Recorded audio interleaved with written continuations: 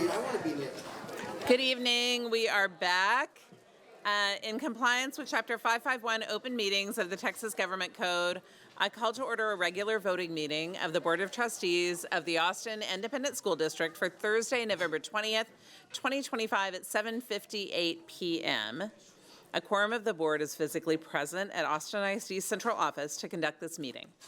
This meeting is being broadcast on cable channel 22 through Spectrum, Down Broadband, and on channel 99 through AT&T Uverse. Closed captioning English is available on those platforms for individuals who are deaf or hard of hearing. Welcome and thank you for joining us. Thank you for sticking with us. We will now move to our first item, which is public testimony items for our items on the voting agenda. Members of the public wishing to participate in the public testimony portion of our meeting called a dedicated Austin ISD phone line in advance of the meeting to sign up to speak in person or to audio record their remarks. Tonight we have 33 people who signed up to speak in person. We have 119 people who left a recorded message. And we will now move to in-person testimony first. In order to provide as many opportunities for input as possible within a limited time period, each speaker will be allotted 1 minute with no substitutions or yielding of time. Callers who signed up to speak in person will be invited to come to the microphone when their name is called. As you come to the microphone, please press a button to turn it on. A device will light up as you move through your 1 minute. When the buzzer sounds, please make a final thought in a single sentence. We ask that whether you come to give a complaint or praise, that you please reference any staff member by position or abbreviated last name. We ask that all audience members, whether speaking or not, please show respect for others. Our in-person speakers tonight will be Erica Hoffman, Joseph Arriaga. We have Lauren Arriaga who's not coming. So Erica Hoffman, Joseph Arriaga, Addison Coulter, and Brennan Griffin. We'll start with those four. Thank you.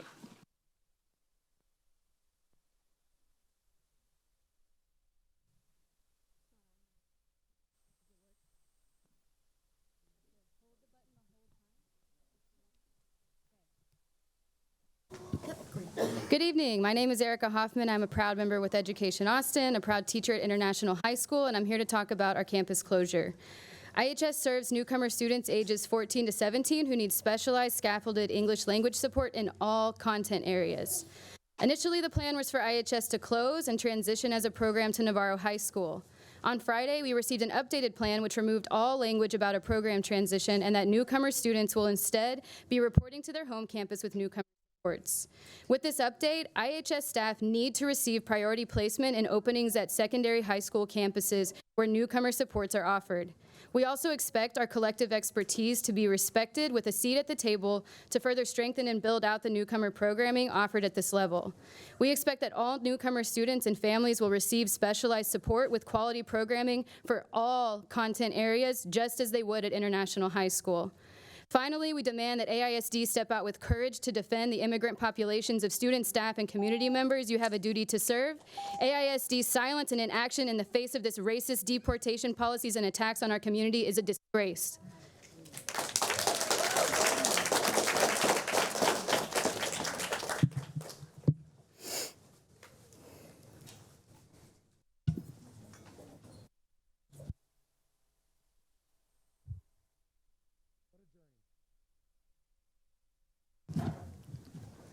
What a journey. But as I tell my son, anything worth doing is rarely easy. My comment tonight is simple. Why are we closing schools in item 14? Why are schools in item 14.3 being closed? This shouldn't be a trick question. According to the district's own documents, it's not TAP, it's not teachers, it's not budget. If that reason isn't crystal clear, trustees, you should vote no to 14.3. A no vote is a yes to growing DL, not shrinking it.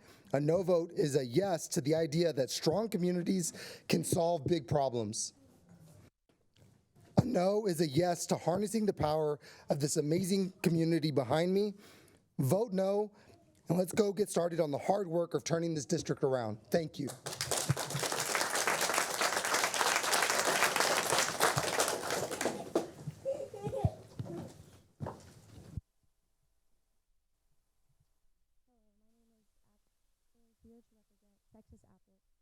Oh, sorry, one sec. Oh, there we go. My name is Addison Coulter, here to represent Texas Appleseed, a nonprofit, nonpartisan organization that works at the intersection of policy, advocacy, and the law to improve the lives of all Texans. Thank you to the board and superintendent for this opportunity to speak. I am here to discuss how Austin ISD has an opportunity to decrease economic and racial segregation as it goes through the painful process of school consolidation and redrawing of attendance zones. Districts across the state are facing school consolidations and boundary changes. My research shows that in the last 3 academic years, 131 schools have closed in 36 districts across the state, with as many as 60 more schools slated for closures in 13 additional districts. Even as the city of Austin has grown, the number of school-age children in the city has not. Combined with expanding charter schools and the potential for losing more students to recently enacted education savings accounts, it is clear that AISD faces challenges in student enrollment that are beyond its control. However, the segregation of AISD schools is within its control. Closing schools without addressing persistent segregation by race and economic status will just set schools up for failure. We measured the index of dissimilarity for AISD, which quantifies how evenly groups are distributed across schools, and this AISD consistently scores at 60% or higher for Black to white segregation, Hispanic to white segregation, and economic disadvantage. And I'll let my colleagues speak on this further. Thank you. My name is Brennan Griffin, Senior Deputy Director at Texas Appleseed. Thanks again to the trustees for this opportunity to speak. Benefits of school integration are widespread and well studied. We can provide many citations around that. And it's not a panacea, nothing is, for improving schools, but, and I know the school district has decided to delay sort of a widespread redrawing of attendance zones, but we really believe that this is an important thing to address in the coming months. Through Texas Appleseed, I'm an advocate for safe, effective, and accountable schools for all students. As an Austin native who attended AISD schools, I benefited from a prior generation of integration efforts, attending magnet schools before student populations were separated as they are now in campuses like LASA. And as a parent of 2 AISD students and a third who will go to AISD schools soon, I believe that school integration is really an incredibly important element in any plan to deliver the kind of education that all students deserve. The district is going through the second set of school closures in the last few years. Demographics have changed, and the attendance zones have not really been revised in many years in a wide-scale way, and many of them don't make any sense. Many schools have just not even enough students in their catchment area to fill half the building. I live next to LBJ High School, which is in that situation. I applaud your willingness to start to address some of these issues, and I think that this is one of the ways that you can really go forward in terms of trying to improve the education we can offer to all students. Thank you. Thank you. Next up, we have Tanner Van Essen, Elizabeth Slama-Sines, and Delicia McLean, and Drew Martinez.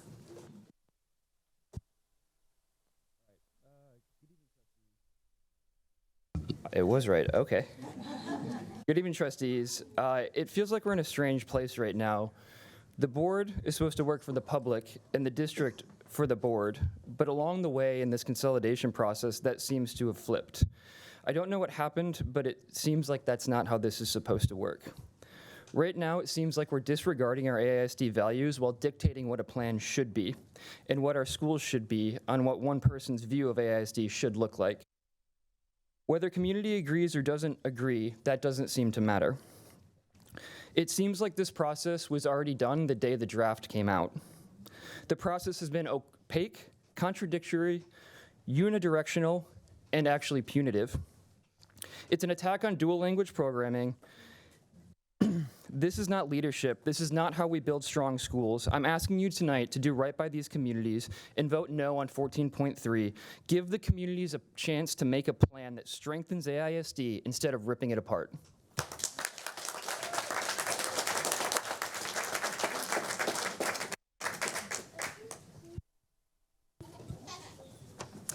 My name's Elizabeth Slama-Sines. I'm currently the Riley PTA president, home of the Mighty Mustangs. I begin with gratitude, clarity, and an unshakable commitment to public education. Thank you for considering keeping our Mandarin and Spanish program together. We have weathered pandemic, broken 504 SPED systems, leadership turnover, all while losing Title I funds. In that chaos, Principal Olano stepped in and did what leaders do, stabilized the ground under us and rebuilt systems, culture, and expectations. Not perfectly, but with courage and heart. This process taught us that there is opportunity within every adversity. We are not afraid. We are ready to show our equity muscles. In the spirit of true partnership, we will do the work, but you got to do the walk. With all communities, we trust the district will show up with support, communication, and follow through with every family and all staff members. Oh my goodness. Matías, tú dijiste juntos. Thank you all.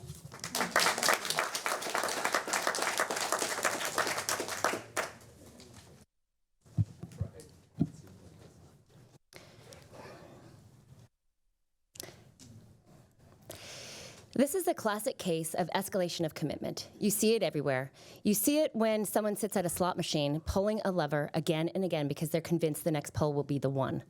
You see it in people who stay in bad relationships, not because it's working, but because they've already invested so much that walking away feels impossible. For those unfamiliar, escalation of commitment, or sunk cost, is when we keep doing something even after it's clear that it's a bad idea, simply because we poured so much time, money, or energy into it, and that's exactly what's happening here. You agreed to consider school consolidations this summer, but superintendent had been preparing these consolidations for months. You asked for equity, and instead, he targeted the middle class and went after our 4 wall-to-walls. His story keeps shifting, and the data, it's not just flawed, it's manipulated. We saw proportions presented with mismatched sample sizes. Building scores tanked because of outdated toilets, while major strengths were ignored. Critical information like how many EBs are already in dual language and at which schools, and how many aren't at which schools. You were pushed towards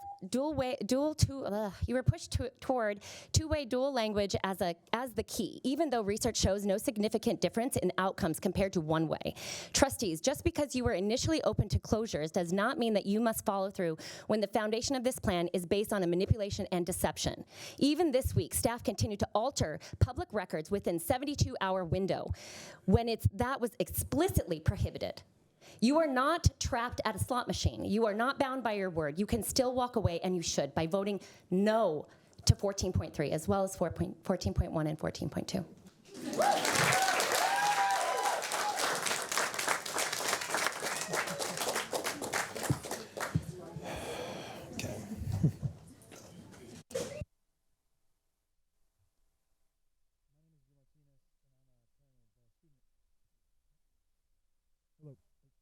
There we go. My name is Drew Martinez, and I'm a parent of a student at Becker Elementary. When we enrolled in Becker, we signed a commitment to complete the dual language program through elementary school. And I believe in honoring commitments. But I question whether those who drafted item 14.3 hold the same value. This plan breaks up communities and leaves families with nowhere to go. It eliminates hundreds of dual language seats in South and Central Austin with no available placements for displaced students. We're told to just trust us, but that trust has been broken. The plan was built on rushed, incomplete data and a process that actively discouraged community input at every step in the process, as reflected now by the district executives that are on leave. This plan fails to meet its own academic and financial goals, and it does not meet TEA requirements. Closing down a school like Becker does not serve any purpose than to drive away families. If the board wants to salvage long-term trust with the community, then I urge them to vote no on 14.3. Thank you. Next up, we have Carla Landry, who will be reading for Adam Sparks, who had to leave early. We have Stacy Woodburn-Henry, Steve Swanson, Selena Martinez, and Alfonso Moreno.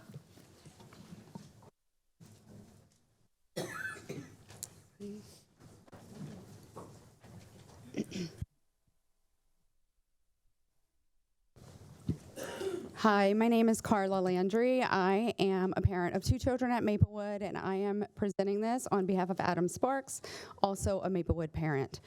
At the beginning of this process, one of the trustees said that they would be unable to vote for this round of school closures until the financial savings and enrollment loss from the last round of school closures was released. We now have been told that these numbers will never be forthcoming, and yet we expect a yes vote tonight.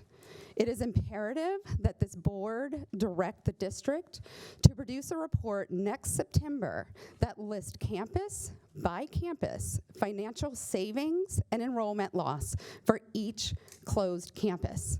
Trustee Boswell has said in a statement that for every 72 students that leave the district, AISD loses $1 million. When presented with those numbers, the superintendent claimed it wasn't true. The district has no numbers from 2019, and if left to their own devices, they will not have clear, transparent numbers for 2025 either. I once again urge the trustees to direct the administration to provide a school-by-school report on the financial savings and enrollment loss for each campus that is closed to be presented by next fall. Thank you.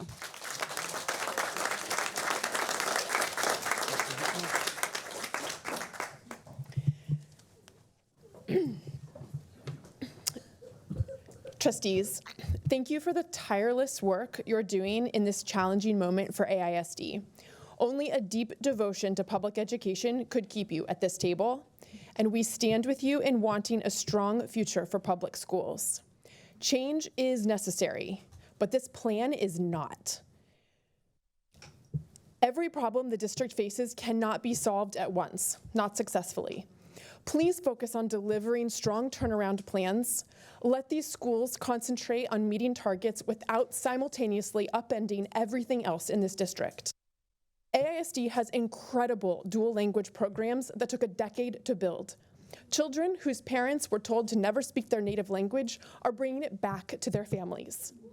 Kids attending a DL program are learning to be inclusive, global citizens and solve problems in a second language. These programs are attracting families to a shrinking district. And yet, Becker is now the only dual language program being moved into a zoned school that cannot fit us. Our 3rd and 4th graders were not given the same option to stay together as other campuses. Even families who live 1 block from Becker are now divided because the new boundary line was inexplicably drawn through the middle of our neighborhood. We are the only zip code where 2 adjacent neighborhood schools are slated for closure. Please support students in need without destabilizing existing, thriving, and dedicated communities. Please vote no on 14.3.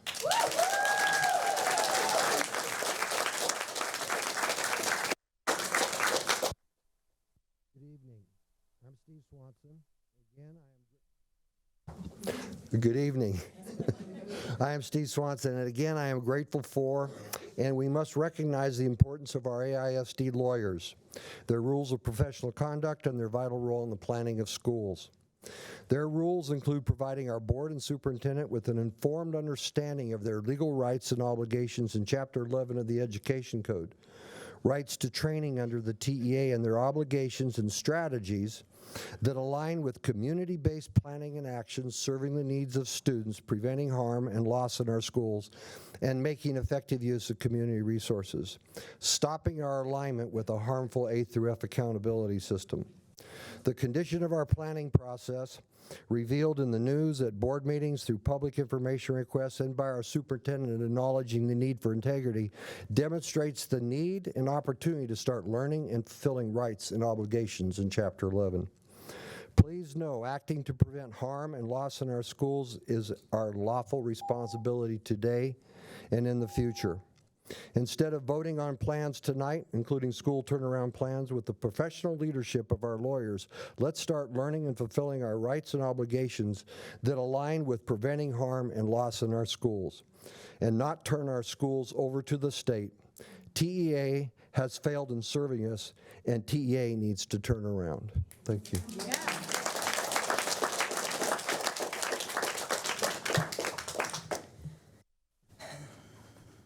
Let's take a moment to think about the communities and students that will be impacted by the recommended closures.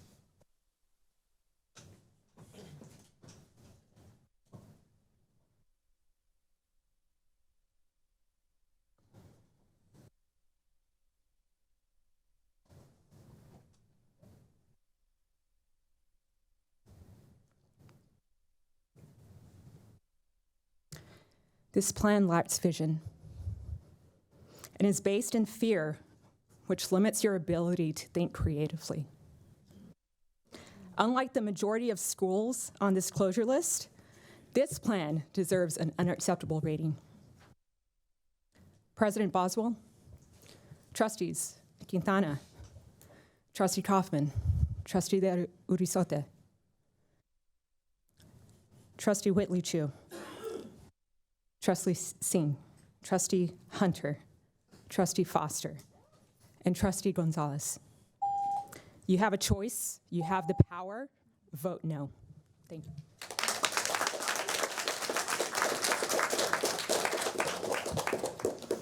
Hello, my name is Alfonso Moreno. I'm a parent of a pre-K student at Ridgetop Elementary. I'm originally from Mexico. We're a bilingual household, and we transferred to Ridgetop specifically because of its high-quality Spanish education. I'm grateful to ISD that my daughter is now on her way to fluently talking to her grandparents and family who don't speak English. For many families in Ridgetop like mine, that dual language program pathway is everything. Closing Ridgetop is a mistake. 14.3 is not a program move, it's a program closure. If this is about equity, it seems short-sighted. Closing a thriving, multiracial, high-achieving school like Ridgetop destroys exactly the kind of integrated community that so many have fought to build. If this is about finances, this is not a responsible plan. You have no attrition data, even though attrition is AISD's biggest financial threat. The options Ridgetop are given are disingenuous. They do not guarantee dual language access to our own zone schools, even for bilingual families like mine. Our community went from 60% supportive of the plan to 90% opposed after Friday's changes.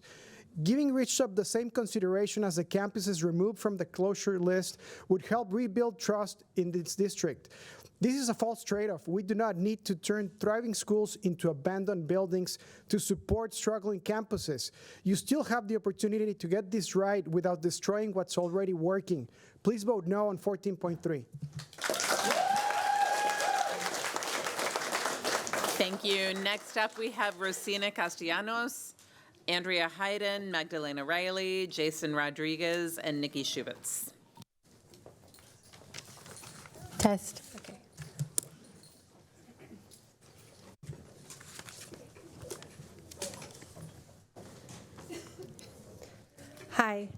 Hi, my name is Rosina Castellanos, and I'm a Becker parent of a 2nd and 4th grader.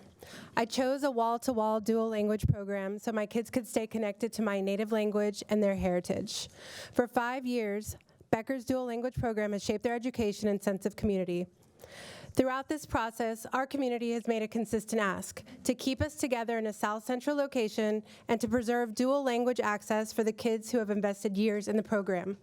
Despite submitting extensive feedback and viable solutions that help achieve AISD's goal to better serve emergent bilingual students, the latest version of the plan makes our asks impossible.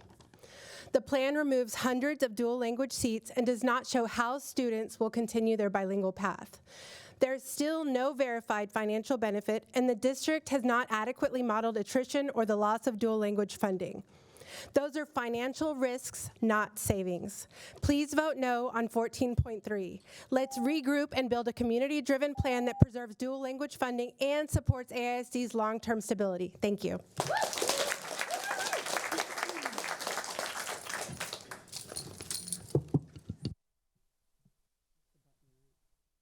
Okay. Good evening, board members. My name is Andrea Hayden, Director of Bands at Bedichek Middle School. For the past several months, I've held on to hope that my school, my community, might be spared from the Collins Consolidation and Closure Plan. I'm sorry, I don't cry. I came to Bedichek 4 years ago as the assistant band director and became head band director in 2023. When I arrived, the program had seen a new director every year for 4 years. My first goal was simple: give students stability. I committed to staying. I built trust, and together we rebuilt a program. In 2023, we had 93 students enrolled in band. Today, we have over 220 students. To the districts, these might just be numbers, but to me, they are kids who make me laugh, who challenge me, and who remind me every day why I drive an hour from Round Rock to South Austin to be their teacher. The district doesn't see the students facing homelessness, food insecurity, abuse, anxiety, or instability, but I do.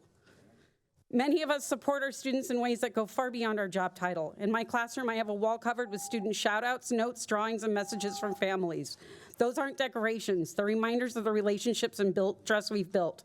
Bedichek is more than a school. It is a family. And for many kids, it is the only place where they feel safe, accepted, and successful.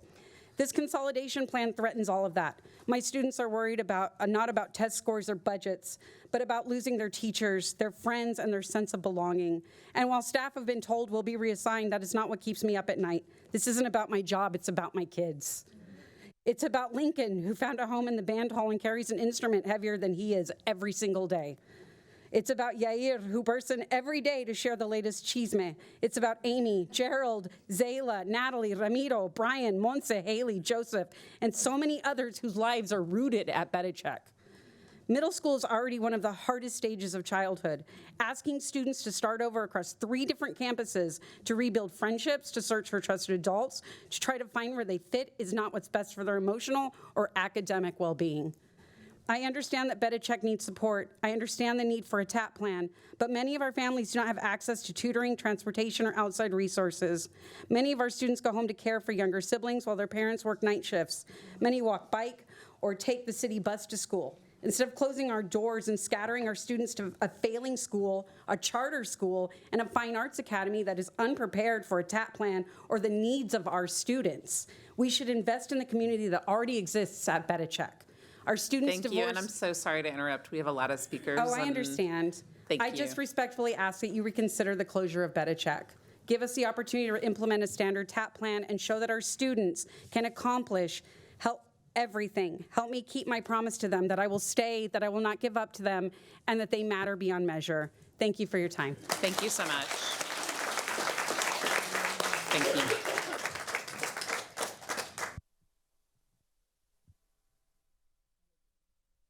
Okay. Hi, my name is Magdalena. I want to thank everyone for allowing us to speak. I want to thank the district and the Board of Trustees for all your work. I know you're up against a lot. I am a Becker mom of 2. I'm going to say something unpopular, and the only reason I'm going to say it is because it's true, which is this final draft. The first thing I did when I looked at it was start looking at options outside of the school district. I'm sorry that I'm breaking up, and that is not what happened when I saw the first 2 drafts, and I want to make that clear. I have a very precocious child. I know that's not the goal. He's not the kid that dual language is designed for, but dual language is the reason we're keeping him in public school. He has not been served well by public school because he's kind of too smart. But dual language and the Becker community are the reason that we have stayed in public school.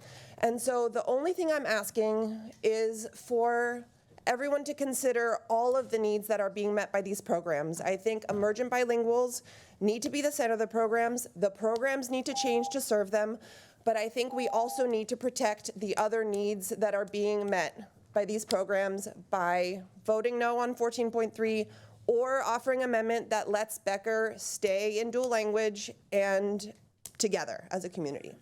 Thank you.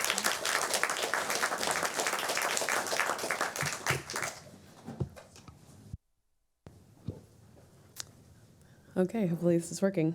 In this season of thanks, I want to thank the principals of our TAP schools.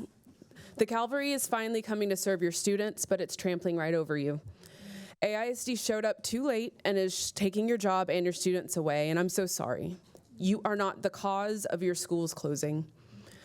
Thank you for the many more months that you will work this year to grow your schools. And thank you for the years you invested in them back when it was just you and your school community and the area nonprofits doing the work.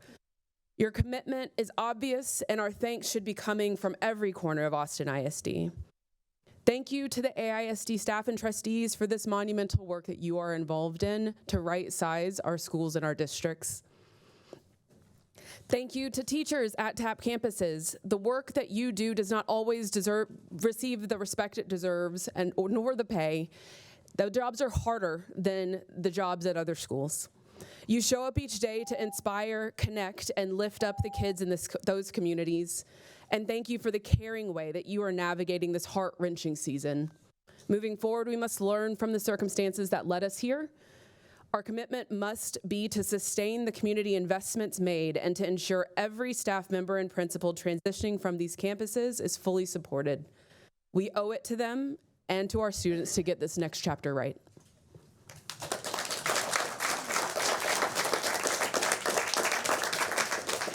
Thank you. Is Jason Rodriguez here? Okay, if Jason shows up, he can jump in line when he shows up again. Next up is Mary Alice Ruiz, Pim Mayo, Teo Vigil, Erica Fink, and Maria Murphy Mayberry. Little flower. Good evening, esteemed board members and Superintendent Matias. I have to open with a little flower that was given to me, made for me special by 2 students, and this is why we do the work for our children. And it's all about keeping their dreams and hopes alive. I spoke to that last time. And I'm, the dyslexia interventionist, special ed certified. I also serve on the CAC and now recently recruited for being Ed Austin representative. I'm busy. And so I just wanted to begin thanking you on behalf of our community to Trustees Quintana, I'm sorry, not Quintana. Quintana. I'm so tired, guys. I'm sorry. For coming to our CAC meeting and for attending our event that we had and also CAC meeting. You listened to our concerns, answered our questions, and also board members, because it's evident from the plan, providing that opportunity for all students to come to our school, remain at our school, is paramount for their dreams to continue. And we wanted just to let you know that we appreciate it, and we want to also pay or applaud all the community members, parents, students, families for the advocacy work. We stand together in unity. I know it's difficult. It has been difficult for us, and I appreciate it. Sorry, I'm really tired tonight, but thank you. Thank you. Is Pim Mayo here? Awesome, thank you. And then after Pim, it will be Teo. Thank you. I pushed the button. No, it's on. Okay. My name is Pim Mayo. I'm a parent of 2 Ridgetop Rattlers, speaking tonight only as a parent. You must vote no on agenda item 14.3. The proposed dual language program changes violate TEA rules, which are adopted into AISD policy EHBE. According to Rule 89.1227, AISD must continue dual language programming for current DL students. This is a mandate, not a suggestion. Item 14.3 does not provide DL continuity. There are simply not enough seats. Combining Becker, Riley, Ridgetop, and Sunset Valley into Odom, Pickles, Sanchez, and Wooten leaves 750 students without access to dual language. This number was calculated using the data rubrics projected enrollment for next school year. This, in and of itself, shows AISD does not intend to provide the required continuity in violation of TEA rules and AISD policy. The district also bears responsibility for ending dual language for students who started just a few weeks ago at a school that is now slated to close, kids like my pre-K son. By closing 4 dual language programs, AISD is not just breaking a promise to our families. If AISD is found in violation of Rule 89.1227, a TEA takeover won't be because parents objected to this plan. It will be because you failed to comply with TEA rules.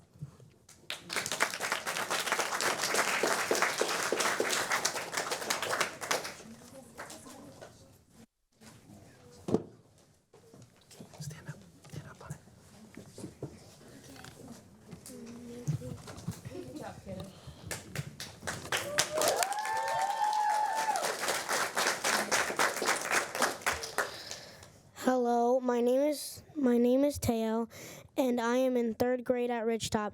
I want to ask you, please save my school. Adults always tell kids that our voices matter.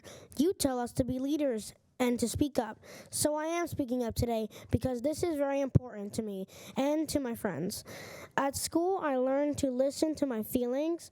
When I think about this plan, it makes me feel sad, worried, and confused. I think you should listen to your feelings too. Good choices do not feel like this. They shouldn't feel bad. That's our body telling you to stop. We love Ridgetop. We love learning Spanish. We love learning fun stuff in fun ways. Our teachers care about us. Our lunch ladies care about us. Everyone at our school makes us feel safe. None of my friends want to leave. I don't think kids should be split from each other. We want to stay together. All kids matter the same. Adults should not pick and choose between schools. All kids are good, including us kids at Ridgetop. I know you already made a plan, but grown-ups can change their minds when something does not feel right anymore. Please say no to this plan, or if you really think you need to close Ridgetop, please do it slowly. You can change your mind. Adults can do that. Thanks.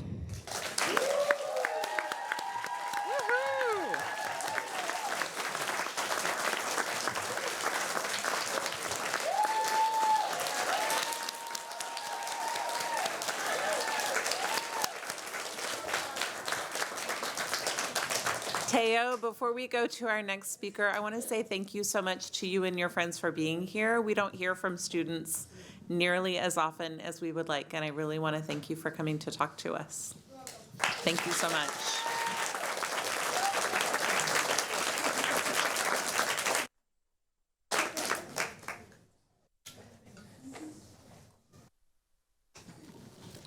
All right, Erica, try to top that. All right. That's impossible.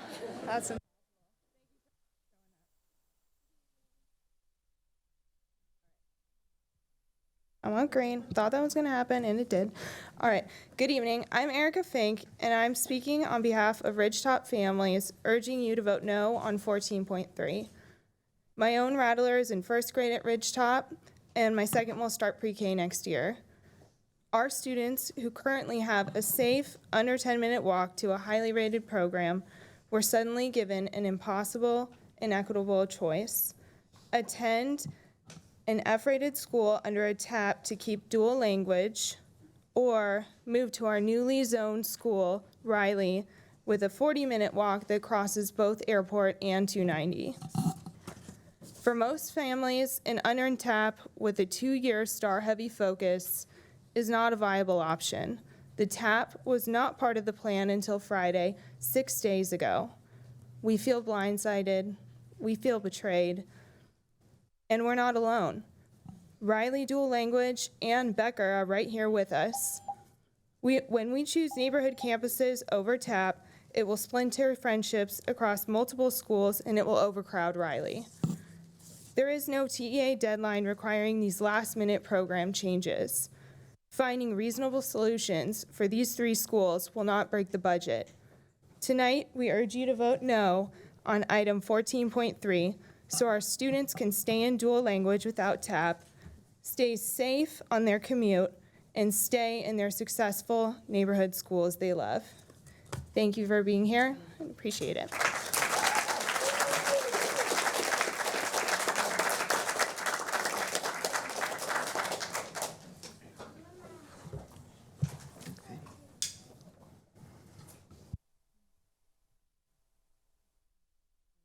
Did I start it? Oh, hi. My name is Maria. I am a parent of 2 AISD students, and even though we're a transfer family, we've been part of the Becker community since 2017. I appreciate the time dedicated to this process by the board and want to ask for your accountability on your important duty to provide fiscal oversight of the district and our public tax dollars.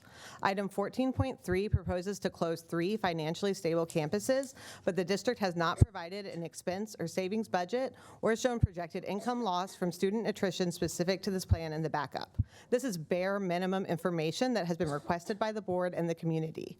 It is needed to understand if the true savings realized are actually enough to benefit the district long-term and to justify the current harm being caused to students, educators, and communities. The public needs to trust not just the district, but our elected board as responsible stewards of our students' education, our educators' livelihoods, and our public tax dollars. A vote to enact 14.3 with no financials considered is in direct conflict with your duties as a board and destroys any belief that you are exercising independent oversight on behalf of our community. Please vote no on 14.3.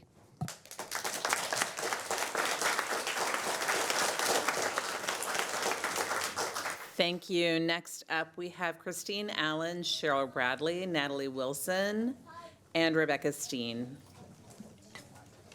Is it on? Oh, great. Okay. My name is Christine Allen, and I'm a Becker, and I'm a parent of a 5th grader at Becker Elementary and a passionate advocate of linguistic justice. However, I am not here tonight to talk about those things. I am against item 14.2, which imposes the most draconian TEA punishment, aka turnaround strategy, on Barrington, Dawson, Oak Springs, Wadane, Wynn, Bedichek, and Martin. It was the city and the district. By the way, where the hell is the city?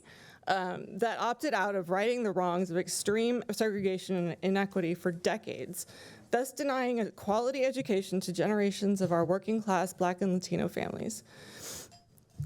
Don't condemn them to the TEA equivalent of the death penalty for a crime they did not commit. They are not dead branches, nor are they barren soil. Furthermore, I oppose closing any schools, including Becker or Sunset Valley and Ridgetop, without giving all affected non-managerial workers a seat at the table. To start, give them an anonymous input mechanism to remove the fear of retaliation during the reassignment process. The workers of AISD, the teachers, the front desk staff, the custodians, counselors, food service workers, and librarians are not consumables. They are the cornerstone of our children's well-being and success and a democratic future for us all. Please treat them as such. Thank you.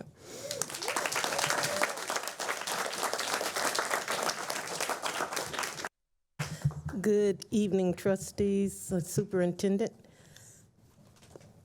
I do have a concern. Trustee Boswell, you asked some very good questions, and you spoke of your concern with Wynn going to Andrews and the economically disadvantaged students there.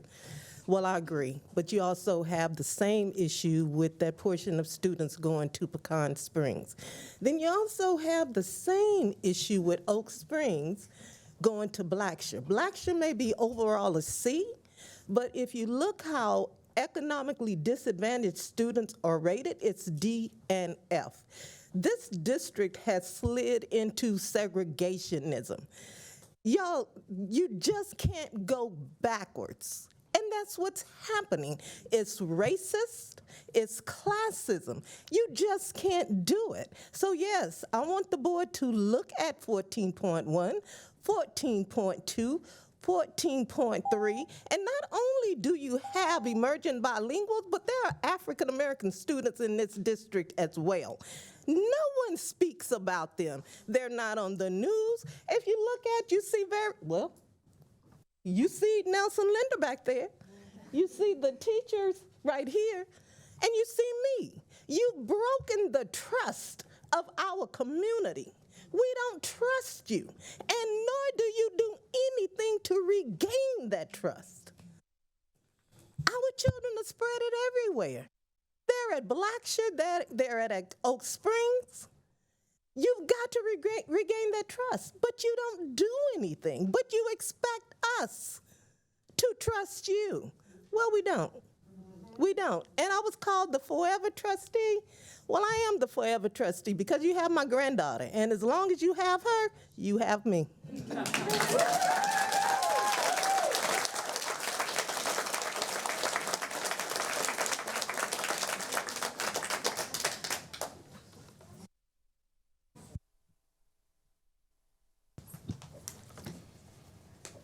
In 1935, the descendants of Herman E. Becker sold 3 acres to the Austin Public Free Schools for $1. Herman Becker Elementary is the first elementary school south of the river and has been continuously occupied since 1936. In many ways, Becker is part and parcel of the history of the development of the South Austin community. There is no current AISD policy that is being violated by the current dual language classroom configurations. And if anything, Enroll Austin has hampered individual campuses' ability to prioritize emergent bilingual students. So wall-to-wall campuses are being uprooted based on a not yet adopted policy. We have not received any assurances that there will be faithful implementation of the wall-to-wall dual language programs moving to other campuses. Please vote no on the closure of the 4 wall-to-wall dual language campuses. If you must take Becker's dual language program, please, at the very least, leave us with a neighborhood school and the tools to rebuild. Trustees, are you comfortable being the board that votes to close the first elementary school in South Austin?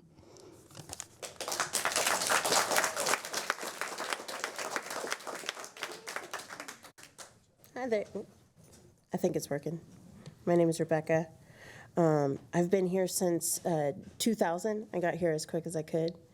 And I've worked in all parts of Austin and have made friends with people and children in all parts of Austin. So I'm here for Becker, but more than anything, I don't want you to close any school, right?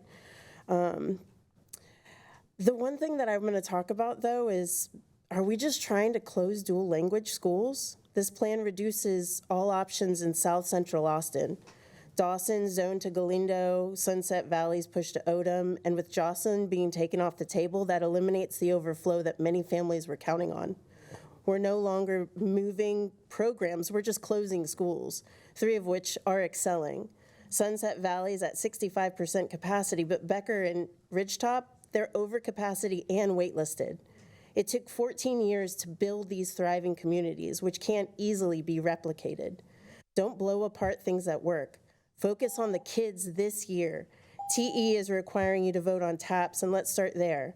People are leaving the district. People are starting Spanish immersion home pods and moving to Spain. They're moving to Spain.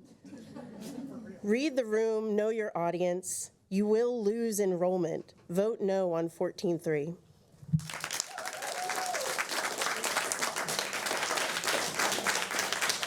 Thank you all. We have 5 more in-person speakers. Next up is Ashley Kimball, Eric Ramos, Jason Rodriguez, Nelson Linder, and Robert Johnson. Thank you.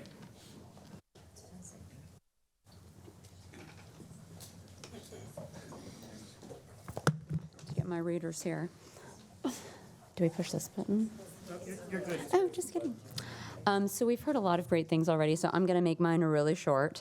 I get that you all are faced with some very difficult choices and related to budgets and consolidation here, but I do feel like you need to at least have an understanding of the impact of the children and the families and the communities. And I know a lot of people have already talked about that. But I think just having so much change happening across our city at one time, I think we have no idea of the impact and the ripple effect that that's going to have next year. So just in worrying about that as a starting point. But I think just the awareness of just Becker being, specifically, as obviously I'm here for Becker, that we are a 90-year-old community that has taken 9 decades to build. We have the largest presence at the annual Martin Luther King March. We take 3 bus loads of people. I'm taking a day off school. You know, everybody already has off, but they're the parents, everyone is there. So that is because we believe in love and equality and sharing those values. We have a green classroom that's been there for 40 years. It is run by 140 parent volunteers, many of which are here and volunteer, that they get to have that that connection with the children in their schools and that community. We have a gala and a party every year.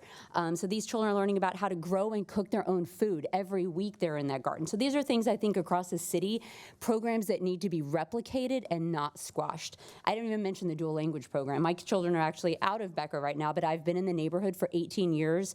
It is the cornerstone of our community, and the good energy that we create and spread from this bubble is palpable, and it is going, if the school goes away, that energy will leave our bubble. So just, I think there's a ripple effect that I think we're just not even aware of that's going to happen. So hang on to our pants, y'all. Vote no, vote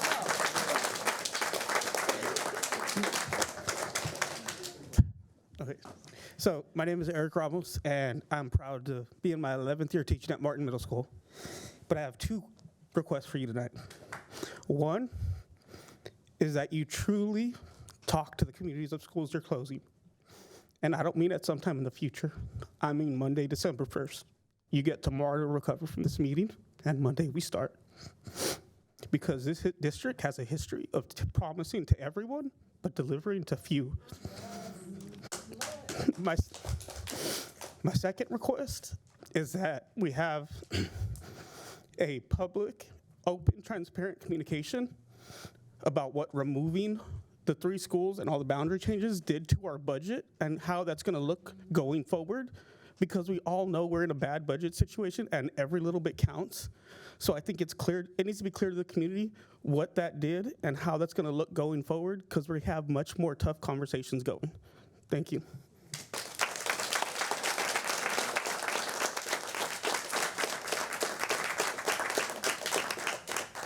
Guess I'm next, right? I've got 2 items here. This is an article in 2007 under Superintendent Forgione. This is your own equity assignment book about equity in this system that most of you probably didn't like, but that's another conversation. My name is Nelson Linder. I am the president of the Austin NAACP. I'm here tonight based on a concept called equal protection of the law for all children. I'm also a parent. I maintain that all of you are also parents. These children depend on you and your support to accomplish their goal. In 2007, it says that you guys frowned on the idea of school closure. I've been watching you in secret the past few months. I don't see any frown. I see you've already submitted to a state agency that's violating equal protection law. You're lacking one thing: concern for your students, you're their protectors, lack of fear of fascist organizations, and a commitment to make these communities stay together. When you close a school, that is a cataclysmic experience. These kids have fear, they lose their familiarity, the parents are under stress. That would never create effective schools. To even do that, to me, is a violation of your oath and profession. As I close out, these problems are solvable.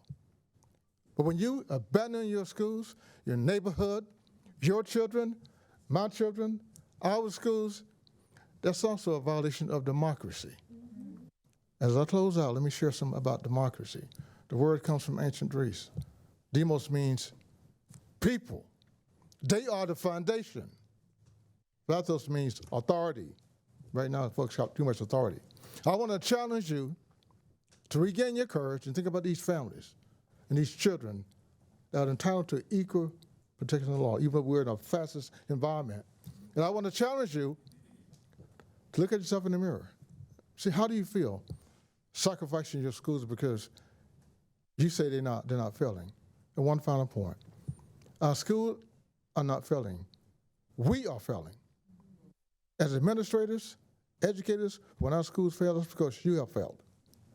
Stand up, be counted, embrace all of your children, regardless of race.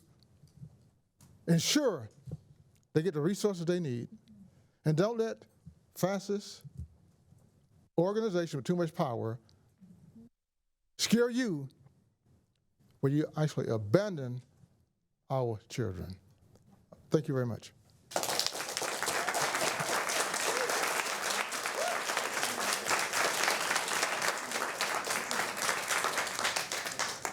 Thank you. One more speaker, I think. Yes, thank you. You guys are making it hard to follow. Just hit the button. You're set. I'm set? Yeah. Okay, here we go. My name is Robert Johnson. I have 3 children, and this is my 8th year as a Sunset Valley parent. After this year, I have 1 elementary age child. We want to continue their dual language education, and if this plan passes, we will send them to Odom. My argument is not down to the level of ISD programming or where I have to drive my children. Of 5 elementary schools in Southwest Austin, Sunset Valley scored the highest on the data rubric created and scored by AISD. The scores were not close. Sunset Valley barely missed the middle quintile, with 2 schools in the 4th quintile and 2 just out of the bottom quintile. Despite these numbers, Sunset Valley was the one selected for closure.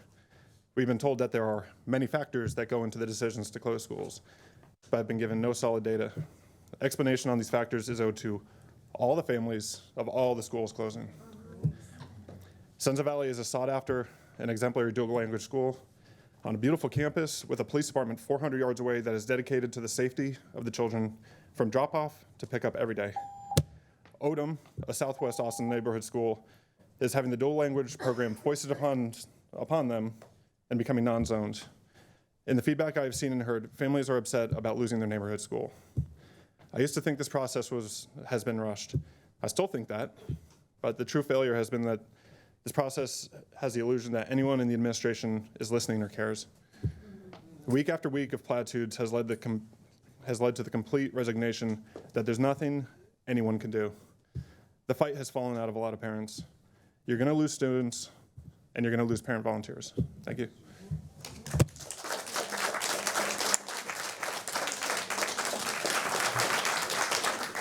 Thank you to all of our in-person speakers.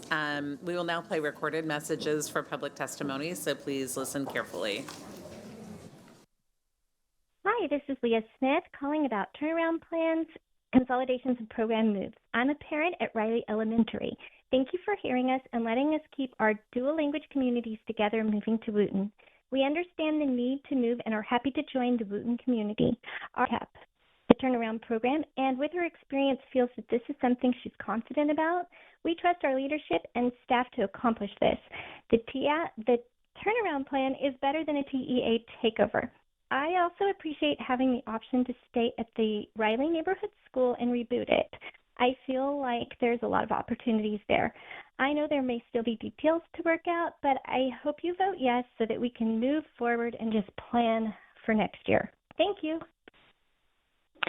Hi, my name is Jill Carley, and I am a parent at Ridgetop Elementary, slated for closure despite strong accountability scores and an overwhelmingly popular program. I was on board with the district's equity arguments, with the budget arguments, with the first round of consolidation plans, but the refinements of the last 2 weeks amount to an inequitable dissolution of our program. If it's so important to get it right for Maplewood and Bricker Woods, why is Ridgetop not given the same consideration now that the closure is no longer linked to a TAP? Pick an argument and stick with it, or stop emphasizing that process matters to you. Thank you. Hello, my name is Candace Knight. I'm the parent of a fourth grade student at Ridgetop Elementary. I'm calling to urge you to vote no on 14.3, which would close Ridgetop. The reason why is because there was a last-minute change to the plan just 5 days ago before the vote. The plan before was to close Ridgetop, but to allow the entire community to move to Pickle in a wall-to-wall dual language program in a school with no TAP. That changed just 5 days ago. Now, Ridgetop will close, but there is no access for the entire community to move to any particular school with wall-to-wall dual language, and all of the options for us will have TAPs. This is a huge change. It is unacceptable to the Ridgetop community. I'm a big advocate for public education in Austin ISD, but you are leaving me no choice but to leave the district if this plan goes forward. Vote no on 14.3. Hi, my name is Rachel Bowden, and I'm a parent of 2 kids at Blackshear Elementary School. I support the plan to welcome Oak Springs students into Blackshear, but to have a successful turnaround plan, our students need stability, not more change. With that in mind, please do not close the historic Blackshear campus. In addition to Blackshear's important legacy, its specific location has significant benefits, with proximity to Keeling Middle School, Carver Library, and Houston Tillotson. Partnering with HT gives us a direct source of diverse teachers, enabling our school to stay fully staffed even amid challenging teacher shortages. While Blackshear is historic, it's well maintained and has the space to accommodate our larger attendance boundary. Building more seats when we have too few students doesn't make sense. It would be more cost-effective to fully modernize Blackshear rather than building a newer and smaller school. Thank you for listening and for your work to strengthen our public schools. My name is Andy Selby. I'm a 60-year resident living in Tarrytown and then Bolton. I urge the board to tweak its plan for consolidation to preserve either the Becker or Dawson campuses so we have one South Central campus left besides Travis Heights that serves people by providing dual language. I know you've got a tweak proposed to you, signed by a number of individuals who have kids in the schools. We sent our child, before there was dual language anywhere but Sanchez, through Sanchez years ago. Great program. She got what she needed. Very difficult, though, long time ago. Now you've got a thriving program at Becker that you're about to explode. You're also hollowing out South Central Austin as schools, much like Pease was diminished and disappeared in Central Austin. Notice no schools nuked east of Lamar. None at all. Thank you for your service, especially because you deserve every compliment for working as hard as you do. Hi, my name is Gabe Hernandez, and I'm a parent of a student at Blackshear Elementary School. I'm calling to support the consolidation of Oak Springs and Blackshear Elementary School, but I want to be clear that I do not wish for the consolidated Blackshear to move to a new construction at Oak Springs. I think multiple moves will be disruptive while students and teachers are focusing on the turnaround plan. Hi, my name is Cindy Reed, and I'm calling as a concerned Ridgetop parent, asking you to vote no on 14.3. Friday's plan is not a programmatic move. It is a program's closure. It is something completely different than what has been communicated to Ridgetop parents this whole process, with less than 1 week's notice and zero parental involvement. We are urging you to vote no on 14.3 and give this the time to have collaboration that it needs. We were supportive of moving as a community to Pickle, and now we will be completely fractured, spread throughout the district. We need to prioritize all children's education, and since Ridgetop is no longer connected to supporting and keeping a tap away from the district, we urge you to vote no, especially since this plan relies on portables against the AISD directive. More than 87% of Ridgetop parents now have shifted and do not support this plan, whereas almost 60% of us supported it. Vote no on 14.3. Please listen to the families. Please include us in this decision making. My name is Julie Wimmer, and my home is zoned to Riley Elementary School. And I would like to ask the board to delay changes to the dual language programs, including changes to Riley Elementary. In asking this, I'm aligned with the ask by the Becker Elementary PTA. There just hasn't been sufficient time and community input for the drastic changes that are being suggested for the dual language programs. And especially for my neighborhood that is zoned to Riley, the community has not had sufficient input into what's to come for that elementary school. So I would advocate for the TAP changes to be made and for changes to the dual language programs to be held for further community input. Thanks. My name is Emily Trevino. I'm an Austin native, Becker parent, and a first-time caller, urging you to vote no on 14.3. We have patiently participated in each step of this consolidation process, recognizing the immense challenges the district faces. Yet, with each version of the plan, we have watched Becker's community become more fractured and opportunities to continue with dual language learning disappear. At this point, our bilingual sons no longer have a clear path to continue learning one of their heritage languages at school. We support Sanchez continuing to be a zoned campus serving its neighborhood, but it's clear that there isn't sufficient space for us there or in our neighborhood dual language program. This process was rushed and lacked transparency, community voice, and data that would have helped communities shape a better plan. Sadly, trust has been broken. Please vote no on 14.3. I'm a parent of 2 students at Blackshear Fine Arts Elementary School. I appreciate the engagement and communication about consolidation and TEA accountability this year, and I'm hopeful that we can avoid a state involvement with our school district. I support the boundary change that consolidates Oak Springs and Blackshear Elementaries, which I understand is set to be voted on today. I also appreciate the opportunity to continue to discuss the transition and future campus location. The future campus location is an important and impactful decision. Keeping the school at the historic Blackshear campus has clear benefits. For example, the building is in good condition. There is capacity for all students. Teachers and staff have experience running the school when it was over 400 students. Current teachers have demonstrated success in improving the school accountability rating. The historic nature of the school helps attract and maintain experienced teachers. There's diversity among students and teachers. Supportive services are available, and the building accommodates fine arts programming. It's all there. Why my move, I request an opportunity to meet with both school communities and the AISD leadership before a decision is made. Thank you. My name is Jeff Hopkins. I'm a Ridgetop parent.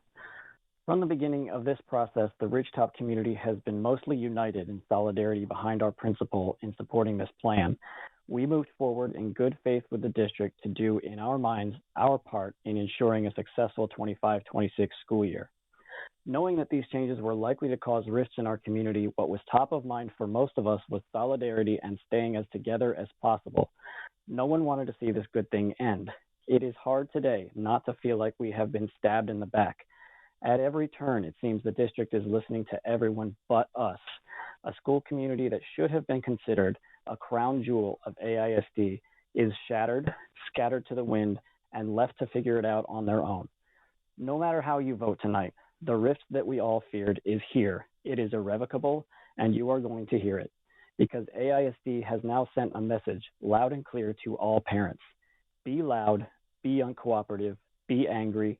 It works. My name is Mark Wimmer, and my children attend Riley Elementary. Please vote against the changes to wall-to-wall dual language programs. Since the initial plan came out in October, we've been urged to just accept the plan, as we were told our programs were just moving to a new location, that everything would be the same, including the principal and staff. Now, at the last minute, the district has completely changed course, and now our programs are going to an existing school with 2 unacceptable academic ratings. This is a drastic departure from the earlier drafts, and the district never bothered to discuss them with our community or solicit our feedback. Now, parents at Riley, Ridgetop, and Becker are being asked to decide whether to give up on dual language education or attend a failing school where there are no guarantees there will be space for their kids or who will even be staffing those schools. Because of the lack of community engagement on this issue, including with Wooten, Pickle, and Sanchez, who might not want their schools to be overtaken by these programs, families have lost faith in the district's handling of this plan. I'm asking you to vote no on item 14.3 so Riley, Ridgetop, and Becker's dual language programs can remain in their current locations for next year. Thank you. Hi, my name is Claire Croslin. I'm calling from Riley. This is my third take. So I want to encourage the board to vote yes on the current plan. Please, let's get started on planning for the next school year. My family hasn't decided whether or not we're going to Wooten or to stay at Riley, but we really need to understand what these options look like as soon as possible to make our decision. So we love that Mandarin is sticking around at Wooten. We hope that with the turnaround plan and the new programming there, and we hope that the Riley Montessori strand and neighborhood strand will get a leader soon that can really prepare the school for the fresh start. So thank you so much for voting yes, and that's my time. Thanks. Bye. Hello, my name is Paulette Woodfin, and I am the proud parent of twin girls at Ridgetop Elementary. My girls have been thriving in their wall-to-wall dual language program. Our community has been patient and has tried to work along the parameters of the initial drafts. However, Friday's draft gives our community unacceptable options for next year and beyond. Please take the time to not rush this vote. Please vote no on 14.3. Thank you. Hi, my name is Ashley Mong. I'm a parent of 2 students in the Riley Mandarin Dual Language Program. I want to say thank you for keeping the program centrally located at Wooten Elementary in the updated plan. This program has proven success, and with continued AIC support, it can further increase enrollment and better serve emergent bilingual students. I look forward to ongoing investment and resources for this program. I hope that AIC will strengthen the recruitment and marketing efforts to ensure the Mandarin Dual Language Program is accessible to Asian American emergent bilingual students who remain underrepresented in the current enrollment. Thank you so much. Hi, my name is May. I'm a parent of 2 children in the reside area of Ridgetop Elementary. First, I just wanted to thank the district for taking the time and feedback from schools such as Pickle and Wooten into consideration for this most recent plan. However, now that the programmatic changes are no longer tied to TAPS, I asked the board to consider delaying the programmatic closures to analyze alongside the boundary and consolidation closures that are now slated for next year. The plan released Friday not only significantly changes the dual language schools, but it also results in potential capacity issues at Riley Elementary, trying to fit Riley Reside, Ridgetop Reside, and the Wynn community into one school with just about 300 seats. This also allows for us not to really have any time to give you guys feedback on the most recent changes. So please consider focusing this year on the turnaround plans and minimize further disruption by addressing these programmatic and boundary consolidations more holistically next year. Thank you. Hi, this is Janet Pollock, a parent at Ridgetop Elementary, and I have a question/comment on 14.3. Seeing as the district has changed the draft for the programmatic change for dual language so many times, why does this need to be done this year? Ridgetop especially is no longer connected to the TAP as Pickle is remaining a zone school. It seems as if Maplewood and Breggerwoods are getting another year to quote unquote make sure that they get it right. Why isn't Ridgetop being given the same courtesy? With all of the recent changes in language and lack of clarity that the 11-14 draft put out, many parents have lost faith in the current plan. One more year at Ridgetop surely won't break the budget. If you want our community to be behind you, you need to get it right the first time, and then we will support the implementation. We understand and support moving to a more emerging bilingual population, but not at the expense of the current Ridgetop community. Thank you. Hello, trustees. This is Deborah Benoon, a mom from Ridgetop. I'm asking you to vote no on item 14.3. Friday's sudden change from a program move to a program closure for Ridgetop without community engagement since that new news breaks months of AISD assurances. It would dismantle high-performing, diverse dual language program and scatter students across multiple campuses. It also makes no sense to close a successful school and send students to a campus under a state-mandated TAP plan. This process has been flawed, and the new proposal has had no stakeholder feedback. 87% of surveyed Ridgetop caretakers urge you to vote no on item 14.3. This vote is separate from TAP requirements. Thank you. This is Michelle at Ridgetop Mom. The district has a goal to balance enrollment. However, the 11th hour changes they made on Friday exacerbate the enrollment imbalance in Central Austin and guarantee reliance on portables against AISD directives. Rather than enticing families to move to an under-enrolled campus by relocating Ridgetop's thriving wall-to-wall dual language program intact, the new plan instead closes Ridgetop's program and school while providing no equivalent option for displaced families to move to. Moreover, the plan relocates the Wynn Montessori program, whose current enrollment would fill 95% of the Riley building capacity as a strand within Riley, while also having Riley absorb the entire Ridgetop zone. If Ridgetop is closed, zone families are having their school shut down because we were told it is too small and relies on portables, only to be moved into a school that is too small for the proposed population and will have to rely on portables. Friday's unexpected changes dramatically reshape the reality for Ridgetop families and undermine the district's own objectives to balance enrollment. Please vote no on 14.3 and give the district time to do the proper due diligence and solicit community. My name is Rochelle Olivares. I'm a parent of a third grader at Weedane Elementary. Each school deserves to be heard. Every school individually deserves a vote on their TAP. I urge you to separate out the vote or agenda item 14.3. Separate the vote for each of the TAPs. We deserve your votes on record for each school. I urge you to vote no for a Weedane closure and approve the amended Weedane restart proposal. Thank you. Hello, I'm a mom to a third grade Ridgetop student. I'm asking you to vote no on item 14.3.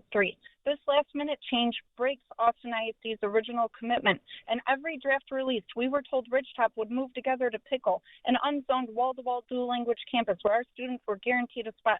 As of Friday, that plan suddenly changed, scattering our community across 5 campuses. Ridgetop families trusted Austin ISD and worked in good faith faith to strengthen the proposal. We supported serving more emerging bilingual students, yet a drastically different plan appeared without any feedback from our community. This process has been flawed, and changes with no community input should be delayed. Most importantly, this shift does not prioritize children because it fractures the Ridgetop community. For transparency, stability, and student-centered planning, please vote no on item 14.3. Let's take the time to get this right. Hello, my name is Adriana Meneses. I have a third grader in the Spanish program at Riley Elementary. I want to strongly encourage the board to vote in favor of the plan. No one thinks the situation's ideal, but a TEA takeover would be the absolute worst possible outcome, and Riley families understand this. We're supportive of the plan to move our dual language programs a short distance away to Wooten and to merge with their school. We're not scared of assuming Wooten's TAP plan, and we're confident that if our awesome teachers and principal are allowed to come with us, the TAP plan will be implemented successfully, and the new merged Wooten campus will be a model for success. We'll miss our Riley campus, but we're happy that neighborhood and Montessori students will continue to enjoy it. We're all ready to get started on our transition, and we hope that you will vote to get us across the finish line. Thank you. My name is Elizabeth Orr. I am the parent of 2 zoned students at Ridgetop. AISD has 24 schools requiring a TAP. Our cost per pupil is the second highest in the state, and our matriculation rate is among the lowest. The state is coming. It's just a matter of time. After 3 months of flailing leadership and changing plans, I doubt any of us, including you all, are confident in the details of the plan before you today. That said, adoption of item 14.1 to implement school TAPs is necessary to stop the bleeding and offer desperate aid. However, I urge you to vote no to 14.3. Closing successful programs to move kids from them into failing schools puts those students at risk and dilutes campus TAP resources. Further, forcing teachers and leadership into established schools breeds bitterness and creates a divided school community. You all have convinced me AISD needs reform, but this is too little too late. By foregoing the initial plan, you conceded that you do not have the political will to be the reformers. Please do not disrupt successful schools and programs in a half-hearted attempt to keep the state out. It's too late. Give us a little more time together. Vote no on 14.3. Hello, this is Carla Lopez-Bray. I'm a parent at Ridgetop Elementary with a student in kindergarten and second grade. I am calling to respectfully urge the Board of Trustees to vote no on 14.3. The new proposed plan was a complete bait and switch from what was originally offered to us with the initial consolidation plan. Our family is a district transfer that was on board with moving to Pickle when we were guaranteed a seat in dual language. That is no longer a guarantee. Our program is being done away with, and we are no longer tied to a TAP, so we respectfully ask the board to please vote no on 14.3 and continue our amazing program at Ridgetop Elementary. Thank you for your time and your consideration. Goodbye. My name is Catherine, and I am a District 1 resident testifying on Agenda Item 14.3. I urge the board to vote no on Agenda Item 14.3. When you say you are committed to making generational change, it is clear that you mean it. To resume wall-to-wall dual language in 2 years will quicken the displacement of generations of Black and Brown communities that have already gone through this once before. The communities of Odom, Pickle, Sanchez, and Wooten have been talked about more than talked to in this process. This plan has already done harm to the broader Austin ISD community. This plan does not make it clear how you will serve the students at these campuses. It just makes it clear how you plan to shuffle them. Please do not move forward with this plan and hurt communities already feeling the pain of being left behind by other public institutions. I'm Natasha Rogers, a parent at Matthews Elementary. Please keep 6th grade at Matthews Elementary for at least 1 more year. With the pause on the consolidations and closures for non-TAP schools, there's no reason to remove the 6th grade at Matthews at this time. Currently, there are resources and capacity to continue to serve this grade and great interest by students and parents. Matthews 6th grade has outperformed other 6th grades in reading and math. Why remove a successful outlier? We think it would be worthwhile to let the class remain at Matthews next year and study how and why it's successful. Perhaps there are teaching strategies that can help with other 6th grades. Moving these students permanently to middle school would eliminate their safe, stable, and familiar setting. Keeping them in 6th grade, the elementary level provides an essential year of growing maturity and learning stability before transitioning to middle school. Finally, the 6th grade year in elementary school offers unique high-impact opportunities that facilitate leadership development and positive social integration. Thank you for your time, Board of Trustees and Superintendent. Yes, my name is Matthew McCrary. I wanted to call and formally implore the Board of Trustees to vote no on Prop 14.3, which would effectively close the School of Ridgetop. This proposition is separate from the turnaround plan proposition, and that is the main thing that should be voted on tomorrow. The way that this has been handled by the school district has been super inconsistent and has wafted all over the place, from getting buy-in initially, and even like not just buy-in, but like family members or people with kids at Ridgetop openly supporting the plan and vouching for it. And the plan has completely changed since then, so it's really been treated unfairly. And I just feel as if the best thing to do here would be to start again and reconsider this for the school year beginning 2027 and leave this as is for 2026. I am calling today to express my strong belief that we need to replace our top leaders, specifically the superintendents and executive directors. We are currently facing a staggering budget deficit of $110 million, a situation that has arisen from years of mismanagement and ineffective leadership. We have seen a troubling trend of failing schools, many of which have received consecutive failing grades from the TEA. This is a clear indication that the current administration has not adequately addressed these issues. Instead, decisions such as school closures have been made without sufficient community input, uprooting families and disregarding their voices.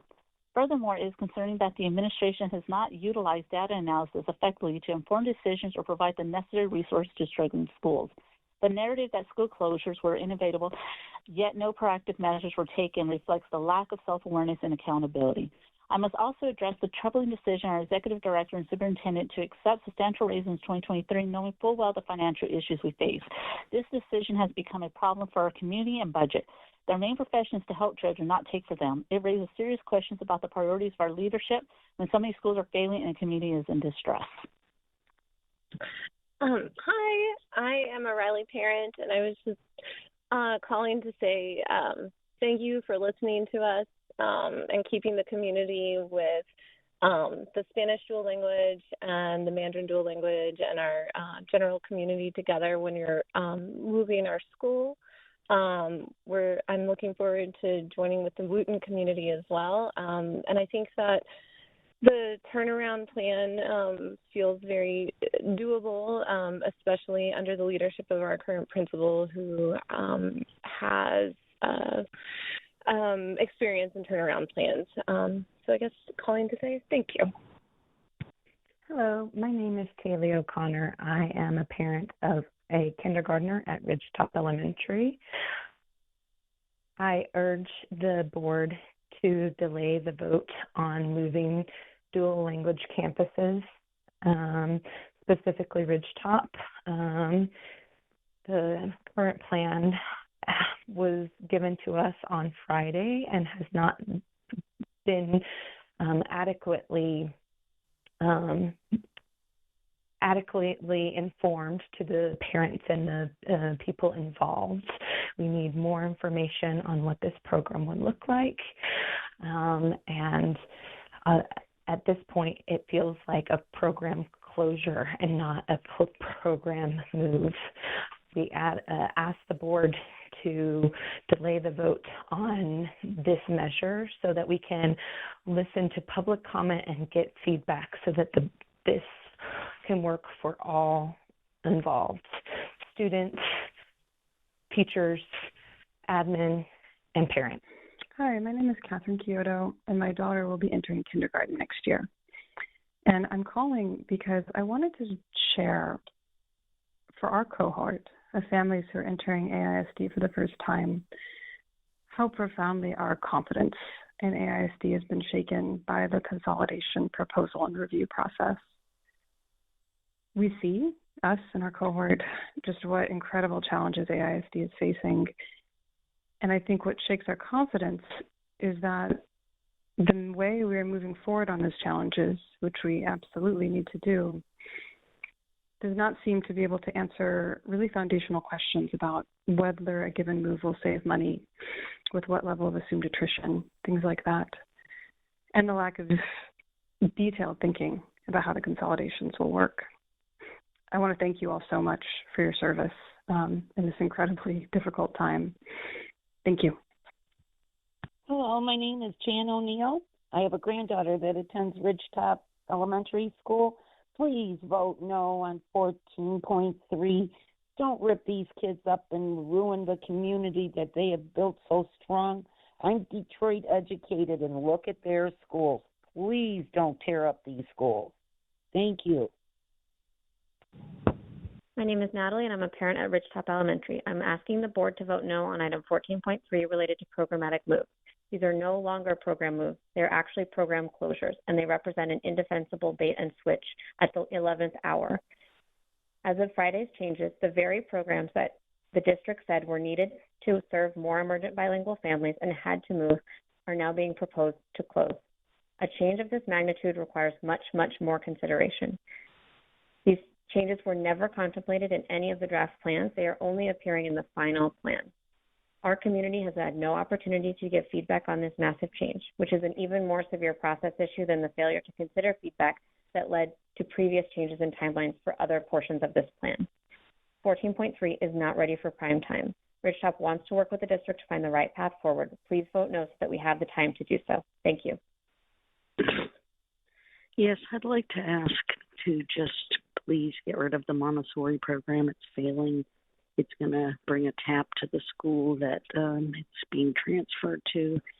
And the students and parents asked for that. Also, can you keep dual language at Riley? And, yeah. Anyway, I know it's a hard job, and good luck. Thanks. Bye. Hi, my name is Katie Moses. I'm the mom to a second grader and a fifth grader at Ridgetop. I'm asking you to vote no on item 14.3 specifically. I totally understand the need to vote on the TAPs, but Ridgetop does not need to be closed next year to still be in compliance with the TAPs. The change that was made just 5 days ago, we had been on board before that. 5 days ago, y'all pulled the rug out from underneath us. It's not acceptable to close Ridgetop if you're keeping Brecker, Maplewood, and Palm open because they're not tied to a TAP. We were largely behind this plan until 5 days ago when the rug got pulled out. We're not able to stay together. This is not wall to wall. This is a total change. So please don't vote. Please vote no on 14.3 so we can have some time to plan and make this successful for Ridgetop students as well as Pickle students. Thank you. My name is Michael Rodriguez. I am the parent of 2 elementary age school children at Ridgetop. We collaborated with the district to refine the plan for the benefit of Ridgetop students, the teachers, the district as a whole, and really our whole community. We understood that dual language programs should serve more emerging bilingual students, and we asked that our community be allowed to stay together as we move campuses. This was part of the plan until Friday. We were led to believe that this would happen, and this did not happen. In fact, we feel that we've been hoodwinked, that the district has really pulled the rug out from under us because some of those other campuses that are not being closed made more noise, and now we feel that we should have made more noise. We should have been less compliant. We ask you to vote no on the measure to close Ridgetop Elementary because you're not just closing a school, you're decimating a community. Thank you. My name is Alex Beasley. I am the parent of 2 children at Ridgetop Elementary School, and I am calling to urge the trustees to vote no on 14.3. This newest version of the plan, released just 6 days before today's vote, introduces radical changes that especially impact the dual language program across the district. The Ridgetop community has been supportive from the beginning and has been promised throughout this process the chance for our community, our students, our teachers, our families, and our leaders to stay together with the new consolidation plan. However, this new plan, again released just 6 days before today's vote, completely jettisons that commitment. Please vote no on 14.3 and take more time to get these program changes right. I support changes coming to the district. I support changes to the dual language program, but this plan has not had the time for any engagement or to make sure that serious errors are not being made. Please vote no on 14.3 and take more time. Hello, my name is Elizabeth Howard. My husband, Santiago, and I, we have 2 children at Ridgetop. We're a bilingual family. Declining enrollment and budget pressures are driving this consolidation plan, but I need to sound a serious warning. Closing or relocating successful wall-to-wall dual language programs risk pushing families out of AISD to the zones they came from, moving away, or choosing private school. AISD's wall-to-wall dual language education is academically strong, culturally affirming, and deeply valued in this city and community. Families choose AISD because of these programs. Uprooting them breaks trust, and we can't afford to lose more students. Emergent bilingual communities, they deserve reliable, well-resourced schools. And as Austin's demographics continue to shift, moving these campuses to chase population changes is not sustainable. Instead, AISD should strengthen and expand wall-to-wall dual language programs across the city so they remain accessible and stable for all families, no matter where they live. I urge you, protect these programs, protect Ridgetop, vote no on 14.3. Hi, I'm the parent of 2 children at Ridgetop. I'm calling to strongly urge the board to vote no on 14.3. I've been a supporter of AISD's overall consolidation efforts, but the revised plan released less than a week ago negates the reasonable feedback our community has provided and uses Ridgetop students as pawns in the district's game of chess. Vote no on 14.3. Hello, my name is Chris Nolan. I'm a parent of 2 children at Becker Elementary. I was calling in regards to the proposed changes to the dual language program. I am calling to urge you to vote against that particular part of this plan. I don't believe that relocating the program is going to necessarily help the school district at large, but more importantly, I believe that the schools that are being relocated from and closed, the students that are attending those schools, their futures have not been adequately or appropriately addressed and dealt with. As a zoned Becker parent, our school is being closed. The school is, of course, like a B school, level school, and we're given the choice between 2 failing schools or 1 struggling school and 1 failing school to go to. So essentially, you're taking our kids out of an educational program that is loved by the city or loved by the area, the community. And Superintendent Segura and trustees, I reviewed your school improvement and turnaround plans. You outlined new staffing, the ACE model, MTSS support, and added counselors and interventionists. These points show effort. They do not form a complete strategy. You do not state how many counselors each campus will receive or how you will assess students' mental health needs during major transition. Students in turnaround settings face high stress. They need defined support, not general statements. Your academic plan also lacks measurable targets. You describe data cycles, coaching, and observation, but you do not present clear benchmarks. You do not show how progress will be tracked or what actions you will take if goals are not met. Turnaround work requires precise expectations. There's also concern with limited discussion from board. You are expected to question gaps and ensure accountability. I am asking you to publish clear mental health staffing plans, measurable academic goals, and regular updates. Student deserves structure. Danielle Beatree, parent of student at Riley, zoned for Gillette. Trustees, you must vote yes for this consolidation plan. You have no other options. Schools need resources. Resources are tied to funds. TAP schools need more resources, i.e. funds.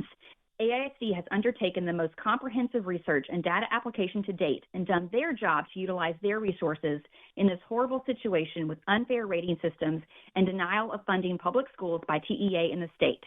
How you transition these consolidations and future consolidations is paramount. The transition is where you have the power and ability to fix the broken system and inequity amongst your represented districts.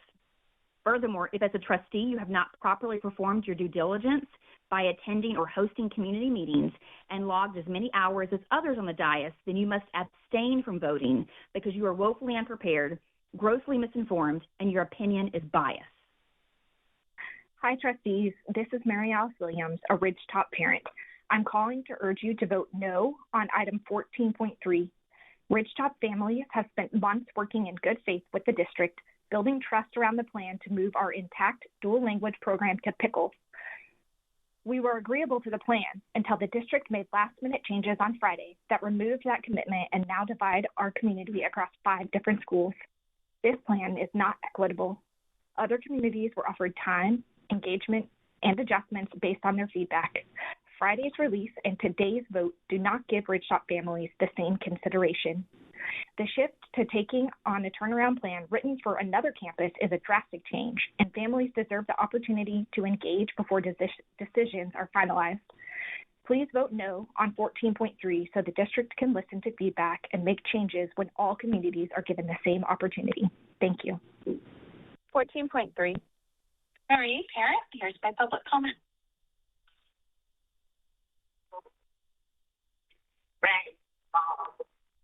Everyone to him, do it fine to keep me on.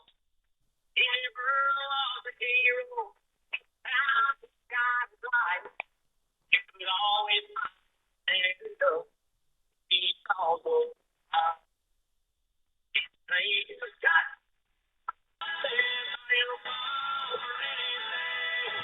You got to be your own, gotta be on the train.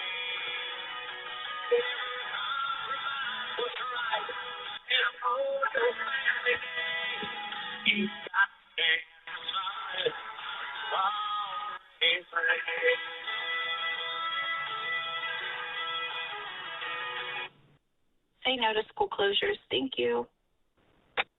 Delay the votes on closures, consolidations, and program changes. Approve TAPs with restart. This district tore apart Dobie, Barnett, and Webb. The harm still echoes. Please don't repeat it. We keep hearing we have to do hard things, but hard things are investing in our school communities. Hard things are trimming administrative access so we can pay teachers and fund campuses. Hard things would have been implementing TAPs 2.5 years ago so we weren't one step from TEA takeover.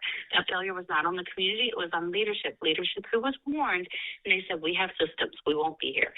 But if they have systems, they don't work. We were promised cuts away from campuses first. We got performative cuts, increased spending, fast-track school closures, but largely by 2 people now on leave for lack of integrity of the processes, the district said.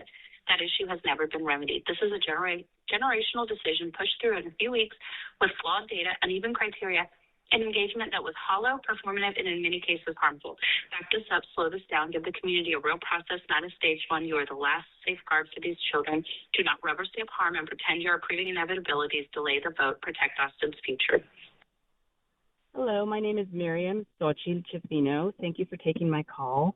I'm calling to testify about agenda item 14.3, and I'm urging the board to vote no on this agenda item.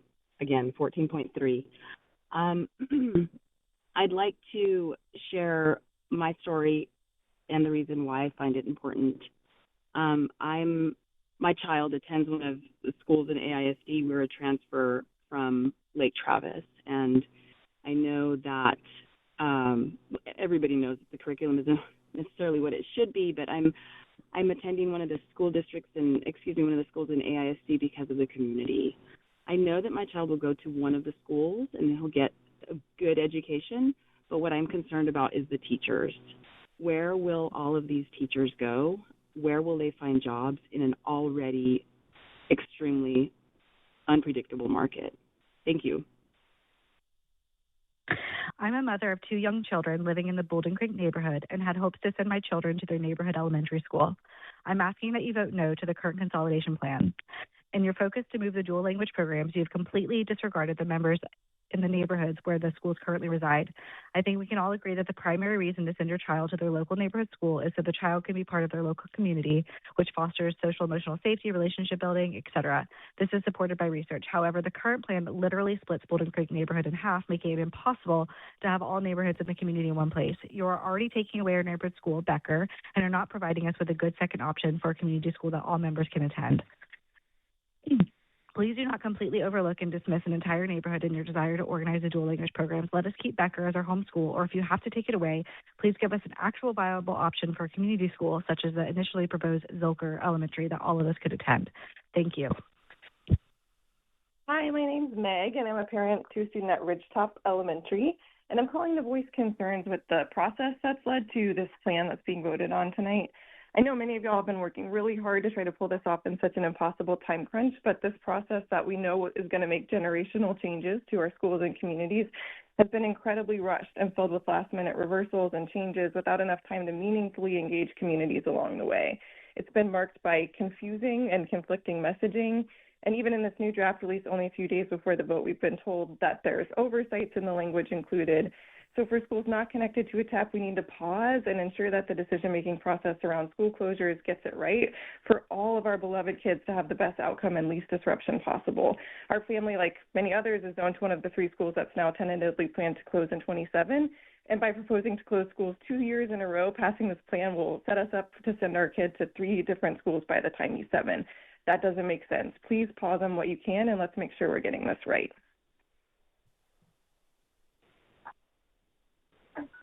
12.2, please codify all of these promises regarding transfers into policy. 12.3 on admissions, that is a change to the policy to clarify that enrollment documents live online. I am urging the board and the administration to allow on-campus registration and to have on-campus registration events, multiple of them with the support of the PSS and other staff. When you have communities who don't drive or have to take an entire day off to take the bus to get to headquarters, you have communities who aren't tech savvy, who don't own computers, and we are making it very, very difficult for our families to register and enroll for school, whereas the charter up the block will give you all the tours that you want. They will register you. They're on campus. We are competing with many other school opportunities and options. And if we want to keep families in Austin ISD, we need to ensure that we're offering tours and registering them on their campus. My name is Steve Steele, a parent of a 3rd grader and kindergarten at Ridgetop Elementary. Our community supported the original plan because we believed in serving emergent bilingual students, and we trusted AISD's commitment to keep our kids together. But now, just 6 days before the vote, our plan has changed. This is no longer a move, it is a closure, and it leaves our families with only 2 unacceptable choices. Send our children to Pickle, a campus and a 2-year turnaround plan, or abandon dual language and move to Riley, whose future is unclear. Transfers aren't guaranteed anymore, they're only a priority. This will tear our community apart. Other schools like Briker Woods and Maplewood were given more time because their plans weren't tied to a receding TAP. Ridgetop is no longer tied to a TAP either. So why aren't we given the same consideration? We're not fighting change, we're fighting for a responsible plan that protects children. Please listen to Ridgetop families and vote no on item 14.3. Thank you. Anita Sigler, Pickle Elementary. I am Anita Sigler, the librarian at Pickle Elementary. I want to thank the board for listening to Pickle and their community about being a neighborhood school. I appreciate the pause, and I hope to be able to be part of the solution when it is reconsidered. I have met many people from other schools during this difficult time, and I hope the board will include staff, family members, and community when they begin to work on this again. We are ready to work together. Thank you very much. Bye. Hi, I am a parent of a student in a dual language program, and I would like to ask you all to vote no on item 14.3. We made a commitment to dual language education. You asked us to do that, and now you are taking it away from us and not leaving any options where we can actually go. The numbers are not adding up. Please vote no on item 14.3. Thank you. My name is Gabby. As a community member, I'm calling to speak directly against agenda item 14.3. This entanglement with the state TAPs is a profound failure of vision and a true betrayal to the communities you are sworn to protect. Our dual language schools are the crown jewels of this district. Look beyond short-term budget fixes and recognize the immense, irreversible cultural and educational harm this vote will inflict across the district. We are united in our opposition. Show true leadership and integrity by rejecting this destructive measure. I urge you to listen to your constituents, listen to your educators, and make the right choice for every student by voting no against item 14.3. Do not dismantle the programs that make our district exceptional. For the sake of Austin's vibrant future, the community insists that you vote no against item 14.3. Hello, this is Julia Remington, mother of 3 AISD students, 2 of who are at Matthews Elementary. I'm calling to oppose 14.3, specifically the programmatic moves of wanting to remove 6th grade from Matthews Elementary. You may have recently heard that the 6th grade at Matthews Elementary scored the highest on math and reading scores in the district, and that is shows that it's a proven program that should stay there. Additionally, not having parents have more than a year heads up about a program moving drastically impacts their ability to make good choices for their students. 6th grade was at Matthews for a lot of different reasons, including student retention. Now that Briker Woods is no longer pausing on closure, we have the space at Matthews to keep the 6th grade program there. Please, please implore the district to keep the 6th grade program at Matthews Elementary. It has a proven record of success at retaining students and improving scores for 6th grade students. Thank you.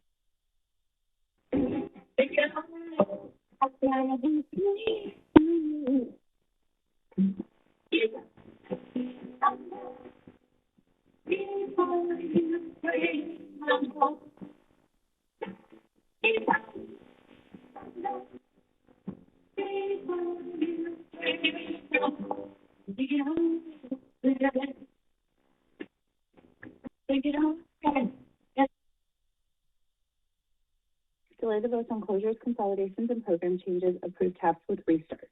This district tore apart Dovey, Burnett, and Webb. That harm still echoes. Please don't repeat it. We keep hearing we have to do hard things.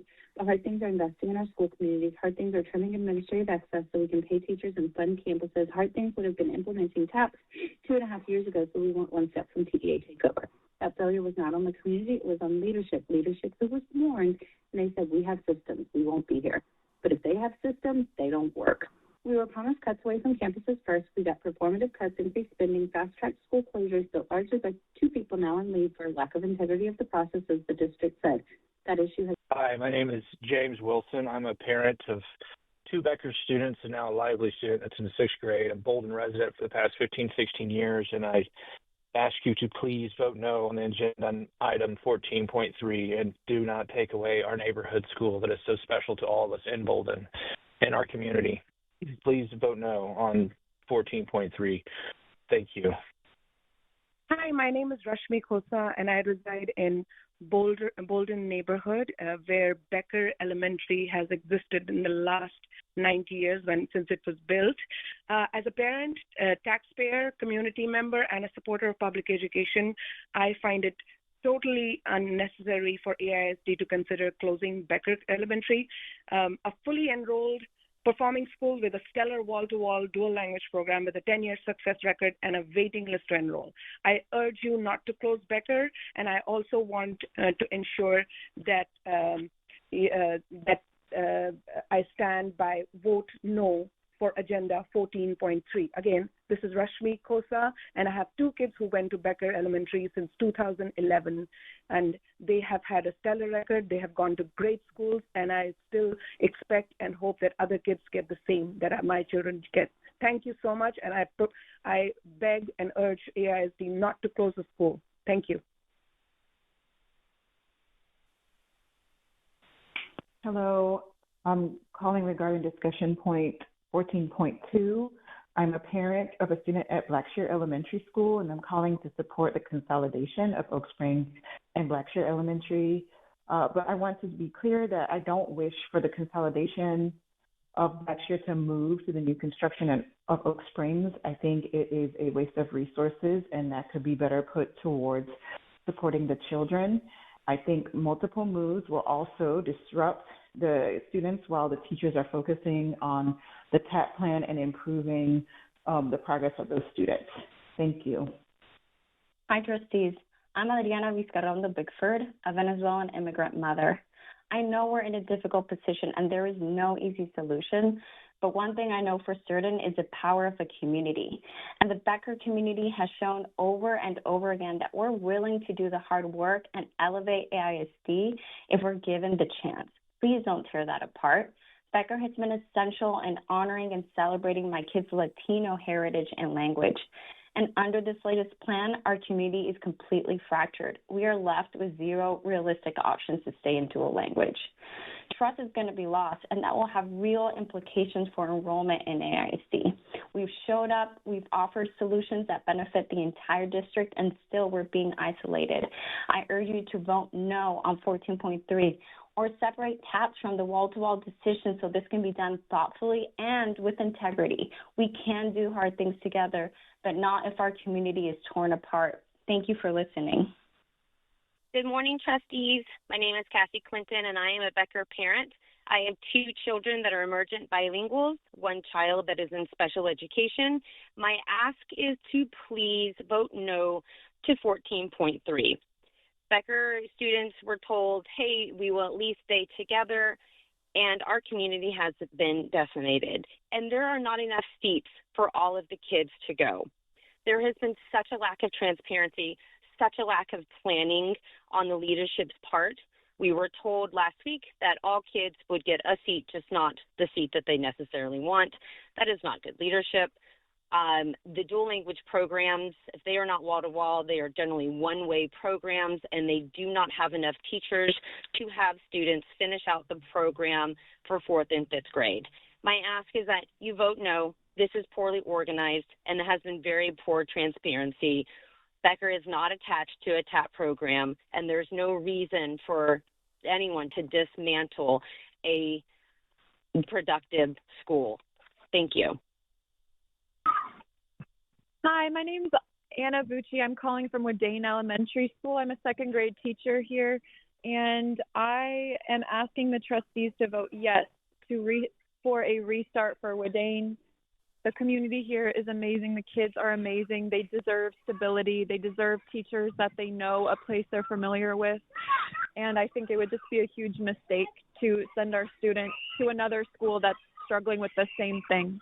So please vote yes to a restart for Wadane. Thank you. Bye. Hi, my name is Vicki DeBusk. I'm calling in regards to agenda item 14.3. I urge the board to vote no against this agenda item. I am a longtime resident of the Bolden Creek neighborhood. All 3 of my children have attended Becker. I am thinking about the future. I am thinking about all the apartments that are being built on South First and Lamar. Where are these kids going to go to school if you close our school? A school that is full of community, a school that has the largest elementary attendance in MLK March, a school that has the largest attendance for children running in the CAP 10K, a school that has a garden program that's been around since 1989, getting children outside. Closing our neighborhood school means saying no to community. Please vote no on agenda item 14.3. Don't be remembered as the board who closed a community school. Vote no. Thank you. Hi, I just wanted to comment on the consolidation between Blackshear and Oak Springs. It would be very sad if we had to let go of the Blackshear building and all of its history. But for me, 2 of the most important things and priorities should be to welcome the Oak Springs community and help integrate them into the Blackshear community, but also to maintain the culture and ethos of Blackshear and its priority on the arts, especially if the Oak Springs community is coming to Blackshear for the first year, and then we go into Oak Springs' new building. I can think of no better person to help guide that transition, and she is amazing, and she's going to be there welcoming the Oak Springs community in, so she'd be the perfect person to move into the new space. Thank you. Hi, my name is David Cordova, and I'm a former teacher with Austin ISD, and I'm calling to urge the trustees to vote no on action item 14.3 regarding the closure of Becker Elementary School. I believe the planning has been terrible. There has been no transparency at all with the parents and the stakeholders. And yeah, I think this is a horrible solution for students. I was a teacher there in 2014, I think it was, and the school was vibrant and the dual language program was great. So I think this is a very bad decision. So that is why I urge all the trustees to vote no on action item 14.3. Thank you. For the last 13 years, I have lived next door to Ridgetop Elementary with my art studio abutting the playground. Even before I had a family of my own, I drew creative energy from kids at play. The school is a coherent, enriching part of our community. Last year, I took the parent tour and was moved in all she shared, the library with the outdoor area, collective art projects, and that after 7 years, kids leave fluent in both English and Spanish. If Ridgetop has a problem, it's over-enrollment. Austinites want dual language for their children, emerging English speakers, heritage Spanish speakers, and the whole generation of children growing up in a place where Spanish is essential to our community. I want to urge the board to slow down this process and keep Ridgetop and other dual language programs open while we look for more money from philanthropists in our community and from having an accountant look at how the resources come into the school and how we can get more money back from our Hi, AISD. I want to thank you guys for all the hard work you're doing on the consolidation. I know you have many difficult decisions to make. I'm a parent of a student at Blackshear Elementary, and I just want to call in to support the consolidation of Oak Springs and Blackshear School. But I do want to be clear that I do not wish for the consolidated Blackshear to move to a new construction at Oak Springs. I think these multiple moves would be disruptive while students and teachers are trying to really focus on the the turnaround, which is the most important part. And Blackshear is in a really special location nestled in between Houston Tillotson and the Carver Museum and Keeling Middle School. You cannot beat the location, and once you lose that, you do not get it back. So that campus needs to stay open for the long term. Thank you.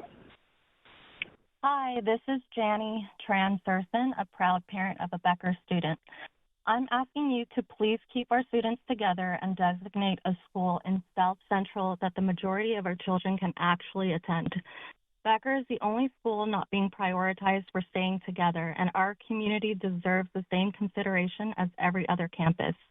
Many of our teachers that I've spoken to live in Buda or Kyle because the rent in Austin is too high and they're not paid a livable wage. If the district is committed to equity, like they say, then please show it by treating our students and teachers fairly. Please do not displace our kids. Thank you. Agenda item 14.3 raises one major concern. There are not enough seats for all current dual language students to remain in dual language. Even if the program continues somewhere else, many children will lose access simply because there isn't space. When a program exists on paper but becomes out of reach in reality, it creates a divide between the students who can stay in it and the students who cannot. This is an equity issue. Research shows that students who face economic hardship gain significantly from strong dual language programs, especially in literacy and long-term academic growth. Removing access takes away a proven academic support from the students who need it most. Families are also concerned about long-term impact. Once a school is closed and a dual language program is broken apart, it cannot simply be rebuilt later. These campuses took years to build strong academic cultures, and once dismantled, the loss for students is permanent. We know hard decisions have to be made, but they must also be good decisions that protect every child. That's what the majority of our community is asking for. My name is Fred Becker, a grandson of Herman E. Becker.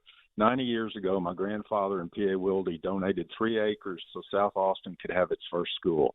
In 1936, to formally recognize that donation, the Austin School Board approved naming the new school after Herman Becker, my grandfather's father and the father-in-law of P.A. Wilde. Becker Elementary is a true historic gem, but even more than that, over the last century, it has grown into an educational gem. My grandfather and Mr. Wilde's intention was simple, that the children of South Austin will always have access to public education.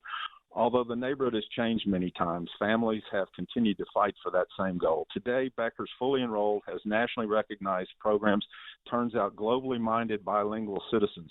I ask you, please do not dismantle a thriving communal school. Honor the spirit of my family's generosity and the hard work of everyone who's carried Becker forward for nearly a century. Please vote no on 14.3. Greetings. I would like to submit a request that the school campus Becker be kept open and that more broadly access to dual language education remain available to the kiddos in the city. Thank you. Greetings. I would like to submit a request that the school campus Becker be kept open and that more broadly access to dual language education remain available to the kiddos in the city. Thank you. Yeah, hi, this is Tony Perez, and I'm a member of the Dove Springs community, and I'm asking trustees to vote yes to restart for within elementary. Thank you. My name is Simone Saloom, and I am a Ridgetop parent of a pre-K-4 child, and I'm asking the trustees to vote no on item 14.3. The revised plan released last Friday eliminates the plan's school-wide dual language program planned for Pickle Elementary. The Ridgetop community was given no opportunity for input on what is now a program closure and not a program move. Our community was told by the district repeatedly that we would move to Pickle as a community, and now we are being dispersed throughout the district with no guarantee that students can attend the same school. My child is now only guaranteed admittance to our zone school, Maplewood, which is slated for potential closure next year. The decisions made by this district today may force my child to attend 3 different schools in his first 3 years of elementary. Since Friday, Ridgetop has received mixed messages about the possibility of a school-wide dual language program at Pickle. This highlights the disorganized and confusing messaging Ridgetop has received from the district. Superintendent Segura stated that he valued integrity. This last week, the district has shown a lack of integrity in the process and a lack of engaging the impacted communities. Please vote no on 14.3. This is Patrick Rosenthal, and I wanted to urge the board to vote no on 14.3. I want to flag something important about the consolidation plan. The district savings diagram and subsequent savings data is way too simple, and it leaves out major real-world costs. First, staffing reductions don't work the way the chart implies. Class size caps still apply, so combining campuses rarely reduces teachers, and larger schools need more support staff, sped, bilingual, behavior, intervention, not less. Second, facility costs usually go up. Putting 700-plus kids into a building designed for far fewer means higher utilities and more maintenance. Third, transportation costs almost always rise. Fourth, the cost of maintaining empty buildings and selling empty buildings is always underestimated. And the biggest issue of all is the enrollment loss. AISD must make a complete 180-degree turn and focus on enrollment loss in the spring. If we do not do this, this is going to continue to happen again and again. Consider community feedback, consider 1882s, and if you do any more cost cutting in the spring, make sure that you include community. Please vote no to action item 14.3. I urge the trustees to vote no on action item 14.3 as this impacts children of our close family friends. Dual language instruction isn't just about learning 2 languages. It's a powerful educational strategy that supports long-term success for diverse learners. It's especially impactful in communities with large populations of emergent bilinguals, such as Hispanic children in this state. Dual language programs help English language learners maintain and develop their native language while acquiring English, and native speakers gain proficiency in a second language. Thank you. My name is Kelly Rich. I'm the proud parent of Ridgetop Radler. I'm here to share some of the most compelling quotes in opposition to this plan. Trustee Shu, you referred to the parent survey used to develop the plan as, quote, so bad you could cry, and that you didn't understand some of the questions, causing you to feel, quote, extremely mistrustful of the process. Trustee Boswell, on July 15th, you warned the district that the guiding rubric would, quote, penalize our oldest Austin schools. You rightfully called out the district's short-sightedness in not calculating targeted improvement measures to the rubric. Recently, a parent did request the data used for the building cost score for Ridgetop, and they were told, quote, we are working with senior leadership to determine whether any additional documents exist. Trustee Foster, you told us that if schools were removed from the initial list for consolidation, you would not support the plan. Your statement just 3 days ago directly contradicts your previous assertions and, interestingly enough, was released the evening before a planned community feedback session. Lastly, Superintendent Segura, you said that there were, quote, significant concerns about the integrity of specific individuals involved with the plan. We are still waiting for anyone to tell us what that was about. How can you vote yes for a plan where the person in charge admits that there were integrity issues and where members of the board also admit to the flawed data used to inform it? Thank you. Hi, my name is Beth Bond. I'm a Ridgetop parent. I'm asking you to vote no on item 14.3, that the separate vote from the state-mandated TAP does not relate to the TEA deadline. Beyond that, I'm asking for a commitment for more clarity on the transfer process, including timeline, details on how the transfer process plays out, and accessible information on scheduling for school tours, which has been left in the past to just word of mouth among parents. Our family took the major step of moving next door to Ridgetop because our main priority was for our daughter to continue her bilingual education in a wall-to-wall program. But we understand we are only one of many families affected by the consolidation. So with concern for not only Ridgetop, but also Pickle, Becker, Sunset Valley, Riley, and others, we're asking for more time and consideration for these changes with monumental generational impacts. The latest plan diminishes hope for what Ridgetop parents have wanted most, moving as a community to Pickle, which we supported as a plan to uplift 2 school communities at once. Now Pickle parents are left with a local school that will be forced to teach only to test, plus teachers are even more of a lurch than before. It's hard to imagine anyone is happier with this revised plan. Hi, we're 4th graders at Becker Elementary. We're asking you to vote no on agenda item 14.3 so that we can keep our community together. Hi, my name is Elizabeth Michael, and I'm a kindergarten parent at Ridgetop. I'm asking you to vote no on item 14.3. Friday's update is not a program move. It is a program closure announced with less than a week's notice and no chance for parent input. Ridgetop would close and our popular, diverse program would be dissolved, scattering students across multiple campuses with no guarantee they can stay together or remain in the program they started. This is a major last-minute change, and it deserves more time, transparency, and community engagement. Please vote no on 14.3. Thank you. Hi, this is Lauren Muse, and I'm a parent. The narrative from the district headquarters, consolidations committee staff, and the superintendent have said the opposite from what is true about dual language immersion programs over and over to parents, teachers, school staff, and our board of trustees, you. The consolidating schools, Sanchez, Odom, Wooten, Pickle, are mostly fully staffed with certified dual language teachers. Most emergent bilingual EB students, 85%, are already in dual language programs across the district. We receive extra state funding under HB3 for each student in dual language immersion programs, and it requires continuity for every student participant.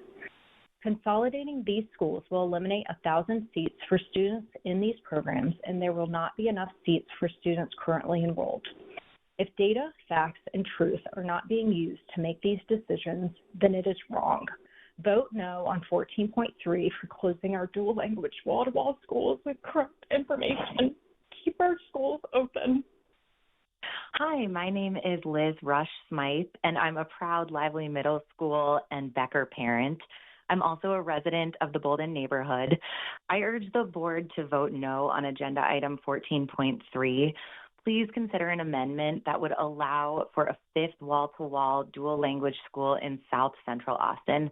The plan, as it stands, serves to close both of Bolden's neighborhood schools, leaving this dense and vibrant area of the city without any neighborhood elementary school. We are ready and eager to build community where we live, and we're committed to attending and growing our neighborhood schools. This closure removes that option for all of South Central Austin, where I live. Thank you for your time and wishing you all well tonight. Hello, my name is Caesar Bellinger. I reside in the Austin ISD School District. I am calling in regards to action item 14.3. I think that the Board of Trustees should vote no. I believe that this is reducing these programs is detrimental to our society, and I am urging that this be considered in the voting, which I understand is taking place tonight. Mi nombre es César Belanger. Resido en la comunidad que está parte del Austin ISD School District. Me parece que esta noche hay un voto para el Action Item 14.3. Espero que voten no para mantener porque queremos mantener estos programas para personas que hablan dos idiomas y sería una injusticia cortar fondos. Hello, my name is Crystal Petruski. I am a Ridgetop parent of a kindergartner. I am calling to please urge the trustees to vote no on 14.3. Major changes have come in since Friday, and we have had little interaction and community hear out from the district. We need to talk these things through. We need to understand them. 1 week is not enough. Today, our messages are flying because we're seeing changes being done live in the document. We don't have time to grasp these, understand these, and share potential feedback. We've been very complicit up until last Friday, and we're not saying it's a no forever. We're saying we need time. Please vote no. Hello, good evening. My name is Matt Armstrong. I'm a bilingual resource teacher and an AISD parent of a student at Rodriguez Elementary. I wanted to talk about the plan to absorb all of 100% of Wadane students into Rodriguez. Working here, it is a great place to work and a great place to learn, but to add over 350 students to this campus is not tenable. The original plan in which a portion of the kids would come was already at the upper limit, but we wanted to be, a part of this solution for AISD at large, so we're willing to make that sacrifice. This plan seems like it's moved very quickly and has not taking into account the reality on the ground here. Just from special ed alone, there won't be enough rooms to take care of our most vulnerable kids. Rodriguez and Wadane serve already the most vulnerable kids in Austin, or some of them, and the kids in our special programs require that much more care, and the number of people that will be on this campus is not going to be conducive to success. Hello, trustees. I am Alicia Cooper, a former Maplewood parent and public school advocate. In a time of political uncertainty, with communities unable to be heard for fear of deportation, it is irresponsible as a community to take away safe spaces. Schools are safe spaces. With so much turmoil in immigrant lives, it is hard to understand why AISD has chosen this year to completely upend the foundation of our communities. Many families are under threat and cannot speak out or don't even have the bandwidth to address school closures in their neighborhood. Closing schools and relocating programs is not only going to add undue stress, but potentially put their families at risk. I ask you to vote no on all school closures. Let's not make a generational decision for a short-term solution. Please, as a community member, stop and think about this beyond a budgetary issue and consider delaying the whole plan until everyone can have a voice. My name is Francesca Forno Armstrong, and I'm both a parent and an educator in the Rodriguez Elementary community. Under the revised consolidation plan, Rodriguez is now expected to absorb 100% of Wadane's students. Wadane is currently under a TAP plan, and Rodriguez is under a TIP plan. Bringing together two campuses that are already struggling, two schools serving some of the most vulnerable students in our city, into now one overcrowded building and then expecting immediate academic success is not realistic, and it's not equitable. Bettis Elementary, Houston Elementary, and Palm Elementary are three other neighborhood schools that are each less than 3 miles away from Wadane, and they are not expected to welcome any of Wadane's students. This plan asks our students, families, and educators to navigate hundreds of changes at once while already working under significant pressure. Our children deserve a thoughtful approach that supports them rather than a plan that sets them up for greater instability. My name is Addison McKenna. I'm a former AISD student. There is a current AISD board member who tried to convince my mom not to transfer me to Sunset Valley when I was that age because being around those kids, according to research, shows that being around lower performance kids would bring my scores down. At Sunset Valley, despite being select mute, I not only found my voice and became comfortable speaking, but in 2 languages because of the amazing wall-to-wall dual language program and the support of nurturing staff. Not only did my scores not decline as the trustee indicated it would, I reached mastery and achieved perfect scores on my STAR exams. I firmly believe this set the foundation for my academic successes, including currently where I'm at the honors program at the University of Texas at Austin. Closing successful schools is Not a good idea. Using these models to help bring up lower performing schools is a better way to serve students. Closing schools isn't innovative, doesn't solve problems, contributes to overcrowding and overwhelming staff, and doesn't create learning environments that are positive. SSV and other schools need to be models, not money. A truly competent leader would know that and invest in the students and teachers he serves. Hi, my name is Cam Demore. I'm calling to asking the trustees to vote yes to restart Wydane Elementary rather than close it. Again, please vote yes to restart Wydane Elementary. Thank you.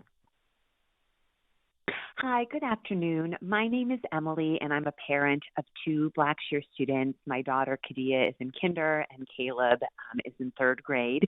This is our second year at Blackshear. We're actually zoned to Del Valley ISD, but we choose to enroll in AISD and send our kiddos to Blackshear. And I'm just calling to support the consolidation of Oak Springs and Blackshear, but I wanted to be clear that I don't wish for the consolidated Blackshear to then move to a new construction at Oak Springs. I think multiple moves will be disruptive while students and teachers are focusing on improving academic performance and building, a strong, cohesive culture for two recently merged schools. And so appreciate the opportunity to share my thoughts, and thank you for all you're doing to hear the perspective of the community. I know that it's a lot. So thank you. Wishing you all well. Bye. Dwayne Reeder, Ridgetop parent. Trustees, let's drop the math. When did trust become just a word on your letterhead? In barely a week, you've poised to rip the heart out of Ridgetop. The school so valued it had a waiting list, handing hundreds of families less warning that you'd want for a vacation. You told us to play nice, to be silent. We complied. You changed the agenda, moved the finish line, and now you rush to close Ridgetop before we can even process what's happening. Kevin, you declared your vote before hearing new evidence. That's not leadership. That's failing the very people you serve. You weren't elected to rubber stamp devastation or demand gratitude for unraveling our community. If you respect the word trustee, act like it. Live up to your title. Earn our trust back. Vote no on 14.3. My name is Wilhelmina Colon Loader. I'm a parent of a first grader and a third grader in AISD. We are currently enrolled at Blackshear Elementary. I'm calling to make a comment about the proposed consolidation. The first plan was to consolidate Oak Springs into Blackshear, which we were excited and happy about. We know it's a big challenge. The turnaround plan, everything about it will be difficult, but I think we can do it. Our staff and admin are wonderful. However, they changed the plan on the afternoon of Halloween while we're all getting ready with our kids, and they said that they might close our school after a year. The disruption of moving a campus and consolidating and the turnaround plan into Blackshear, and then moving our campus again would lead to so much disruption, and we would also lose the lovely and important location of the school. Please do not do this. We are right next to Houston-Tillotson. We're right next to Kewing. It's big for working families, and also right next to Carver. Those are third spaces. These are important places, and the position and the location of the school. We are already being asked to do. My name is Judith Garcia, and I'm one of the parents for a couple of students here at Wydane Elementary. I'm calling in regards to agenda item 5.1, and I'm asking trustees to vote yes to a restart for Wydane Elementary School. Several years back, when my daughter needed to come into school, I specifically chose this school because I felt like it was in a very safe location. It's next to a firefighter station. It's next to a library. It's next to a rec. Now my daughter is in 5th grade. She will be graduating, but I have 2 more students that will be coming here. The school has been nothing but great to us, and we just did several upgrades to the school. I just feel like it makes no sense to come back and close it. I beg you guys to please leave this school open. It has great teachers, great students, and parents that really want to go ahead and keep bringing their students here. Thank you. Hello, I'm a Becker parent calling on behalf of my 2 children. Over the last 3 months, we have endured brazen disrespect from the superintendent and the consolidation committee for advocating for our children. 2 members of the committee are currently suspended pending investigation from its conduct. The district turned our principal against parents. The district attempted to turn other schools and communities against us. Our Public Information Act requests to the district were never fulfilled in direct violation of state law. Despite all of this, we have attempted to partner with the district, providing them with copious data and strategy that improves efficiency and causes minimal disruption to students district-wide, only to be provided with a plan that's even worse, that gives our students no pathway to stay together. Despite numerous promises from the district, we would be kept whole. The only way to regain even a fraction of my trust is if the trustees vote no on 14.3 and work to strengthen dual language across the district. My children are not pawns in a game. They are my children. Thank you. Hello, my name is Norland Tremilio, and I have 2 children currently at Wydane Elementary School, and hopefully a third one starting kindergarten next year, which have always been our plans for the last 9 years since my oldest started at Wydane Elementary School. I'm calling to ask for the trustees to vote yes on a restart for Wydane Elementary School because I feel like the school is a great place. Wydane is a great place. My family has gone to Wydane for the last 20 years. One generation has gone and another one. And it's heartbreaking to see the school close down. My children go there.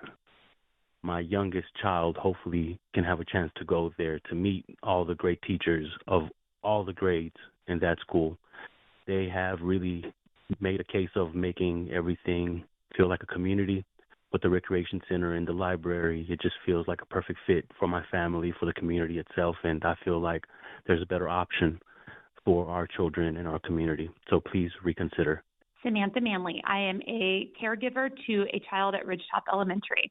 We are a zoned Ridgetop family who purchased our home specifically to send our child to Ridgetop for the wall-to-wall dual language. 1 year into our time at Ridgetop, we are devastated that the school is closing and the wall-to-wall language program is being pretty much dissolved, as Pickle will now remain a zoned campus and be subject to a turnaround program. The wall-to-wall dual language is not guaranteed, and our child is not guaranteed a spot in a dual language program.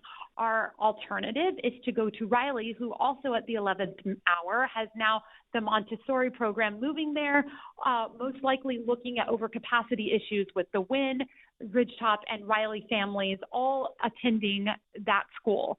So we are urging the board to vote no to 14.3 for programmatic changes and closures of schools until this can be more thought out and have more community input. Please vote no to 14.3. Thank you. Hi, my name is Delia Trevino, and I am a parent of a Becker student who is also an out-of-district transfer. I ask you to vote no on agenda item 14.3. This plan closes 10% of elementary schools across the district, but closes 33% of elementary schools in the 78704 zip code alone. I ask that you please have the district focus on the state-mandated TAPs and tackle dual language programs at another time. I also sent an email to all the trustees asking for you to vote no and giving a little bit more background as how my family, who is out of the district, chose Becker and AISD. I ask you to please read that email if you have a chance. Thank you so much. Wooten is excited to be able to keep all of our own students, including ESL and special education students. With Wooten being designated a TAP campus and the number of students in classrooms to remain low with that designation, how is the Wooten campus supposed to absorb both the Spanish dual language and Mandarin dual language programs from Riley while serving all of our own special education, emergent bilingual, and ESL students? The new Wooten campus is designated to have 3 classrooms per grade. By allowing 3 programs at Wooten simultaneously, this would put limits of 1 classroom per program. This would then limit our own Hispanic population that has been historically marginalized.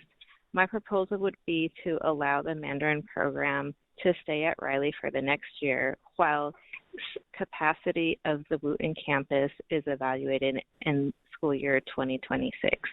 Thank you.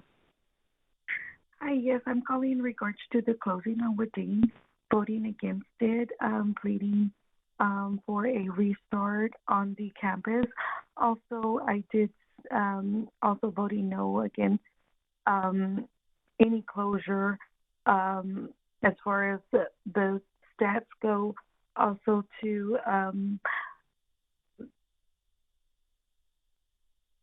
just voting against it due to my daughter being so happy of being in this school, and also to the staff and are so welcoming, and they're like family like, and also to due to the next school that I'm against it also too, because this school is also on a cap. They have also failed the testing. And again, I'm just pleading to save Wadane and to vote against. My name's Rachel Sauceda, and I'm a proud Education Austin Union member, as well as a Title I educator who is currently teaching at one of your campuses designated as on an LIP program. I would like to know why AIC decided to defund the UT START program, which would directly support Title I educators in their first 3 years of experience. At my campus, 90% of our students are economically disadvantaged, and we serve a large refugee population. I want to say AIC's point is to nurture the whole child. My students are more than a data point, and they go home to battles that you can't possibly imagine. And there will always be schools that are deemed as failures from the broken TEA system.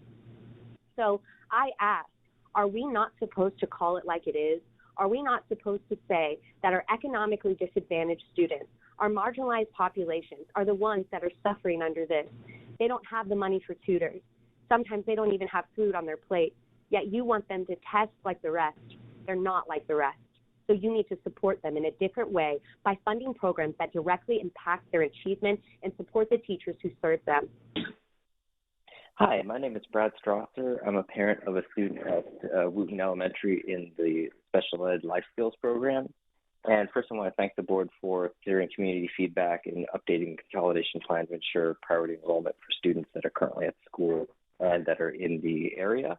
I wanted to clarify, though, if that priority enrollment will continue in the future. It looks like from the plan documents that it will move from a dual language wall-to-wall program to a non-zone school in the future. So I'd like to confirm and ensure that the priority enrollment plan will continue in the future. And then also, if you could please clarify the improvement plans, if the school is supposed to be under a restart or an improvement plan, as it looks like we've heard both, and in the documents right now it looks like it's just an improvement plan, which I would support not being under a restart, since as a parent I think the staff and new principal Mr.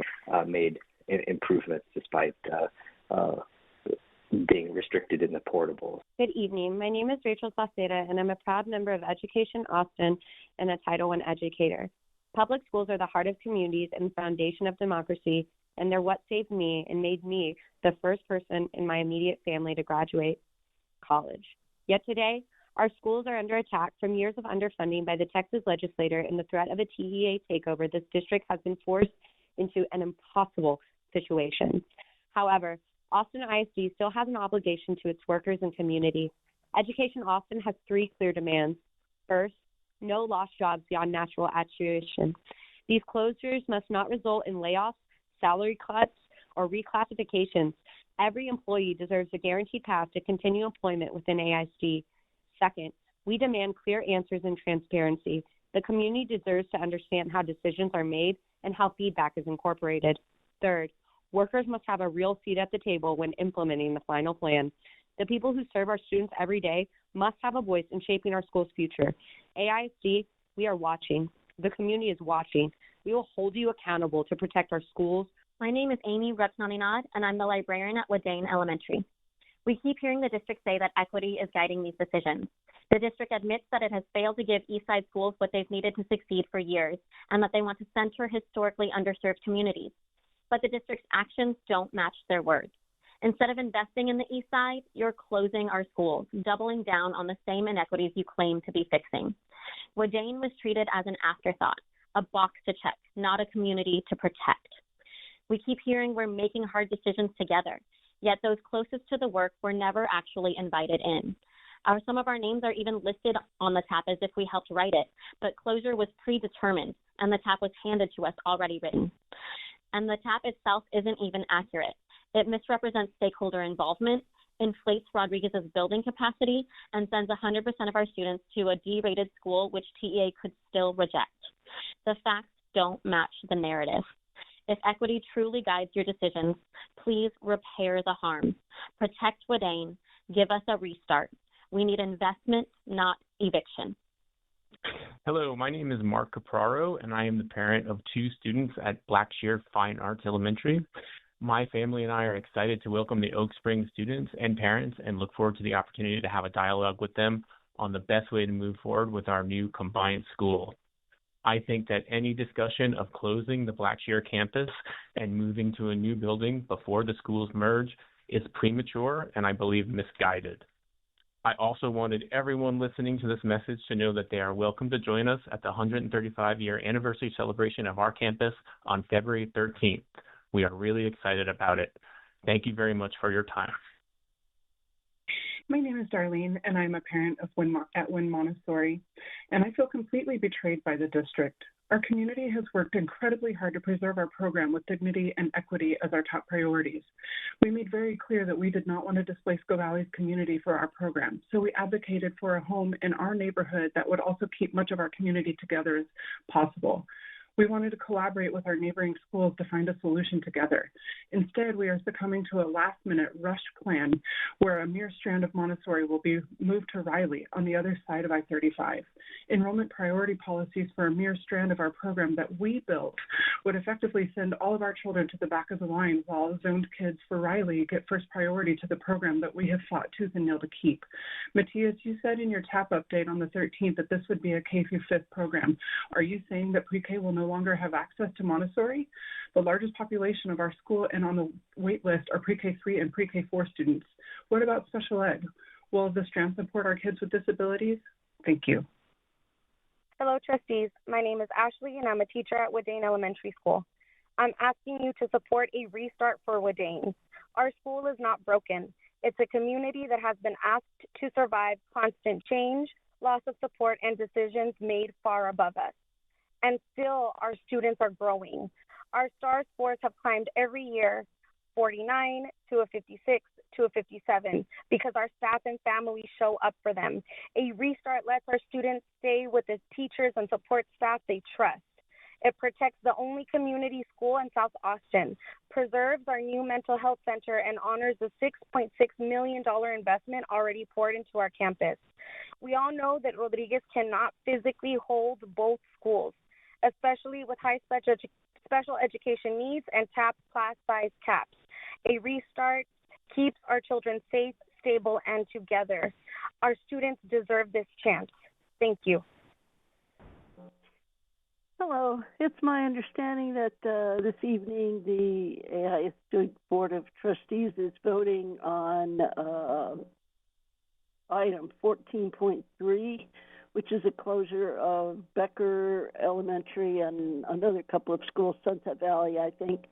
Having had children in both of those schools, and especially with a longer time at Becker, I'd really like to encourage the trustees to vote no on that 14.3. I really think that that school is an integral part of our community and a high-functioning school besides. It really just seems like a waste of time and money, and I urge you to vote no on 14.3. Thank you very much. Bye. Hi, I'm Bob Leibel, a Ridgetop parent. I'm asking for a delay on 14.3 tonight. At the beginning of this process, Ridgetop parents were devastated that our beloved school would close, but we rolled up our sleeves to make the plan the best for every student in AISD. We were told that none of this plan would work without all of its pieces, that schools wouldn't be carved out because they were loud, and that we had to address vertical patterns and boundaries now. But none of that ended up being true. Instead, the new plan released Friday seems so haphazard that the district appears to be updating it in real time over the course of this week or even this afternoon. We were emailed information on Friday about priority transfers that contradicts the actual plan. There are many of us committed advocates for strong, equitable public schools who are left disappointed and disillusioned by this process. I hope that you vote for a delay to get this right. And if you don't, I hope that you have a better plan for how to win back trust from heartbroken AISD parents. Thank you. Hello, AISD. My name is Dan Baird. I'm a 20-year Austin ISD father and family. We have kiddos who have attended Becker, Small Middle School, Ann Richards, and McCallum. So we love AISD. I'm calling specifically to urge the board to vote no on agenda item 14.3, that item which consolidates Becker and disperses our kiddos amongst multiple campuses, losing the ability to keep our community together. This isn't about saving a school at all. It's about conserving a community. I also presume you know there is a proposed amendment that we have over 500 signatures where we consolidate Becker, Dawson, and other school in South Austin to create a community opportunity for our kids to stick together. So my request is to vote no on agenda item 14.3 and do strongly consider the proposal by Becker families to keep our kids together. Again, the ability to change your mind is a sign of wisdom, and we believe you guys are wise. Thank you for all that you do. We appreciate your support. Hello, my name is Lindsay Powers, Becker parent and Bolden resident. Vote no on 14.3. Hi, my name is Santiago Araque, a parent for the Ridgetop Elementary School. I'm calling to urge the board to vote no on 14.3, as it has been consolidating the wall-to-wall program and removing it. This is an issue for us, and it's putting us zone to a school which is over capacity. There has not been enough time for parents and community to comment, and there has been changes up to as soon as Friday, and it is unfair to pass this now. I encourage the board to vote no and to delay this and to give enough comment for the community, as it is very impactful to my family and others in many schools across the city of Austin. Thank you. My name is Jasmine. I'm connected to AISD through working with students and educators at my job, and I'm concerned about the consolidation plans for Wheatdane Elementary and Bedichek Middle School. I wish that these schools wouldn't close, and I hope that the capacity building plans at Rodriguez and at Paredes and Mendez will be more than sufficient to support the students who will be transferring over, because overall I'm concerned that these transitions will negatively affect the students' self-esteem, and it may discourage them to come to school and learn and be in community, because schools serve as a place for community, a place for resources, and I don't want anybody to slip through the cracks, and I want the public schools to support the students in the best way possible and prioritize them first above anything, above any policy or above any regulation or even above money. I want the best for these students to develop healthy and thrive. Hi, my name is Ileana Samilpa. I'm a current staff member and parent at Wydane Elementary. I'm in response to AISD's commitment to well-resourced campuses. I wanted to say that Wydane is already one of the most well-resourced campuses east of 35. Our students benefit from the public library that hosts story times and visits for presentations, the rec center where our staff knows our students by name, the pool our first graders learn to swim for free every year, the park where our families gather for events and celebrations. Right across the street, we have a brand new public health facility that offers essential services, along with fire and EMS stations that support our career days. All of the resources that surround our school are part of what makes Wydane such a strong, connected community. All AISD needs to do to strengthen Wydane is invest in the quality education part of their commitment. Instead, closing our campus would uproot our students from the resources that their families rely on and dismantle the heart of this community. I urge the board to consider a campus restart with a tap at Wydane rather than closing our school. Our students deserve the chance to thrive in their own community, surrounded by the people and resources that already. My name is Sergio Trevino. I'm a parent of a current Austin ISD student and a future Austin ISD student starting next year. I urge the Board of Trustees to vote no on agenda item 14.3. This is a dramatic change that will have a long-lasting impact and will affect my sons throughout their Austin ISD experience. I am a former bilingual educator in Austin ISD. I was a fourth grade teacher for 3 years. I believe deeply in public education. I believe this process should have been an open book with Austin ISD showing all of its work and giving an opportunity for the community to understand the justifications for the decisions that were made and to propose alternatives. Instead, we're being asked to accept on faith that the plan will solve the school district's problems, but there are very credible criticisms that indicate that will not happen. I urge the Board of Trustees to vote no on item 14.3. Thank you. Hi, my name is Lindsay. I'm an AISD parent to former Dawson Dolphin and former Becker Bobcat. I live in the Dawson neighborhood. I'm calling in to ask that non-managerial staff at dual language program campuses that are moving be given more opportunity to give their feedback and to actually be heard in this process by the district. While I recognize the need for simplicity in language, I felt that the use of the word resources to describe teachers and staff is problematic and harmful.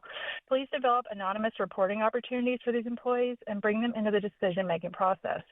If teachers are happy and supported, campuses will attract more families. Schools are only as strong as the well-being of our teachers and staff. Secondly, there is a current proposal to merge Dawson and Zilker emergent bilinguals at Becker to keep a fifth wall-to-wall campus. Assuming the best of intentions here, but I'm concerned that real engagement was absent in this process between the group proposing this merger and the Dawson community. Any proposal put forward should be considered only after ensuring that collaboration between neighborhoods occurred and as many voices as possible were brought to the table.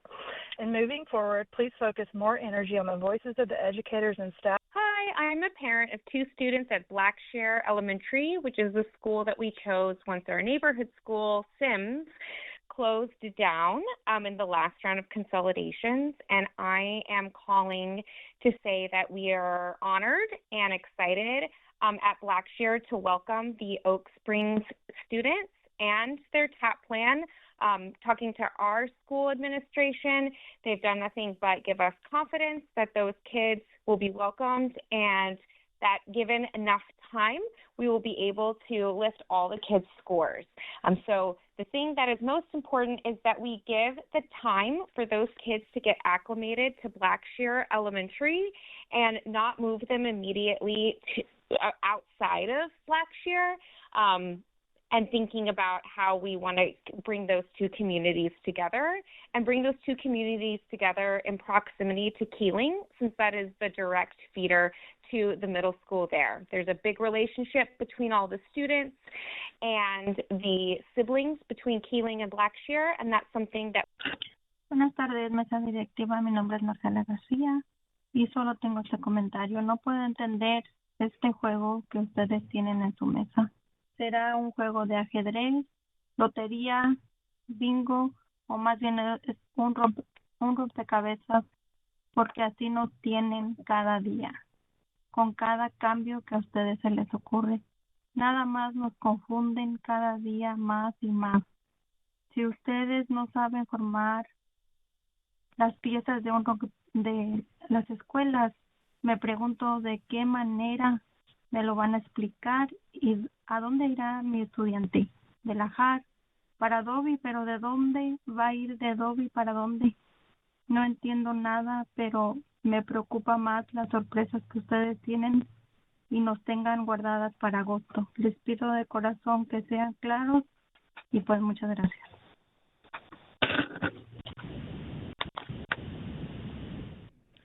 This is an interpretation from Spanish into English from Marcela Garcia.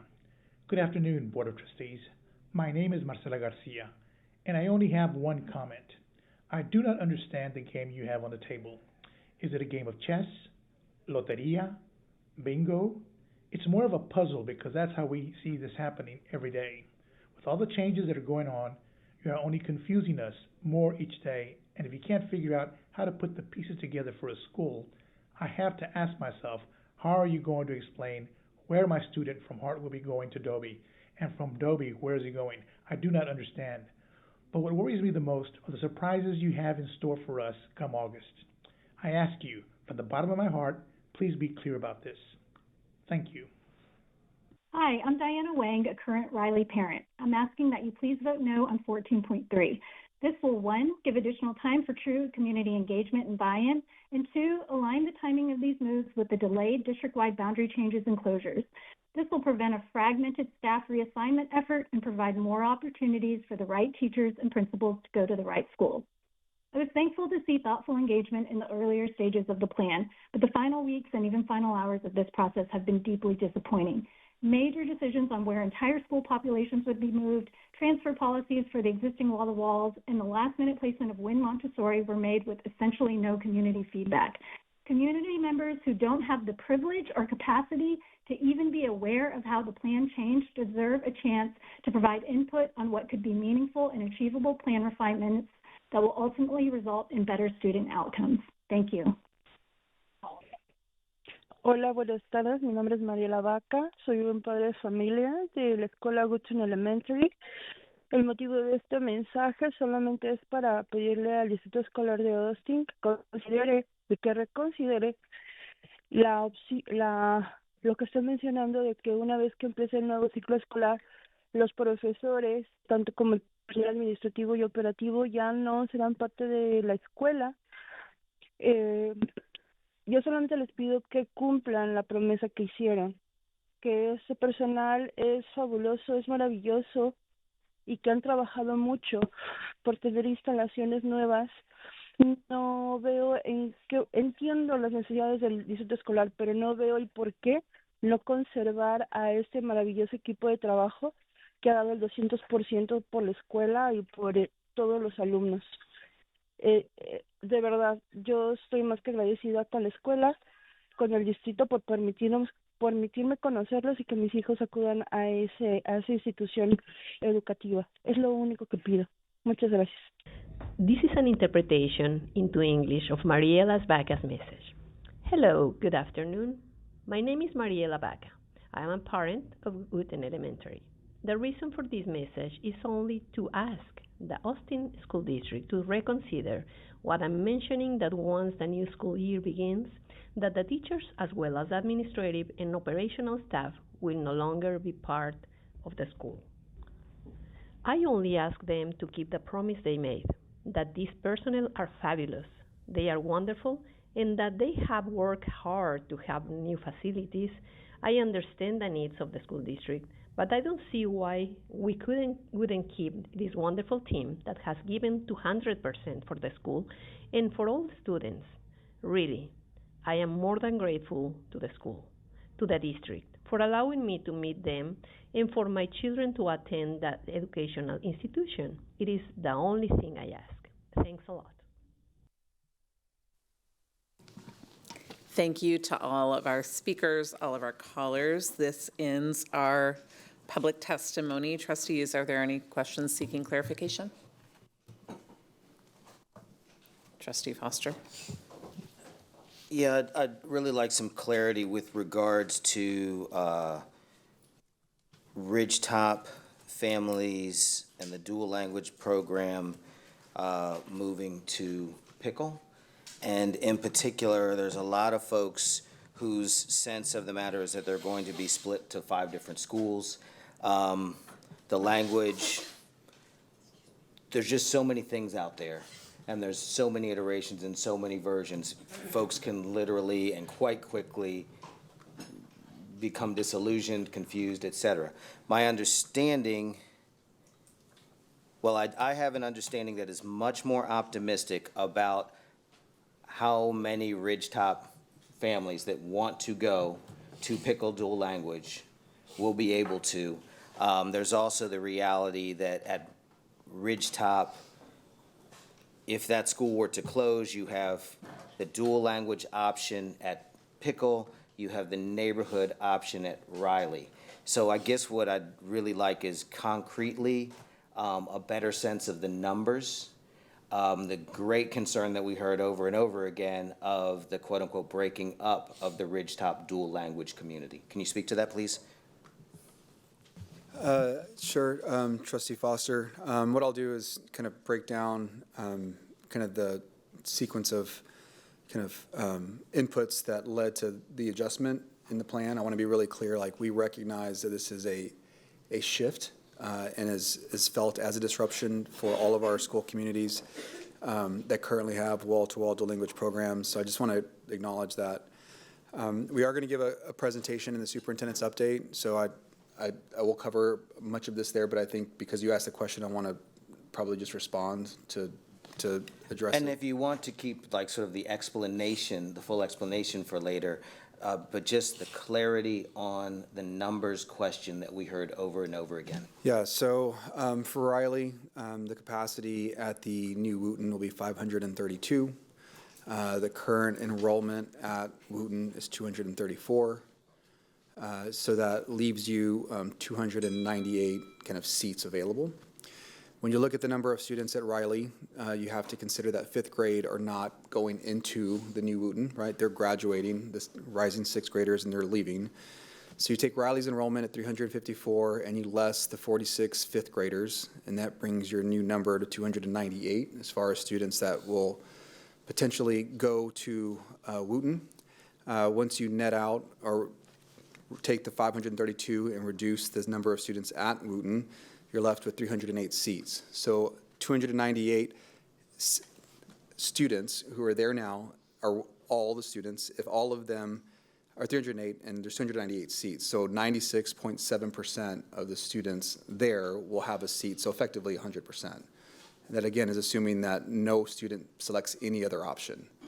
So, so in this way, you know, with like I can confidently say that the vast majority, if not, I can almost get really close to saying, can confirm that all students, I just never would say that, have a seat at Wooten if they choose to go. And we've worked through this multiple times. This is, you know, one of the things that we wanted to confirm before we made the modification. And the modification in the plan was such that we kept Wooten families and Wooten students at Wooten. We heard that from the community, and whenever you do that, which is our commitment, and you assign them there, they now have to take the TAP, right? So that was the kind of the feedback from the community and feedback from trustees that kind of set the expectation that TAP would now have to remain at that campus, but given the available seats, we're still able to receive 96.7%, pretty much 100% of the students. Again, that's assuming everybody goes. And also netting out the fifth graders who, again, are moving on to middle school. So that's how we worked out. Ridgetop, I can do the same thing with Ridgetop with them too. So Ridgetop enrollment, 376. You have 57 fifth grade students. And so that nets out to 319. When you look at Pickle Elementary School of capacity of 652, you reduce the number of students enrolled and projected to enroll at 354. So of the available seats, you have 298 over 318. So this one's a little bit lower. It's about 93.5%. So again, if every student did not select to go to Riley, meaning everybody went, we would be able to fit 94% or 93.5% of the total student population at Ridgetop into Pickle. Again, that's if no one in the assigned boundary went to Riley. So those are really high numbers. It's not going to be that number, but when families say we want to all go together, I want to explain what going all together looks like. So 93% of the 100% would be effectively guaranteed a spot, but when you get to numbers that small, with what we see in the system, it's effectively everybody. I mean, you're looking at 10, 12 students at this point. Like, we would make it work. But I hesitate to say guarantee just because, you know, it's with all the moving pieces. But that's how we were able to get to a solution that allowed all the students to go, feel confident that the vast majority of students would go for those two specific schools. Overwhelming majority of students at Ridgetop and Riley who are enjoying dual language now and would like to continue would be able to continue at Pickle. Correct. And that is not yet taking into account the number of Ridgetop families who are going to choose the walkability benefit and go to Riley. Although walkability has its challenges. Yeah, or just assigned, yeah. Got it. Okay, that was my clarifying question. Thank you. Yeah, and I think the other thing I would also say, just because you brought up a point regarding the hierarchy of transfers, right? So because it's now a zone school, right, until we break the tap, because the document says transitioning into a wall-to-wall because I have to break the tap before I can implement a full wall-to-wall. But in this instance, the zone students are guaranteed a seat, right, which is why I accounted for all students at the receiving school, which is Pickle and Wooten. And then the first priority are all the students that are transferring in. And then the second priority are all the students from the other 3 wall-to-wall dual language programs, meaning that if you were at Ridgetop and didn't want to go to Pickle but preferred to go to Wooten, then you would now be the priority right under the Riley students who had kind of first option. And that's true for every other option amongst these 4 existing wall-to-wall programs. So we kind of use that logic all the way across just to ensure that the number of seats were protected across the district, but then also the offerings were there school to school if they were close by. So the Ridgetop, and I apologize for this, there's a lot of, it's layered. Mm-hmm. The Ridgetop community member who transfers into Ridgetop, benefits from dual language, wants to continue at Pickle. Yep. Dual language, they are among that 93%. Correct. There is effectively room for them at Pickle. Correct. Okay, thank you. And I think that's of immense importance, obviously, and there's questions that we can talk more when it's appropriate. Thank you. And while we're talking about that, since their families from Becker with very similar questions, can you please share that same rundown? Logic, yeah. Thank you. I appreciate that. So Becker is different. So Becker, you have 69 fifth graders, which brings the total net students that would be kind of rising into fifth grade or kind of at any new school, 438. So given the capacity at Sanchez, only about 200 seats are available at Sanchez, right? So roughly 40%, it's about 39%, but roughly 40% of the seats of the Becker full population that could move have seats at Sanchez. And again, that's the same logic where because the students were not being reassigned to Zavala or to Allison, which was a concern from our trustees around having students from one TAP school go to another TAP school, as well as retaining the students. That meant we had to retain the TAP at Sanchez.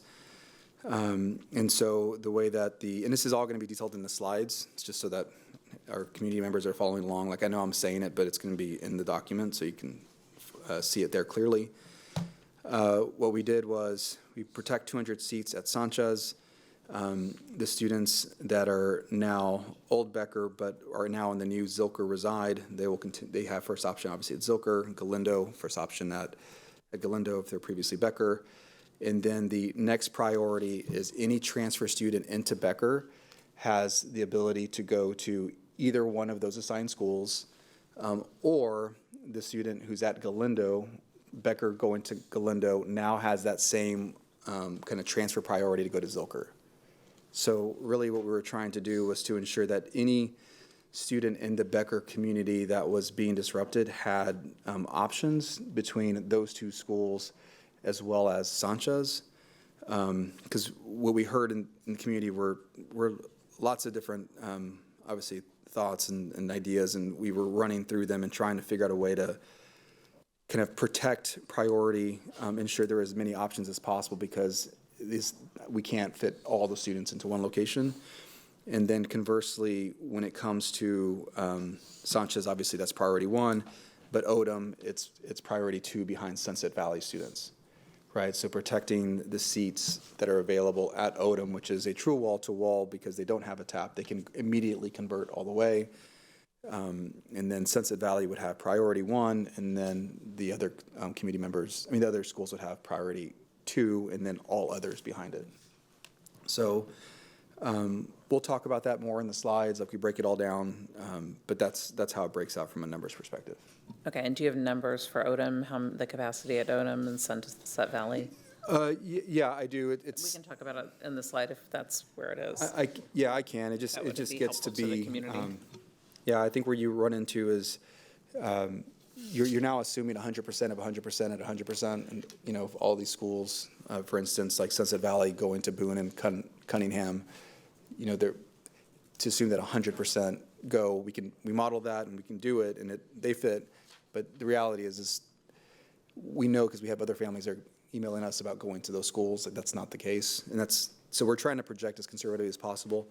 ODM's capacity, 532. Total number, the enrollment's 273, so you have 259 open seats currently.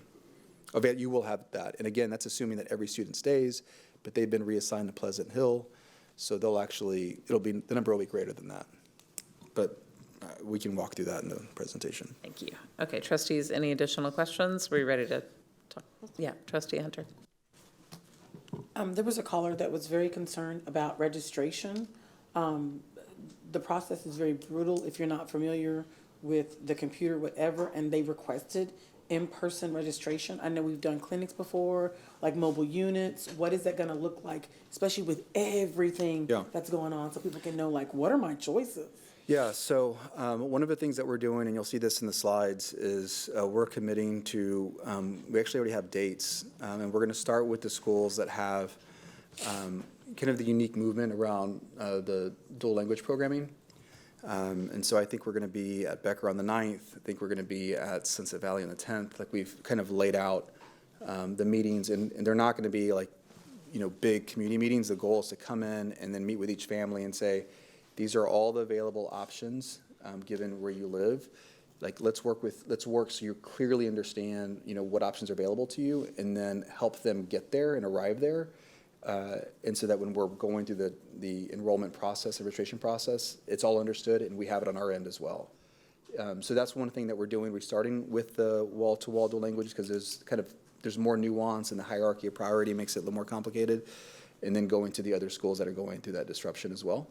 And so that's how we're doing it. And then just to be really clear, on the back end, Victoria O'Neill, who is over enrollment, is kind of doing all of this in the back end to make sure that the system, if it can't pick it up because of where we are in the process, we protect it on the back end and go through the placements. So that's how we're talking. But to me, like, going right after break, showing up at the schools with the team, the dual language team and the enrollment team, and saying, this is what it is, this is how we can help you identify the location in the home, and then help them kind of go through that process. In the instances where we know, say, a school is going to close, and the parents already know that I'm going to go to this school or that school, right?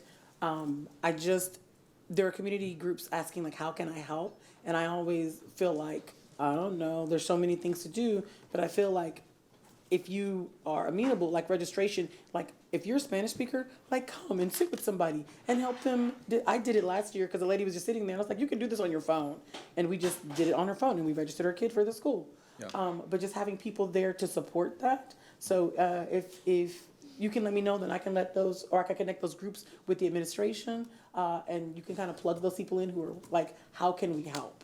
Yeah, no, I appreciate that. And I will share with you, we've gotten, I think, better. There's still a long way to go regarding kind of the resources we can deploy across the system. Some families don't have access to the devices or the technology required, and it can be cumbersome. And I don't know that we've done the best job of making sure that we're present kind of on the campus to help families with registration. But we've made some adjustments. There's more to come. Once we have a plan as far as the deployment of those resources, we can certainly partner with anybody. I mean, we even gotten to the point where we're making phone calls, phone banks. So yeah, I'm happy to connect. And that is really why whatever we decide to do, the earlier we do it helps us. The later you go, the less time you have to actually get that part right. Thank you. Any other clarification questions? There was a caller or two talking about the last minute updates potentially past the Friday posting. Can you speak to that at all? I don't, I'd have to see what they're referring to. So just to be clear, there are things that the board is voting on that are governance, and then there are things that are administrative, like just kind of, working documents, like all the transfer priorities, like all of that, those are transition standard operating procedures that we're deploying at the administration's level. They're not policy changes. They're not boundary changes. And so those things, like as I've committed to our community, like I am refining those decisions that are board level decisions, those haven't changed.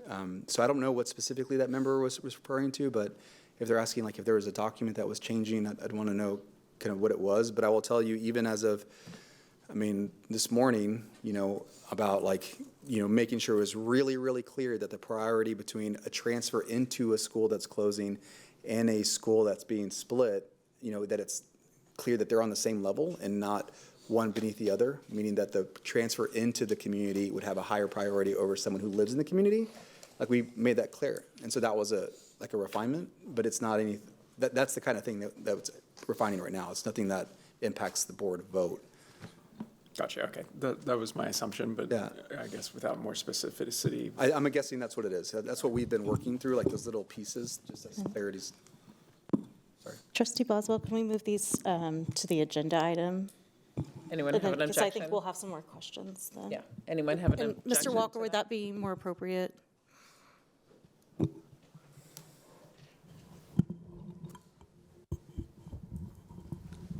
Yes, I think this would be up to the board for those questions if they're related to the superintendent's presentation. I think that would be fine. Okay. Anyone okay with that? Trustee Kaufman, did you have a question you want to ask, No, I or was can it going to wait? suggest we hold the questions till the Perfect, agenda okay, item. let's do that. Perfect, all right. Thank you to all of our callers and anyone who has comments or questions to share between meetings can email the board at trustees@austinisd.org. Thank you.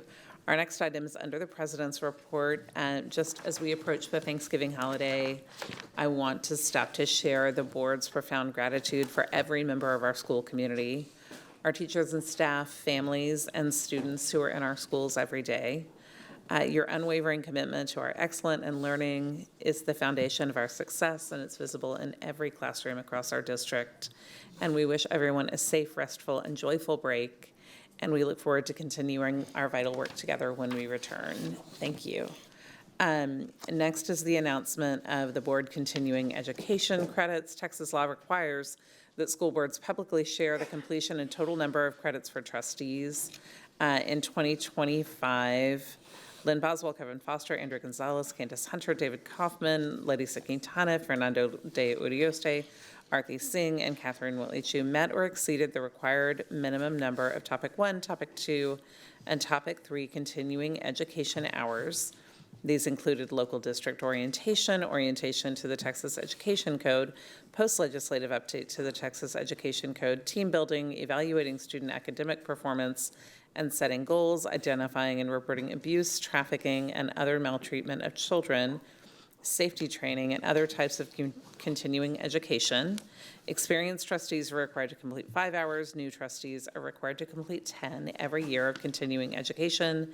And for this last year, trustees earned the following additional hours: Lynn Boswell, 20, Andrew Gonzalez, 12.5, Catherine, 5, Candace Hunter, 11, Lady C. Quintana, 25, Kevin Foster, 5, David Kaufman, 14.5, Trustee De Urioste, 24, Trustee Singh, 5, and thank you to my colleagues for their commitment to continuous learning.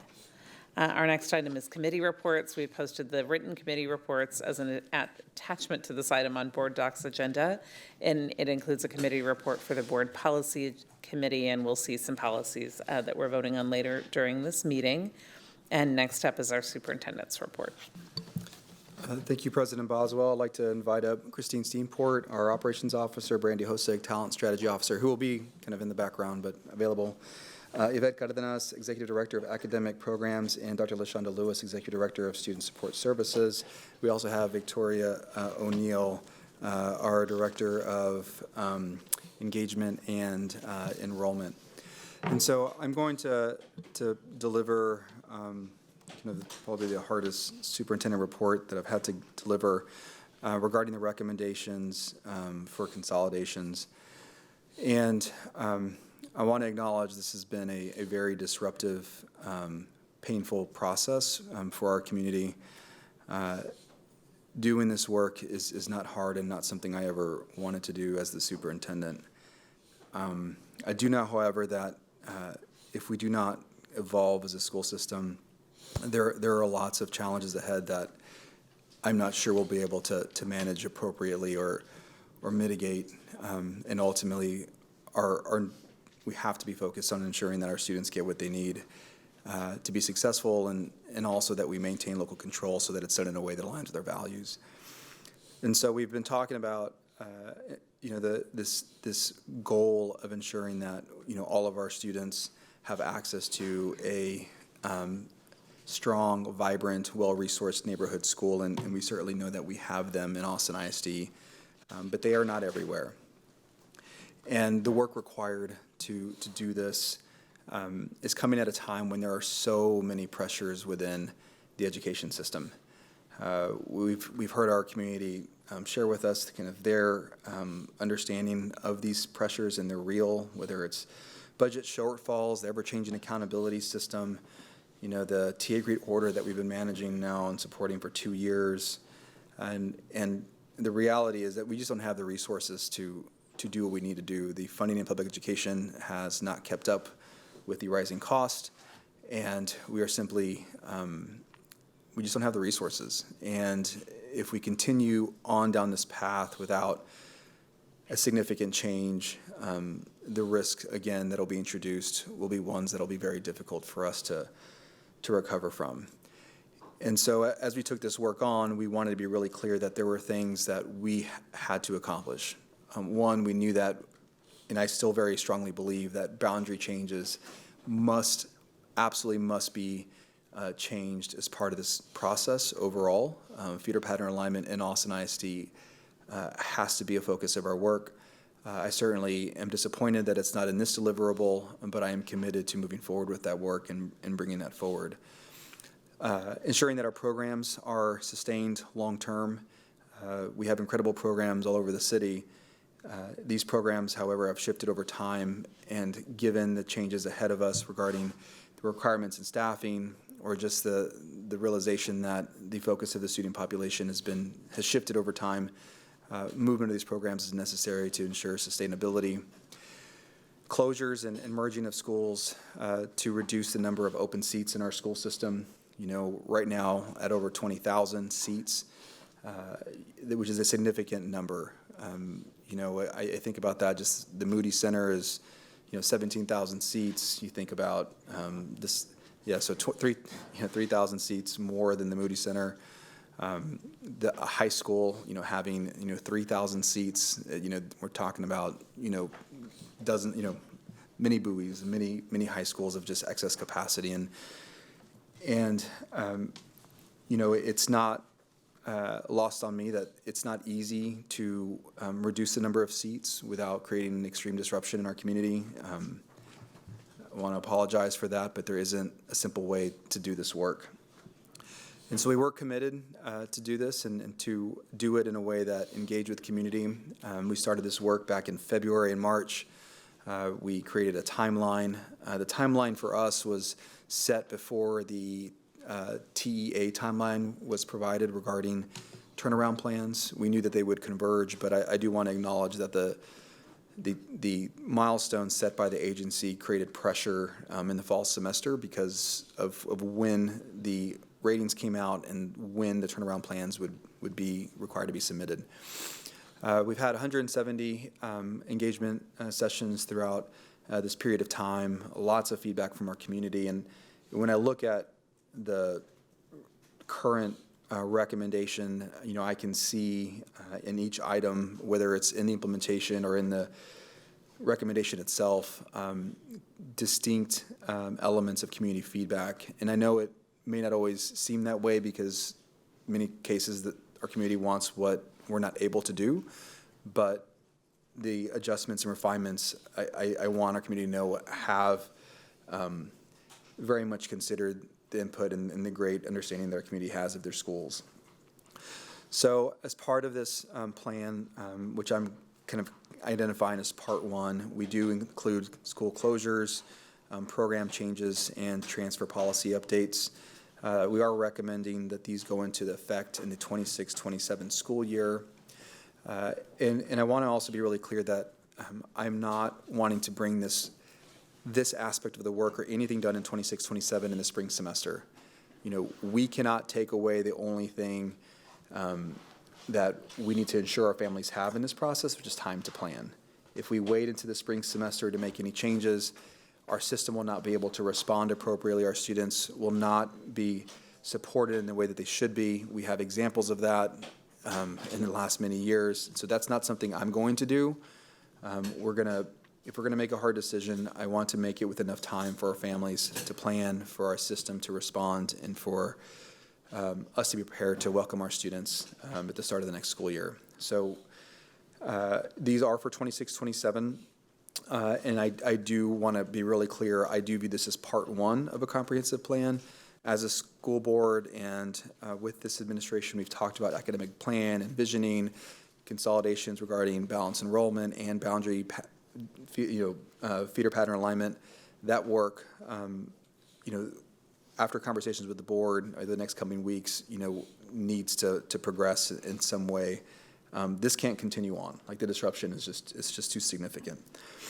As you move on to slide 6, many of these were discussed already as part of the previous presentation, but I think it's important we list them all.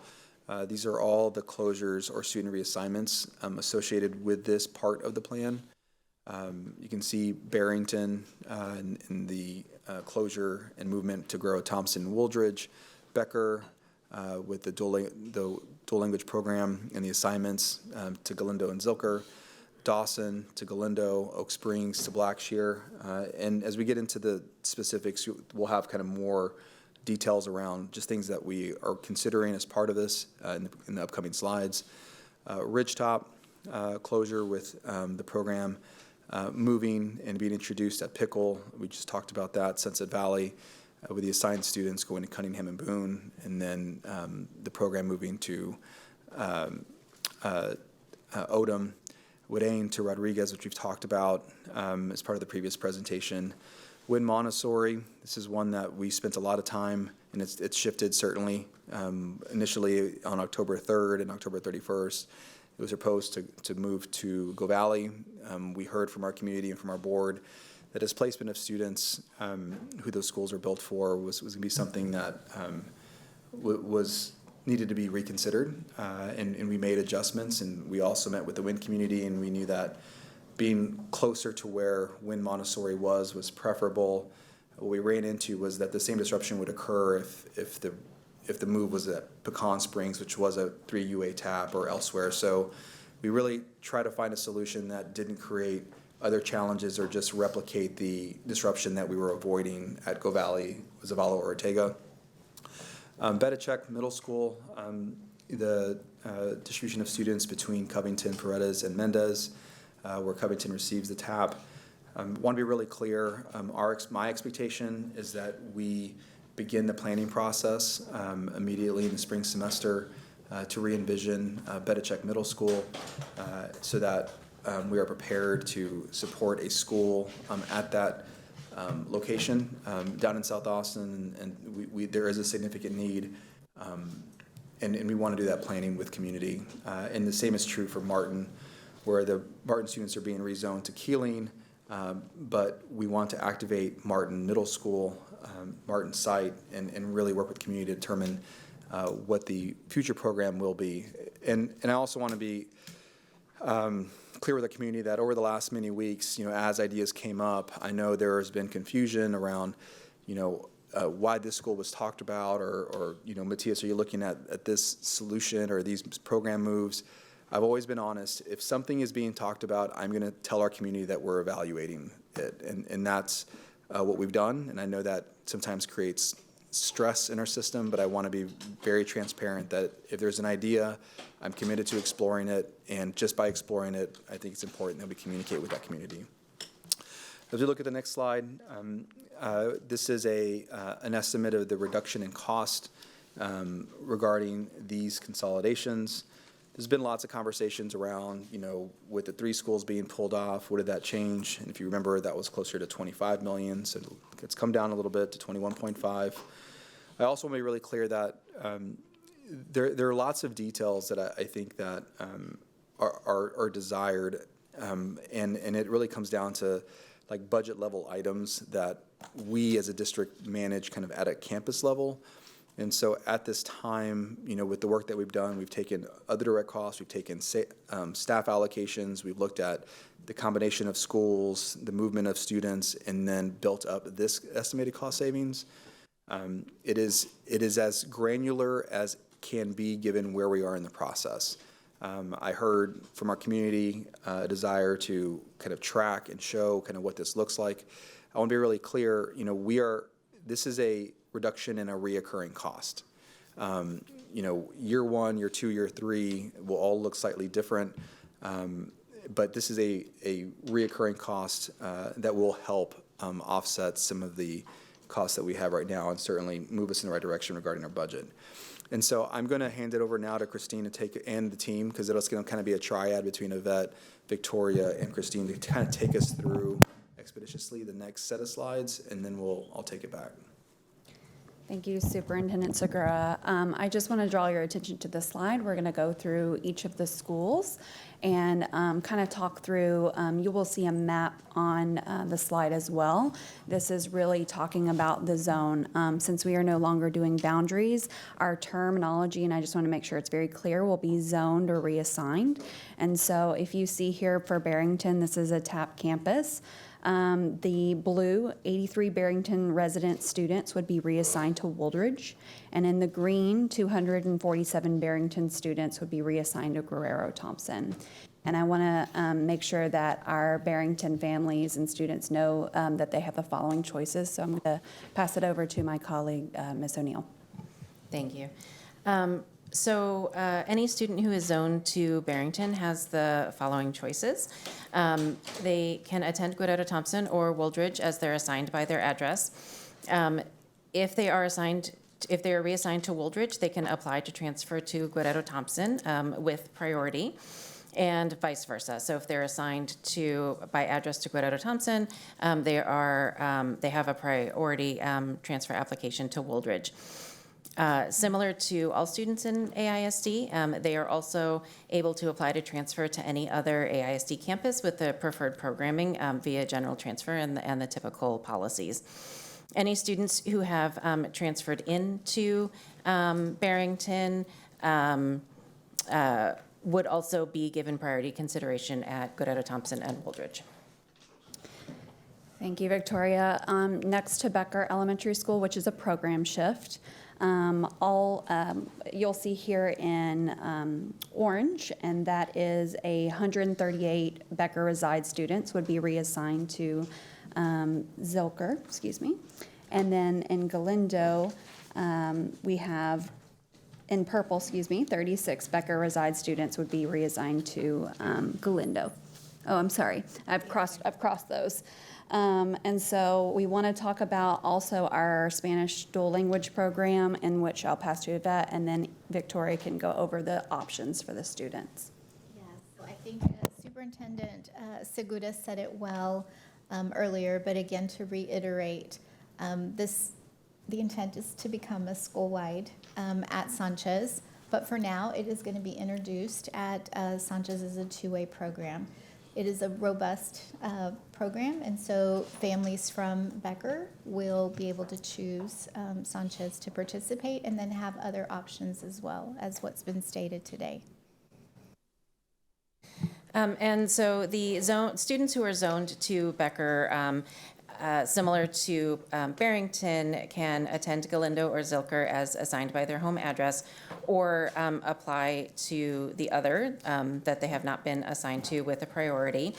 And Becker transfer in students similar. And then with the dual language options, if they apply to Sanchez, that would be they would be first priority at Sanchez, and then at Odom, Pickle, and Wooten, the Becker students would then be have priority there as well, behind the group that was kind of assigned to that campus. And as with every student, all of our families do have open enrollment, open transfer applications to other campuses if that matches what their family's desire is. Thank you. Moving on to Dawson Elementary. This is a TAP. And so we have here the Dawson zone, and that Dawson zone wholly would go into Galindo. And so students have the following choices. So when there is 100% of the students being reassigned to a single campus, that also includes any students who have transferred into Dawson. They can, if they're zoned to Dawson, they can attend Galindo, or they can access the transfer application to any other campus. And students who have transferred into Dawson would be also have a priority status if they apply to Galindo. Next is Oak Springs. As you can see here on the map, we have Oak Springs wholly going into Blackshear.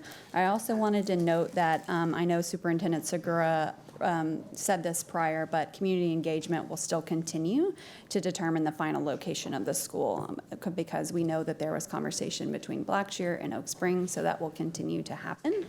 And talking about the students zoned to Oak Springs have the following choices. They can either attend Blackshear Elementary as assigned by their home address, or how Victoria has been stating with the other campuses, they can apply to transfer to another Austin ISD campus with their preferred programming via general transfer.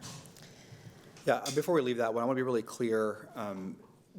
By board policy, we can always introduce a route if there is a hazardous intersection. Yeah. We're already going to go ahead and just commit to adding transportation for students at Oak Springs, even if they're in the 2-mile proximity, to support the students that really just access Oak Springs by crossing the street. So we put that here in the note, so it will come back, but it's committed to, we can do it, not a problem. And we heard that from the community as well. Continue on. Thank you. Next up is Ridgetop Elementary School, which is a program shift. And so as you can see here on the map, Ridgetop Elementary would no longer be zoned, and those students would be reassigned to the neighborhood school, which would be Riley. And there are also a few other options based off of the Spanish dual language program that I'll let Yvette talk about, and then going on to their options for other schools with Victoria. Yeah, so similar to the previous plan, right, of inviting and having families from Ridgetop join Pickle Elementary, that will still continue. So that is still an option for our families from Ridgetop to go to Pickle Elementary. And with the address reassignment to Riley, those students would be treated as zone students, and so they would have that guaranteed enrollment there. They would have that first priority transfer to Pickle, and then Odom, Sanchez, and Wooten as well as that second priority, and again, open transfer applications as well. Moving on to Sunset Valley, this is also a program shift. Sunset Valley, in the pink you can see here, that was the boundary here for Sunset Valley as a whole. It is shifting into 2 to make sure that we can accommodate the student counts. So in the pink, 210 students for Sunset Valley would be reassigned to Cunningham. And in the blue, 91 Sunset Valley resident students would be reassigned to Boone. And so I'll let Yvette talk a little bit about the district-wide. Yes, so for this one, Odom will start off as a school-wide dual language program, just as we had previously talked about. So the Sunset Valley students would have, who are zoned there, would have the opportunity to attend Boone or Cunningham as assigned by their home address. Students who have transferred into Sunset Valley would have a priority transfer to those campuses. The attendance at Odom is prioritized for Sunset Valley students who want to continue with that dual language program. And then Sanchez, Pickle, and Wooten as options as well. And I haven't said it before, but the dual language program, which is currently at 59 of our campuses, is another option for people who want to continue dual language if there's a program that's closer to their home or anything like that. So those programs will also be application options for everybody, not just Sunset Valley. Thank you, Victoria. Moving on to Wadane, which is a TAP school. So as you can see on the map, this is Wadane's boundary, and so those students would be reassigned wholly to Rodriguez Elementary. And so those students zoned to Wadane have the following choices. They can attend Rodriguez Elementary as assigned by their home address, or they can, like all the other schools, apply to transfer to another Austin ISD campus with their preferred programming via general transfer. Let me see what I've missed. Nope, I haven't missed anything. Moving on to Wynn Montessori. As you can see, the boundary for Wynn is a little bit funky there. They've got some two blue parts. And so in blue, the 193 Wynn residents students would now be reassigned to Andrews. And in the purple, 49 Wynn resident students would be reassigned to Pecan Springs. And so I'll talk a little bit about their options here, or Victoria can talk about their options because it does include the option for the Montessori strand at Riley. Yes, so students who are zoned to Wynn have the option to attend Andrews or Pecan Springs by their address. Students who have transferred into Wynn would have that priority if they apply to those campuses as well. And the Riley Montessori strand, which will be established this upcoming year, is holding the priority seats for the Wynn students, and again, the open applications that are available. Thank you. Moving to Bedichek Middle School, which is another TAP campus. So in the green, you will see that 134 Bedichek resident students would be reassigned to Mendez. In the teal, 429 Bedichek resident students would be reassigned to Covington, and Covington would assume the TAP. And in purple, 192 Bedichek resident students would be reassigned to Paredes. And so, again, those students zoned to Bedichek have the choices to attend their school assigned by their home address, or I'll let Ms. O'Neill talk through those options as well. For sure. So because this one is, the middle schools are three-way, it basically is the same pattern. And so if they are assigned to Covington, they would be considered priority at Paredes and Mendez, continuing down the list of schools. And also we will, any student who has transferred into Bedichek would be also considered priority for those campuses as well. Thank you. Moving on to Martin Middle School, which also is a TAP campus. If you can see on the right in our map in blue, 102 Martin resident students would be reassigned to Marshall, that little zone there. And then in purple, 209 Martin students would be reassigned to Lively. And then in the teal, 485 Martin resident students would be reassigned to Keeling. And so Keeling would be implementing the TAP. And so the students zoned to Martin have the following choices. Of course, attend their school by assigned home address, and I'll let Ms. O'Neill talk about the options. For sure.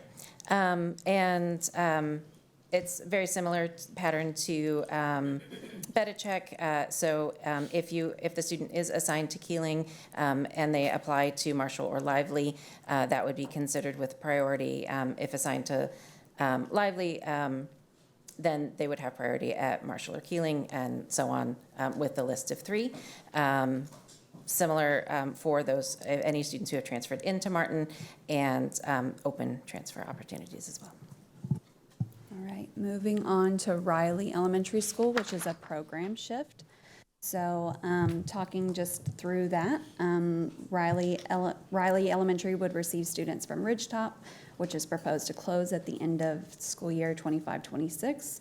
And so I'll let Yvette talk about a little bit about the program moves to Wooten and the program that would be moving from Wynn Montessori. Yes. So for this one, the school-wide Spanish dual language program would be introduced to Wooten, and it would include the Spanish dual language program and the Mandarin dual language program as well. And adding in the strand of Montessori from Wynn as well. So Riley students have the ability to stay at Riley if they would like to follow the two-way, the Spanish or Mandarin dual language programs. They would have priority at Wooten. The Spanish Dual language students also have opportunities at Odom, Sanchez, and Pickle, and open transfer opportunities. Okay, and moving on lastly to Odom Elementary School, this is our program shift. This is the one campus that is proposed to be repurposed as the only unzoned school-wide dual language program at the time. And so Odom students have been rezoned to Pleasant Hill Elementary School as assigned by their home address. And so they have a few other options as well to attend Odom school-wide dual language program via priority transfer. And so I'll let the colleagues talk through that. One thing that is unique to Odom is that as a transition, their current 3rd and 4th grade students in the English ESL classrooms will be maintained at Odom if they choose to stay there. It is a family choice. They have the opportunity to transition to Pleasant Hill as well, or apply for transfer elsewhere. And if there are Odom families who would like to take advantage of other dual language programs, that is also available.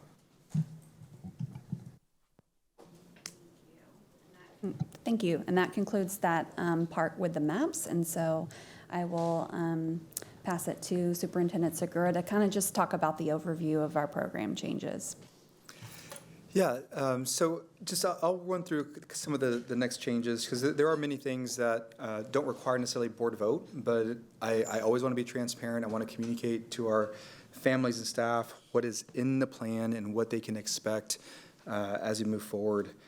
So some other administrative changes. We already talked about the Montessori program, Odom unzoned, which has already been talked about. 6th grade, at those 3 remaining schools, Blazier, Matthews, and Lee Elementary, this has been a conversation with those principals over the course of the year. It is something that we intended to have in the larger plan. I want to be really clear, like, we don't arrive at these decisions or recommendations without principal voice and principal and CAC and conversations there. So this is really an effort to align our system and be responsive to what our community and our schools need. International High School, this is one of those that's been really hard for us. You know, we've been impacted by the changes at the federal level regarding immigration, and International High School has certainly been impacted. Currently, right now, there are 10 ninth graders and 81 10th graders. And so the way that this program works, what we would expect is that next year you would have 10 10th graders and probably the same or fewer ninth graders. So as you can imagine, as a school with less than 100 students projected to get to less than 25, it's just not sustainable in its current form. We had explored modifying and creating a program at Navarro. After going, and working with our staff, it's become clear that just the number of students, and given the supports that are already at Navarro, that the program itself doesn't need to exist in the way that it has. So International High School is going to close down as a campus, traditional campus. But again, we will serve our student population. There is a large number of students that are immigrant students at these schools, and we're going to support them. So certainly want to touch on that. Transportation, want to be really clear that we have made commitments as part of this process to ensure that our students have access to the programs, especially when there is a transition. You heard me earlier talk about Oak Springs. I also want to be really clear that the Montessori program currently already does offer transportation across the district, and we are going to continue that. We don't want to make a disruption in that program. We want to make sure that it's supported as it moves into the new home at Riley. And then there are some options regarding students who are at Becker, Ridgetop, and Sunset Valley because they are closing. They have district-wide transportation. Correct, currently. Yes. Yeah, so that's, it's been there for a little while. And so for Becker, Ridgetop, and Sunset Valley, 2 specific options that are unique here. So attend the school to which they have been assigned by address, which is always the case. And then for 1 year, we're going to provide transportation from the students in the assigned area to the new program. So Becker to Sanchez, Sunset Valley to Odom, Riley to Wooten, and Ridgetop to Pickle. Just wanted to make it clear that we're providing that support during this transition period. And that certainly can be revisited next year. And typically those policies or those changes come to the board in spring, kind of April, May timeframe. So that always is an adjustment we can make at a later date if we need to. I'll hand it over to Victoria to take us through slide 22, just to kind of highlight some of the additional enrollment and transfer policy changes. Yeah, thank you very much. So in terms of the enrollment system and transfer in general, one of the biggest changes that's upcoming is the introduction of a lottery for general transfer requests, which currently have been done on a case-by-case rolling model, and that has caused, it adds an ongoing task to our principals, and it leads to families getting communication in varying timelines depending on the workflow for the different campuses. And then it also was the driving factor behind the dynamic wait lists, which was particularly frustrating, I know, for families. And so by introducing that lottery for general transfer requests, everybody will get notification on the same day. They will be very clear what seat they have been offered. It will be clear what their position on the wait list would be, and that would never they would never go down. They could only go up the wait list. And so we believe that that will be a transformational change in terms of our ability to communicate with our families and their ability to plan. We are bringing in more of a collaborative determination of transfer capacity, balancing our ability to make calculations and predictions and vetting those with the principals. That is also something that we're doing to support the principals who have had a lot of responsibility in that area, which is a lot of pressure. And so we're bringing in definitely more collaboration on that to also help maintain a healthy transfer rate for different campuses. And then we are both maintaining and strengthening the commitment to sibling and staff transfers. The transition priorities have been provided for affected students, as we've talked about through the campuses that we've talked about. And just wanted to add that we are going to be very, very high touch with those applications, looking to see, because we know that every family has choice, to ensure that those are that we're matching students with the campuses that they have applied to, that we are respecting the priorities that we have committed to, and so that will all be, like I said, very high touch before they receive those transfer seat decisions. And the priorities described, because they are transition priorities, will be in place for this spring enrollment season. And just a reminder that transfers are based on capacity, as we have talked about. And then, the next slide shares a little bit about, it kind of generalizes some of the transition priorities that we've talked about when we talked about each individual school. So non-transfer students, so a zoned student who's affected by a school closure, regardless of program, will always have a guaranteed seat at the reassigned receiving school. Can apply for a general transfer to any other campus under the regular policies, and can apply for a new program transfer to any other campus under the regular policies as well. And we do respect the community nature, that if you have transferred into a community and you have been committed to that, then you also have priorities as well. So what this means is that the affected students would be placed first, and then if there were additional capacity and there were additional applicants from students who were not affected by any of these changes, then they would, then we would evaluate those based on kind of the standard policies and procedures and priorities. Mm-hmm. All right, next slide. Yes, thank you. So we recognize that this has been really hard for our community, for our students, and for our staff members. And so we have been intentional with making sure that we're providing supports for our staff and our students on our campuses. And so what we have been doing is from our first release of the consolidation plan, we've had our licensed mental health professionals on our campuses providing support for our staff with our principals. That continues. We have also had our directors of our counseling and our coordinators of our counseling departments meeting individually with the administrators and the counselors on campus to process their emotions and their thoughts behind what the information is that they're hearing, but also to provide opportunities for processing circles for their staff, and as well as making plans for future supports on their campuses.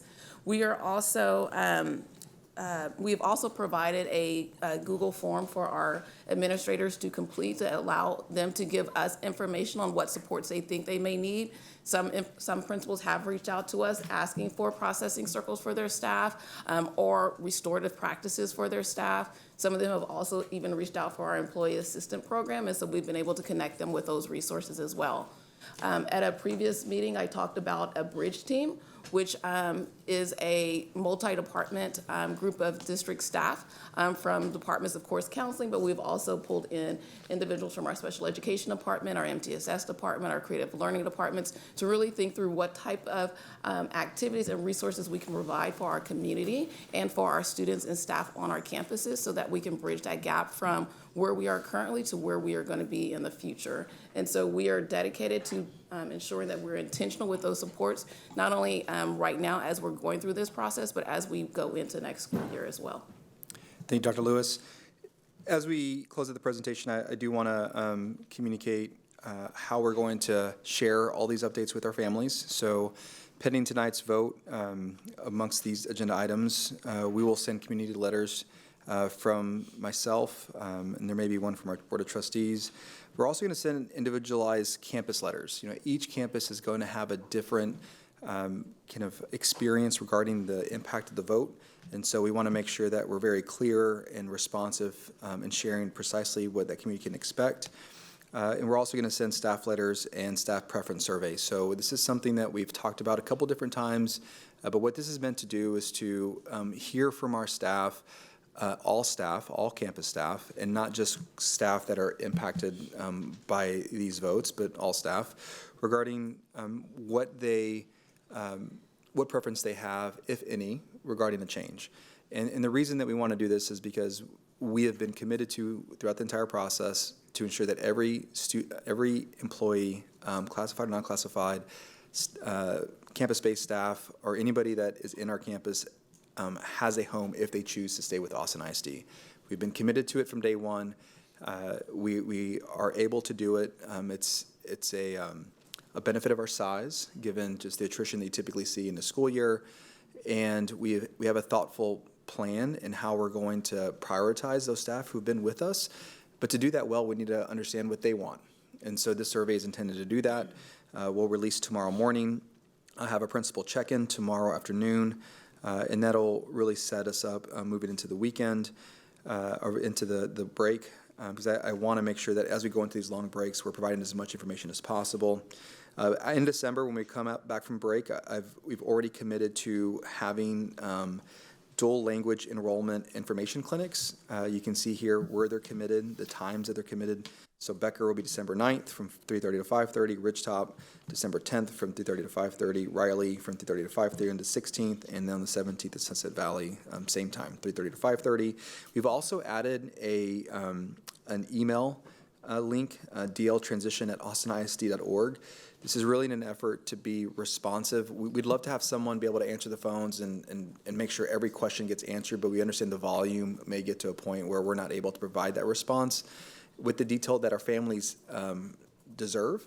And so what we wanted to do, instead of creating any frustration with our families, is just ensure that we have one place where we're receiving all of that, we can track and then immediately respond, and just kind of keep track of that so nothing gets lost. And I also want to reinforce that the nuance of all the different options needs to be well understood. And if we have like a phone bank or people who aren't as familiar responding, it could create confusion in our community. So I wanted to make sure we address it in that way. Next steps on December 18th, I do want to come back and provide an update after I have time to speak to each of our board members regarding what the spring semester will look like, the work around the boundaries, consolidations, anything that, and the academic vision and plan.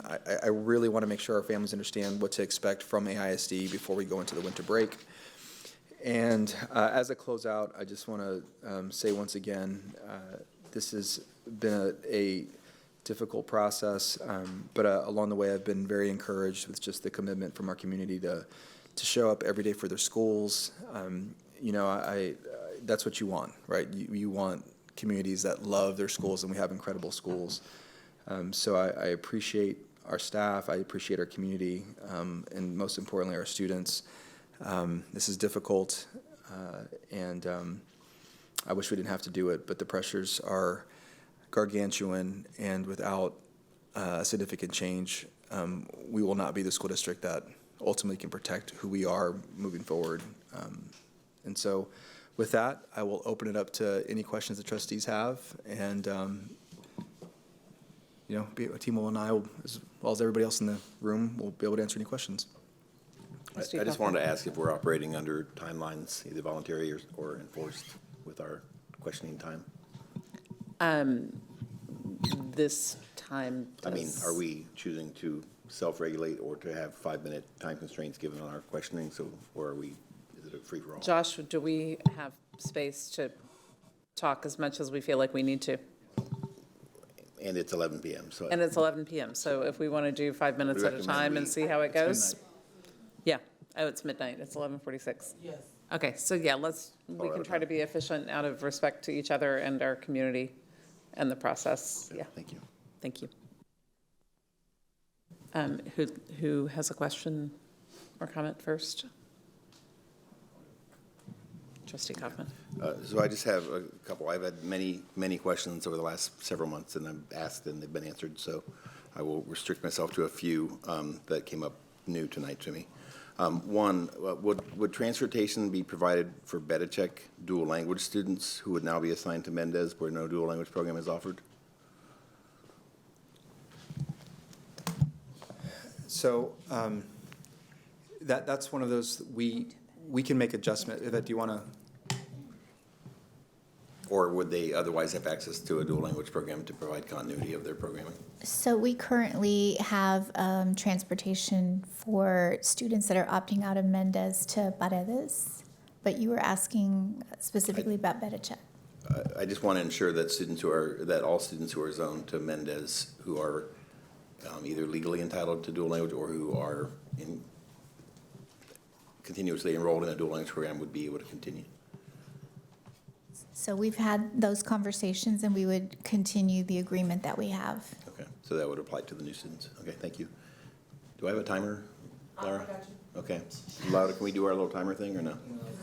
Okay. So the second question, by law, a student's participation in a newcomer program like at International High School is restricted to 2 years. And as in the past at Eastside, the students were welcomed and treated as Panthers, I believe, and were able to continue with transportation for their junior and senior years after exiting the newcomer school after sophomore year. Has that practice continued at Northeast, where students are now Raiders and are allowed to continue their junior and senior year? Yes. And so what would happen now in this case if we have students who are currently freshmen or sophomores at International High School? It said in the slide that they would be returned to their home school, but would we not be continuing the practice of enabling them once a Raider to always be a Raider for those 4 years? So we have also looked at the addresses where students live, and most of them live in the Northeast area where they're at now. So that would actually be their home school. Okay, most. Would there be I others hear who you. would be then unable to continue in that capacity? I think that we need to look into that. Okay, I would like to learn more about that. And then I'm not asking for them now, but I do believe we need more public information about what the newcomer support would look like at high schools. I do think there is a very elaborate plan that is fully developed for what newcomer support can and should look like at high schools. And I think it would be helpful to have that be a little more public, and then also to to really focus in on whether that will be implemented fully. Again, I had millions of other questions, but most of them have been asked already, so thank you. Thank you. Who else has question? Comment? Trustee Whitley-Chu. All right. So I have a kind of question, comment. So with our programmatic changes that are moving, you know, it says that people will be in the general transfer window and they'll find out in March if they have a spot. So if Becker closes, if Ridgetop closes, if Riley closes, they will find out in March if they have a spot at a school? When will they find out? Yeah, so we intend to have the new dual language programs in round one. And typically, so we're on a slightly adjusted schedule right now. We anticipate round one to open in early January, the second week of January, we think, and then to be open for approximately 4 weeks. And so there'll be a full court press to make sure that we get everybody re-registered who wants to be. And then approximately 2 weeks after that window closes, the families would receive notification. What is that date? What is that month? So we are still working on finalizing the exact calendar dates, and so I don't want to Would it be misspeak at this time. February, March? Sounds like it'll be the second week in February. It would be Ideally is what you're, or, before the end of February, I think I can commit to. okay. Like, and I think the enrollment department, since I've been here, has all been about like enroll Austin and figuring out that system. I know that these families, they can tell you in December where they want to go, and I know that we can tell them if they have room. I know there's room to guarantee spots for people to move together. Like, I know that is true. You know, you're saying families need certainty, they really need certainty. If we're wanting to retain families, which that is what, that's like, they have to know, like, they have been through so much, they need certainty of where they're gonna go.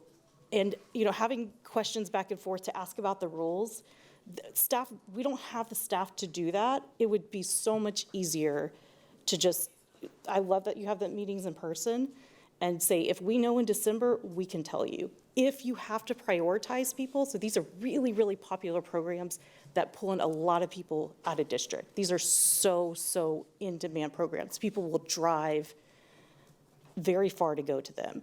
We have to prioritize Austin ISD residents because we are fiduciaries of the district. So Yeah, I think we can let people know. Yeah, so I can work with Victoria. I mean, we know that there's, like you said, there is space. And I want to commit as early as I can. That is for sure.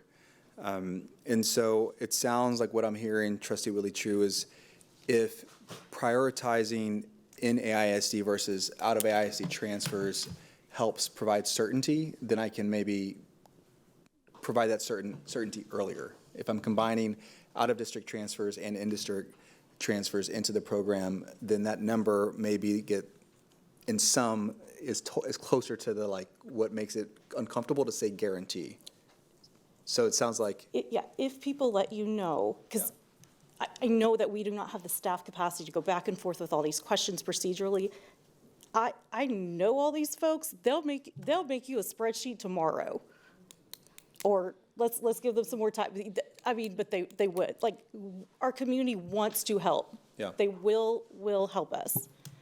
So, I mean, that's good feedback. I mean, I want to get this done. And that's why we're having the conversations at each of these campuses. So maybe what we can do is, Yvette and Victoria, we kind of create a database, and if we can get commitments. Y'all might not even have to create. I'm telling you. Well, I need the data set. But create the data set that will, and with the commitment, right? Because I need the commitment in order to protect the space. Yep. But if we get that early in the amount, I'm certain that we can find a solution that gets us for more information and more certainty much earlier than waiting for all of it to come. It may just be like a commitment from the organization, and then they'll get the commitment from the system. That's just kind of how it has to work, because I have to bundle. Yes, I know. But I want to be responsive to that. I understand certainly how disruptive this is, and if I can provide certainty early, I will, 100%. Yeah, let's not make like what is people's worst case scenario, like for our families, for many of our families on the outcome of this vote. It doesn't have to be, it doesn't have to be worse. And I think families are, we're all tired right now. Yeah. So let me do this. I will work with Victoria and Yvette. We will have a structure in place before we show up to any of those schools that I'll send to our trustees just for awareness purposes. And I can share with you how I can be responsive to that, because I want to do what you want to do. I promise you. I know you do. I know. So that'll give you the Thursday. Well, that'll be the 9th. So it'll be around the same time. But the week we come back, I'll share something with you about how we can get closer to that. I think our community would love that. Oh, yeah. I think we'd also love a list of dual language, of campuses that offer dual language that have room. Because I think we can guarantee spots at more, I think all these campuses are wonderful options. But yeah, just so people know, it might be closer to their house where they work. Like, I know if my kids, like, my schedule is so tight, like, I could only teach at ACC Highland. If they're like, oh, will you teach? No, because if my school moved either more south, like if I got moved south or west, like I would not make it to my class on time after dropping off my kids. So this is for people's jobs and just for their kids. So thank you. Yeah, we can do that. Thank you. Anything else right now? I just had a quick question on staffing. I know several schools have kind of advocated for amendments to the plans, specifically, doing restarts instead of closures, and considering the staffing requirements on the restarts and the ACE model. Do we have any reason to believe, would we be able to staff campuses if we move them to restarts instead of closures? We have, I think we would be, we'd be able to. I mean, the staffing is, the educator staffing is not the biggest challenge in meeting the expectation regarding the state's ACE model, right? Just be clear, like it's not, that structure ACE is something that is set at the agency, and that means that you're going to go through this process and create the structure. Because we have lots of educators that meet that criteria. So I feel very confident that if we needed to, we could find the staff. What often becomes a challenge is the administration. That is really what we've seen in our experience recently, and then what we see across the district, across the state is, you have to have someone who's demonstrated turning around a school, which is an F to a C. And so that would be part of the requirements, that there are different things that we can do. If a principal has experience as an assistant principal that's gone through a restart, I mean, there are things that we can do, but there are very, very few of those leaders that have demonstrated that. So that it's not that we couldn't staff, for classified and educators. It really comes down to the administrative team, staffing-wise. Yeah, I think I meant the entire concern. Yeah. To be able to support that. Okay. Yep. Okay, trustees. Trustee Hunter.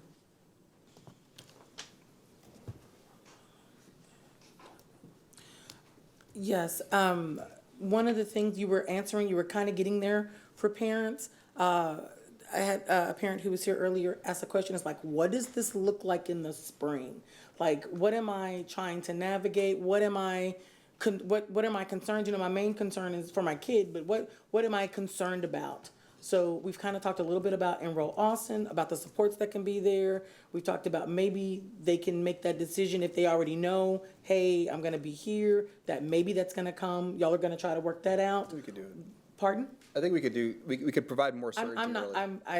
I've done Enroll Austin. I know. Good luck with that though. But I'm asking for parents in the spring. What can they be expecting from their schools? I mean, we have all the other things going on. Is there anything with the TAPs that they need to connect with? And I'm going to attach a question to that. The TAPs are happening, and from what we hear from people, they say my name is on it, but I'm not in it, right? And so as whatever the vote is tonight, and we proceed on the ones that we proceed on, how can we better draw in people? Because I mean, it'll be a done thing, right? Yeah. But it still has to be done.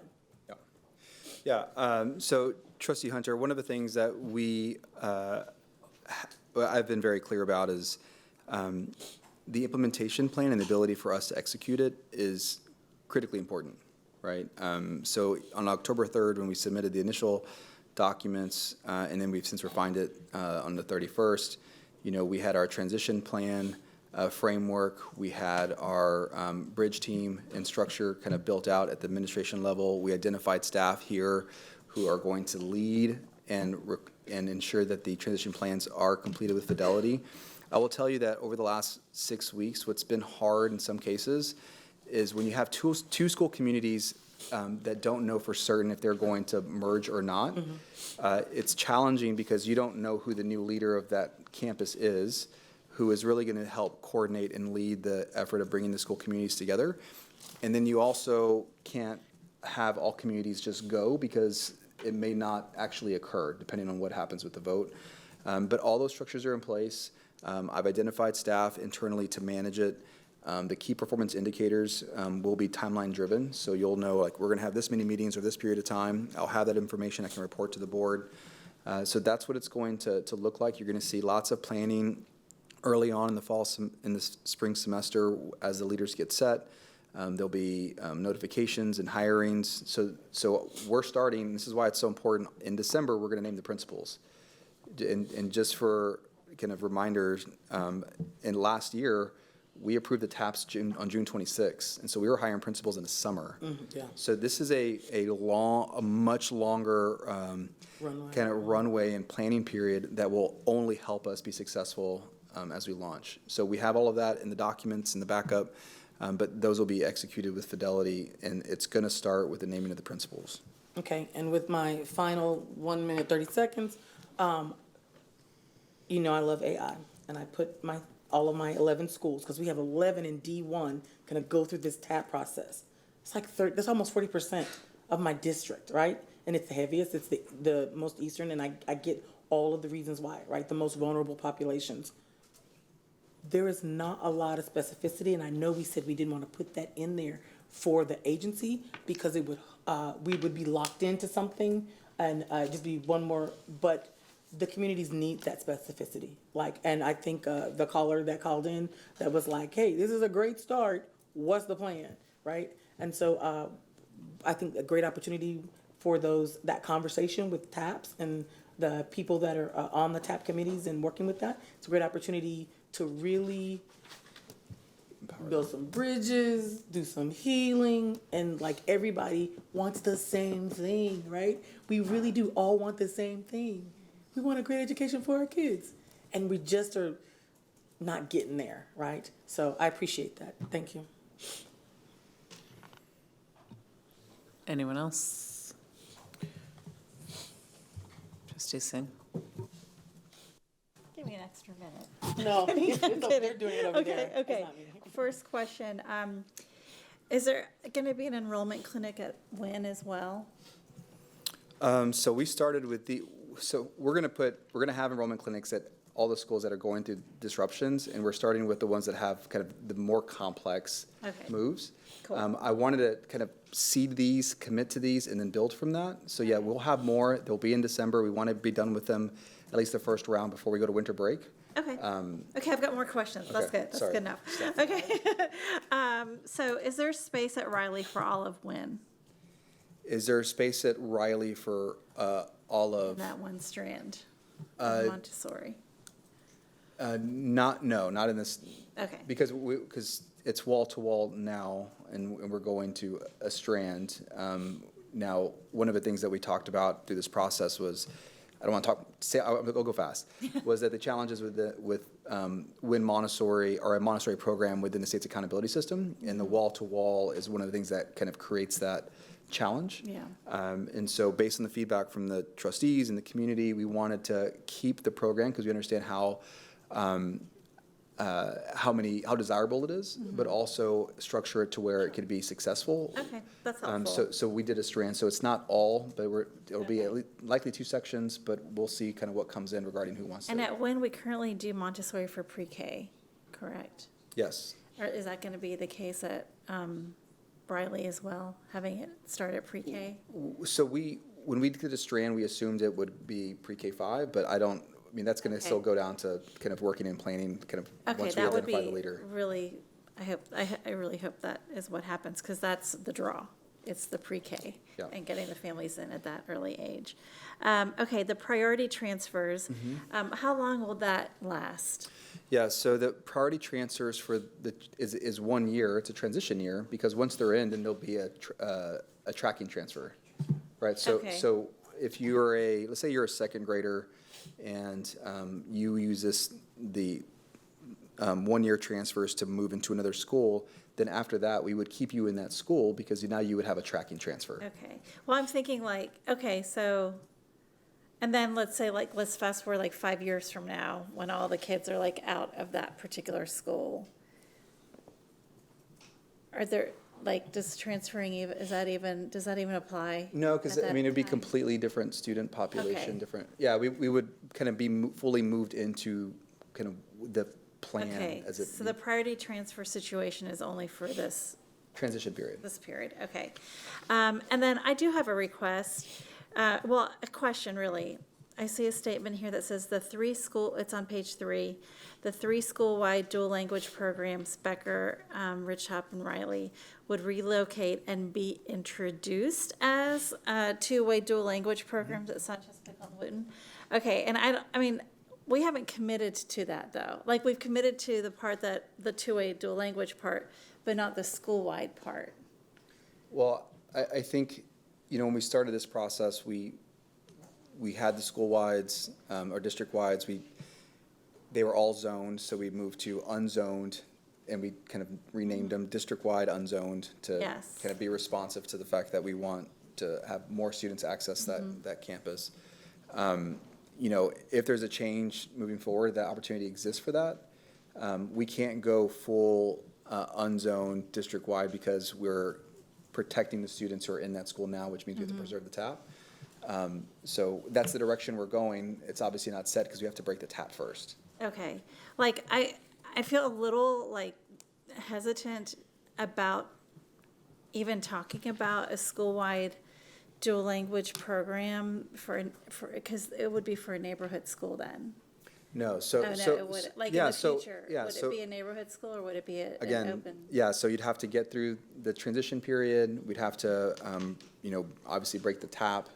And then at the future, you have the ability, right, to transition into a district-wide non-zone school, which was kind of the original plan on the October 3rd and October 31st plan. Okay. The TAP made it, and the feedback we got from the community to keep the students there kind of required.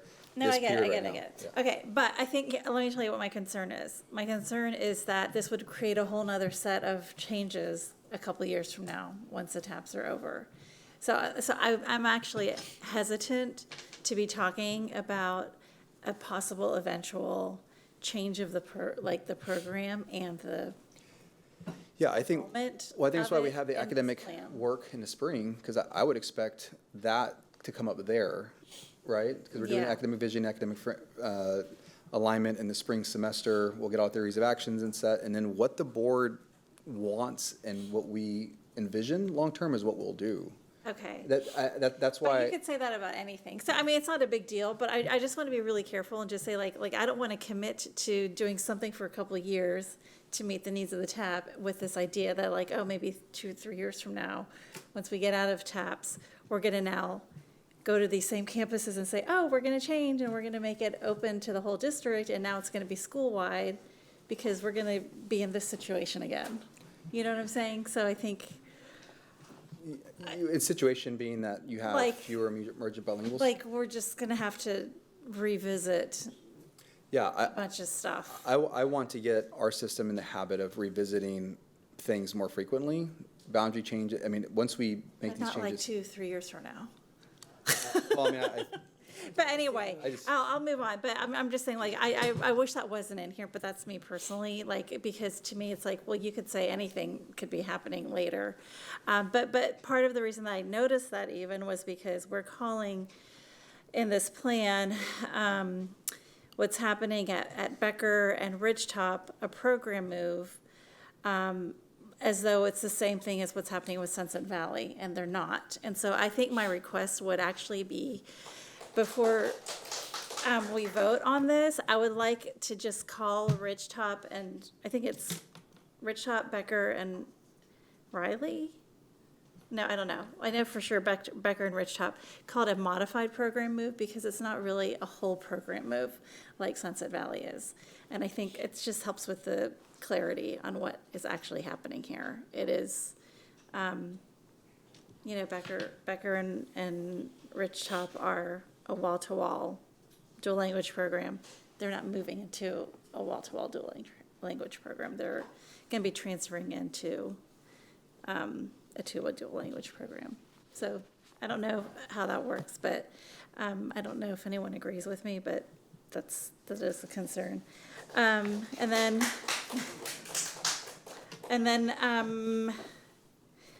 did you get a chance to? Oh yeah. The question so I did get an email about somebody who asked about the transfer priority for a family that is zoned to a school that now is going to have a priority transfer to another campus. We had talked about it. Yeah, that's what we hit. Is it already addressed in here? We addressed it, yeah. So what Okay. you're referring to, yeah, so if there's a split, right, so I'm gonna use Sunset Valley as an example, Yeah. right? You have students that are zoned to Cunningham and to Boone, right? And then you had students that are transferred into Sunset Valley, Yeah. right? So if you're a student that resides in Cunningham and want to go to Boone, you would be at the same priority transfer level as the student who transferred into the Sunset Valley and now wants to go to Boone. So it protects, it gives students options who are in the previously existing Sunset Valley to go to either school that is now the new attendance boundaries Okay. or a transfer. And so when Victoria was talking about it, she would, in the presentation in the slides, it Okay. says it, and then it says vice versa because it Okay, goes thank both you. ways. So to whoever, there's one email where one person said that, and I appreciate that you actually you did what you say you do, which is you read it and you incorporated it. Do I still have time? No, I don't. No. Okay, thank you, that's it. And I'm hoping we could just do like round one, and then if there are more questions, do around two. Yeah, but- certainly. Okay. Yeah, who has not spoken around one? Who would like to speak? Trustee Foster. I have 5 things to start, so I'd appreciate if someone just wrote them down, because I'm just going to run through them. One, I would really love to see from our sort of day one after whatever happens tonight, some clarity and commitment on our communication plans. So day one, which administrators are going to be at our most impacted campuses, speaking with and working with community members, and then right off of that, what is their role in the system? Are they a messenger? Are they a decision maker? One of our sources of confusion, from observation and feedback from community members is they felt like this person was telling them something and then they met with somebody else or another community met with somebody else and the message was getting confused and it was leading to reasonably distrust. So who is going to be, and this isn't really even like a question, this is like, I certainly hope that on day one, we have a plan to visit all of our campuses with our top level administrators and there's clarity in what their role is so that, community's clear. Secondly, I love the enrollment clinics, and between now and, say, spring break-ish, March-ish, what is our plan for one-to-one enrollment support for our different communities? here's a registrar, here's an attendance person, but here are these volunteers, et cetera. What is our one-to-one plan for all of our communities who are going to be massively confused by what's going on? I would, even in the context of our budget restraints, we need some community partners right now. We have some folks who know these sections of town who are really good at bringing the folks in, reaching the folks where they are. They know where folk are eating on Sunday afternoons, et cetera. So if that's a possibility, everything we have to do to communicate with sort of integrity and clarity with our communities for enrollment support. Third, as we do whatever we do tonight, that family voice, our erosion of trust is profound enough that it ain't gonna work with decision, like even taking the feedback and then considering it in the room and then coming back. Where we lost on this, I think, as part of where we lost, is that I believe there was listening. Because in the past, it would be we just do two, and that's it. Then a little bit later than that, we listened to, but we didn't respond. The administration made refinements, but there was a bandwidth gap that once we refined, there wasn't dialogue in between dropping something on folks. And so there's no context, it looks crazy. Even if there's all the good thinking in the world, folks gotta be at the table, walking through it, talking through it. So going forward, where is the insertion of family voice at the table? Because Ridgetown folk, you know, all my friends, all my neighbors, you know, it might even be awkward. They see me on my bike, they're like, oh, they're that guy. Because I've been saying a certain thing, and I haven't even been able to keep up with what the heck's going on. And even as I believe in the administration.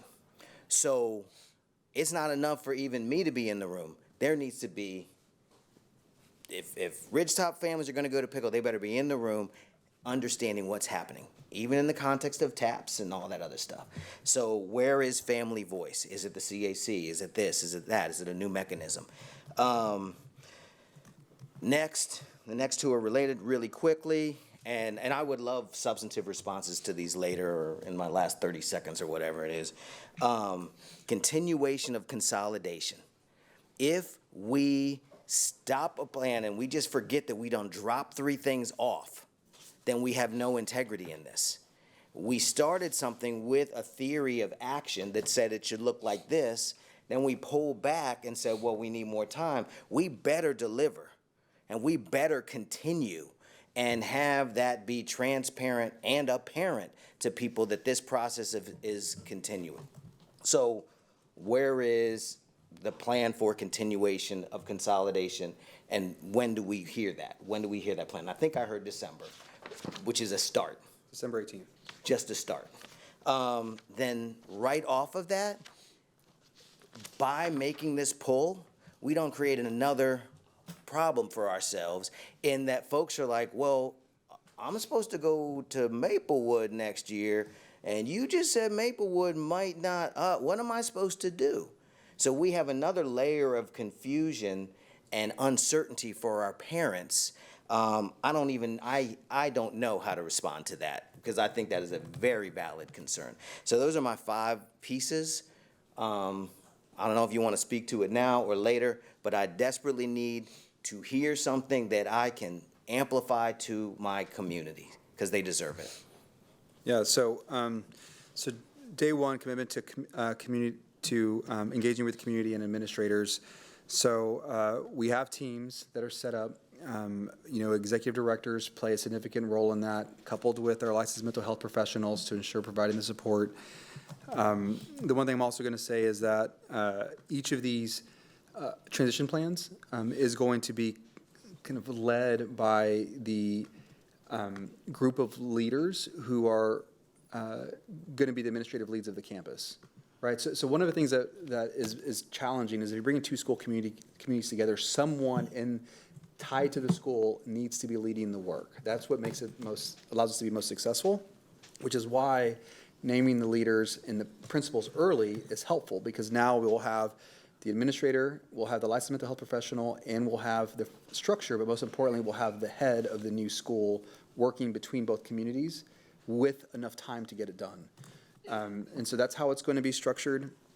As far as one-to-one enrollment, you're going to see me shift pretty significantly. I mean, I'm not that I have a lot of time, but or really much of anything, but I'm going to be hyper-focused on enrollment, not only in kind of the improvements we can make with our families' experience, not only in the platform, but just our support of families as they navigate. And we can get to a place where we have one-to-one, which may not be necessary everywhere, but the ability to get there in certain communities, we should be able to do, whether it's leaning on partners or otherwise. I think on top of that, we also have to be very intentional about finding those students who are not choosing Austin ISD, but have really, really strong options available to them. Like, we need to be hitting that hard. Family voice, regarding the process, I kind of touched on that. We have a bridge team who's being, the structure of that's being led by Stacia Pascal, who I think many of us know. So she is going to be the person who kind of, is ensuring that all the voice kind of comes together between the school communities, but as a direct report to the chief of staff, so that we have an expectation that it's getting done. So she's the person who's going to help ensure that all the people are in the room. The action of is going to be done primarily by the executive director, the principal, and the support from Dr. Lewis's team. So that's how that's going to work. Regarding balanced enrollment, consolidations, and boundary changes, that's why I put it in here as when we're going to come back and talk about it, because I need to understand, where each trustee is. I think I have a good understanding, but we haven't talked about it. As I said before, I'm committed to doing the work. It's something that has to get done. I think boundary changes, reducing the number of seats, but most importantly, feeder pattern alignment is something that has to get done. It just has to get done. I think the sooner that we're able to do it, the better off we're going to be long term. But again, I'm bringing it back on the 18th because it'll give me the time to meet with each trustee and kind of bring up a plan that I think will be supported. I think I got through the 5. What do we say to the 1 years? As far as like Maplewood and Campbell, or Bracker Woods or Palm, right? Is that what you're referring to? Well, because an action isn't taking place right now or before December, 26, 27, they're going to operate the way that they had operated this year. And that's what it depends on how today's vote goes, but that's what I would expect to occur, and I have no problem communicating that. And so as we move through the process in the spring, regarding academic vision and the work we do around boundaries, consolidations, then it'll kind of come back up.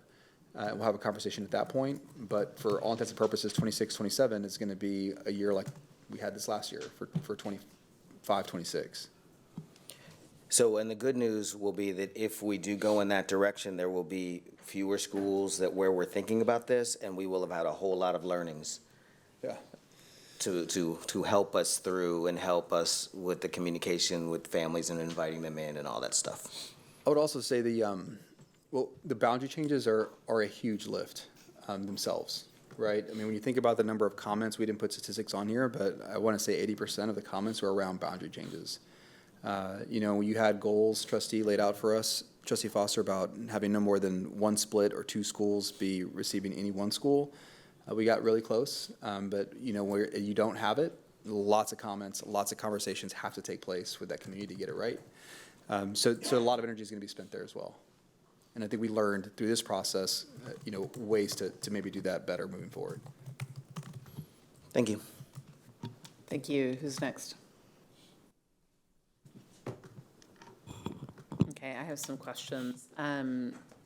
Josh, would it be possible to put up the projected student movement and fiscal impact slide from the appendix, the financial appendix? If not, I would just love to get some clarity on the calculation about what we're going to see if we have attrition, just so we have some clarity and accuracy with our community. On November 10th, when we met, there was a projected student movement and fiscal impact slide, and it's in a link in one of the documents in today's presentation and today's attachment. Modeled 470 students as a high as 10% of the reassigned students as the potential loss. But the multiplier was the basic allotment, 6215. It wasn't the WADA. It wasn't the actual per student funding. And that gave us the number of $2.72 million lost from the district if 470 students leave. I think it's really almost twice that, at least about, significantly higher than that, maybe not quite twice. And I would just love to make sure we're looking at the most accurate number for that. So what is our WADA? Do we know right now what our weighted average daily attendance number figure is? It's over 10. I'd have to go back It to. was, it was over 10 when I calculated $1 million. You want to define what that is? For 72. Weighted average daily attendance, yes. How it's calculated? How it's calculated in a very complicated way. Weighted average daily attendance takes the basic allotment, has multipliers that go with it, and then also factors in attendance. And so it's a complicated number to get to, but it's really the accurate per student funding number with a few other things. And our total per student funding number is more than $10,000 a student. And so multiplying by 6125 rather than 10 plus really underestimates the fiscal impact of any students we may lose as part of this. And I just want to be sure we're factoring in accurate numbers. That's a question our community has had over and over and over. So if someone, while we're here, could come up with a better calculation so we can talk about that in a minute, before we vote, that would be helpful. Well, I don't disagree that weighted average daily attendance is a better multiplier to use. If that's what you're saying, is that? Yeah, I would just love to, instead of saying if we lose 470, it's 2.27 million, I'd love to have a more accurate number. Yeah, and just to be clear, not every student has the same weighting, so we're using an average. It's the average. So there are students who we get compensated from the state more because the needs are greater. Absolutely. And so we didn't break that down by each school type or student in each of these schools, so. Yeah, I'm looking for a gross, number, and I'm not going to quibble with the guess about how many may or may not leave. I just want to understand, for every 10 who leave, it could be this much. However we want to talk about it, I just want to talk about it with the numbers that match up. Thank you for that. I'd love to know what we get for a dual language student on top of that as we're talking about who we might lose. That would be helpful as well. And really appreciate, Trustee Whitley-Chu, your point about enrollment and understanding, getting information to families quickly. We know that charters recruit this time of year. We know that private schools recruit this time of year, and that anyone who's going to choose that has to put a deposit down quickly, has to make a commitment to that charter school. If we don't act, for a family who needs a school for their child, that's what your work depends on. It's what your child's, kind of education depends on. March is like musical chairs, and no one's going to wait for us if we wait. We have to get that done, and I really appreciate prioritizing that for our program changes and anywhere else that is going to happen. And I appreciate that you're prioritizing staff and trying to get information to staff quickly as well, because that impacts their lives as well. So thank you for that, and really deeply grateful to hear that recruitment information. We can get our budget in balance by cutting, and we can get our budget in balance by bringing people back. And I know which one I prefer. I think I know which one our community prefers, and we do have a lot to offer families. And we can do a much better job, and I know there are many, many people in our community who are ready to volunteer and ready to go out with us and help us do that. So I really want to be sure we're being thoughtful about that. And I will ask the rest of my questions next round. Thank you. Okay, who else? Still round one? Yeah. Okay. Are we still round one? We good? Okay, round two. Trustee Kaufman? So I just want to go back to the school-wide dual language programs. So will every student currently enrolled in dual language, whether emergent, bilingual or not, have a dual language space available to them in Austin ISD? That has been our commitment from the beginning when we started this process, was we were looking at the total number of seats of participants at the 4 schools, emergent bilingual and non-emergent bilingual. So are we maintaining the commitment that's in Chapter 89 to provide a continuous enrollment in the program? The continuation, yeah, the continuity. Has the administration examined and considered every proposal that would allow for a dual language program in 78704 that would hold every current Becker student while approaching a balance of 50% emergent bilingual students? So there were several elements to proposals that came through, including having 5 school-wide schools, looking at Sanchez and Becker-Dawson. So we looked at a variety and modeled it with program enrollment at several schools and within a 4-mile radius as well. Thank you. And $311 per student for non-emergent bilingual in a dual language program. And I said at the start of this process that I would not vote for closures without evidence of budget savings from previous closures. I have been convinced that there were legitimate reasons that the budgetary impact of 2019 closures couldn't be calculated due to COVID and other leadership changes and everything else. I have been somewhat persuaded that the projected savings and reinvestments from this proposal are likely. But I want to amplify the message of the caller at the beginning of this evening who insisted that the administration track and report on the budgetary impact of any closures. If we close any schools tonight, we owe that to the next generation who faces potential closures, to have good evidence, good data to support any decisions that are made in the future. I just want to amplify that voice. No, I think that's a great suggestion, and we're happy to do it. I want to be really clear that a reduction in cost doesn't equal a reduction in your budget. So, because I think that When I say budgetary impacts, I mean investments and savings.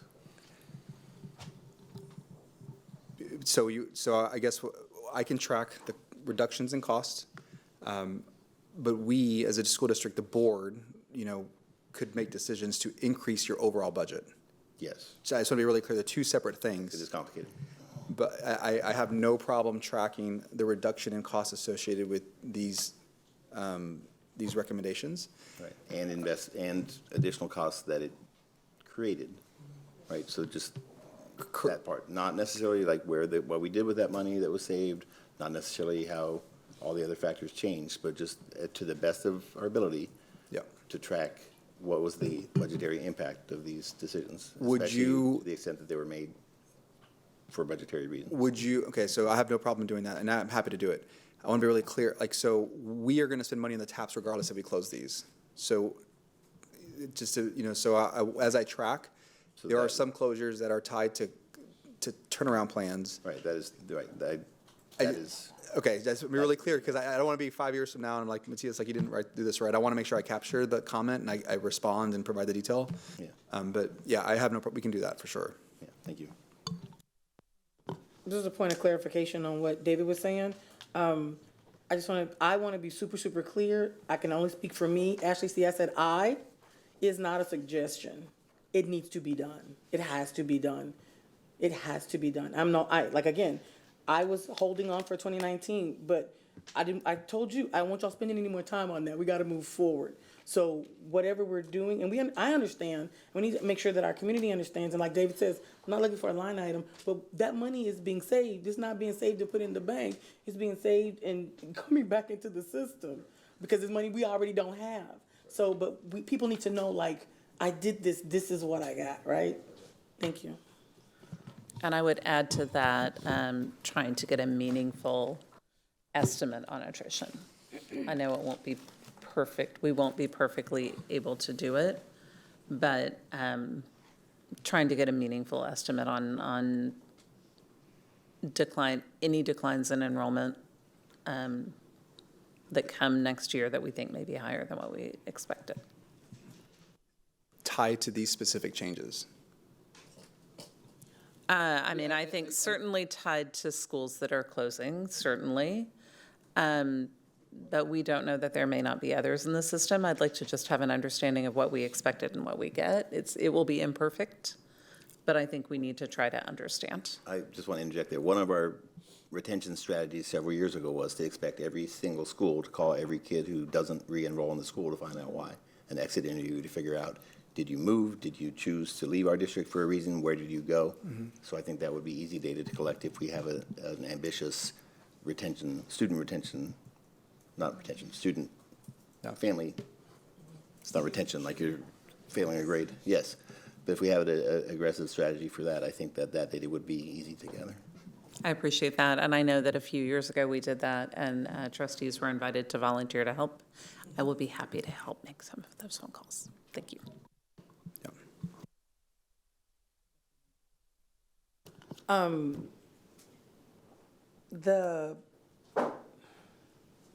The modeling, yes, for that, but that is not the only pressure, right? So, and again, I don't want to use administrative time. I feel like this is the thing, like if we had an office, that office could do that, right? So the modeling needs to include the fact that now anybody can be an online school. Like you can be a student in Austin and go to school in Chicago, right? And graduate from high school, because that's now been okayed. February, the vouchers come out. Like what do we estimate that might draw, right? Artie was talking about, like a charter is closing. I was like, yeah, but they're not gonna go to public school. They're just gonna go to another KIPP. So we can't count that. And I know, I don't think we've done a good job explaining about demographics. Yes, there's a new 600 apartment complex going up of studios. That does nothing for us. And so just because something is going up and it's tall and it's big, that doesn't count for us. So that modeling, again, I don't want it to be too big, but like worst case scenario, what could happen? Just so, what if it never happens? But just to be able to know, and I think our experts who have already spoken to the district have mentioned those things that I've just mentioned. I didn't come up with all that. But those experts are saying, like, this stuff is happening. You should be thinking about it. And I know we have a lot of other things to think about, but I think that's that's important. Yeah, Trustee Hunter, I appreciate that, and Trustee Kaufman, and I appreciate your comment as well. I always want to develop thoughtful models, but I want to make sure our assumptions are founded and can be kind of backed up. Going through lots of different changes in Austin ISD since I've been here, there are things that you see and hear, and then there are the way things play out.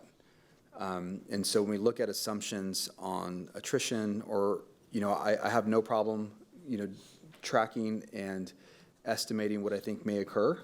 And even as Trustee or President Boswell said, making phone calls, and if a family leaves, which I hope they don't, we understand why they left. We do better at secondary when it comes to asking those questions. We don't do a good job in elementary.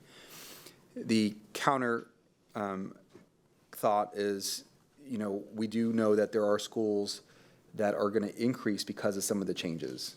That there are students who had not been accessing AISD who are likely to come back. One example I would argue is probably Martin to Keeling. And so, I'm not going to estimate that. I know right now that there are families like asking about it and wanting to come back into the system because of that connection now. But I'm not going to go and make an assumption. So I just, almost whatever we do, it's going to feel like it's not accurate because the assumptions are all over and there's other pressures. But I will do my best to model these specific changes, model other changes in this overall plan, and then kind of track, other pressures, immigration and vouchers. And we've done that, but again, it can be challenging. Understood.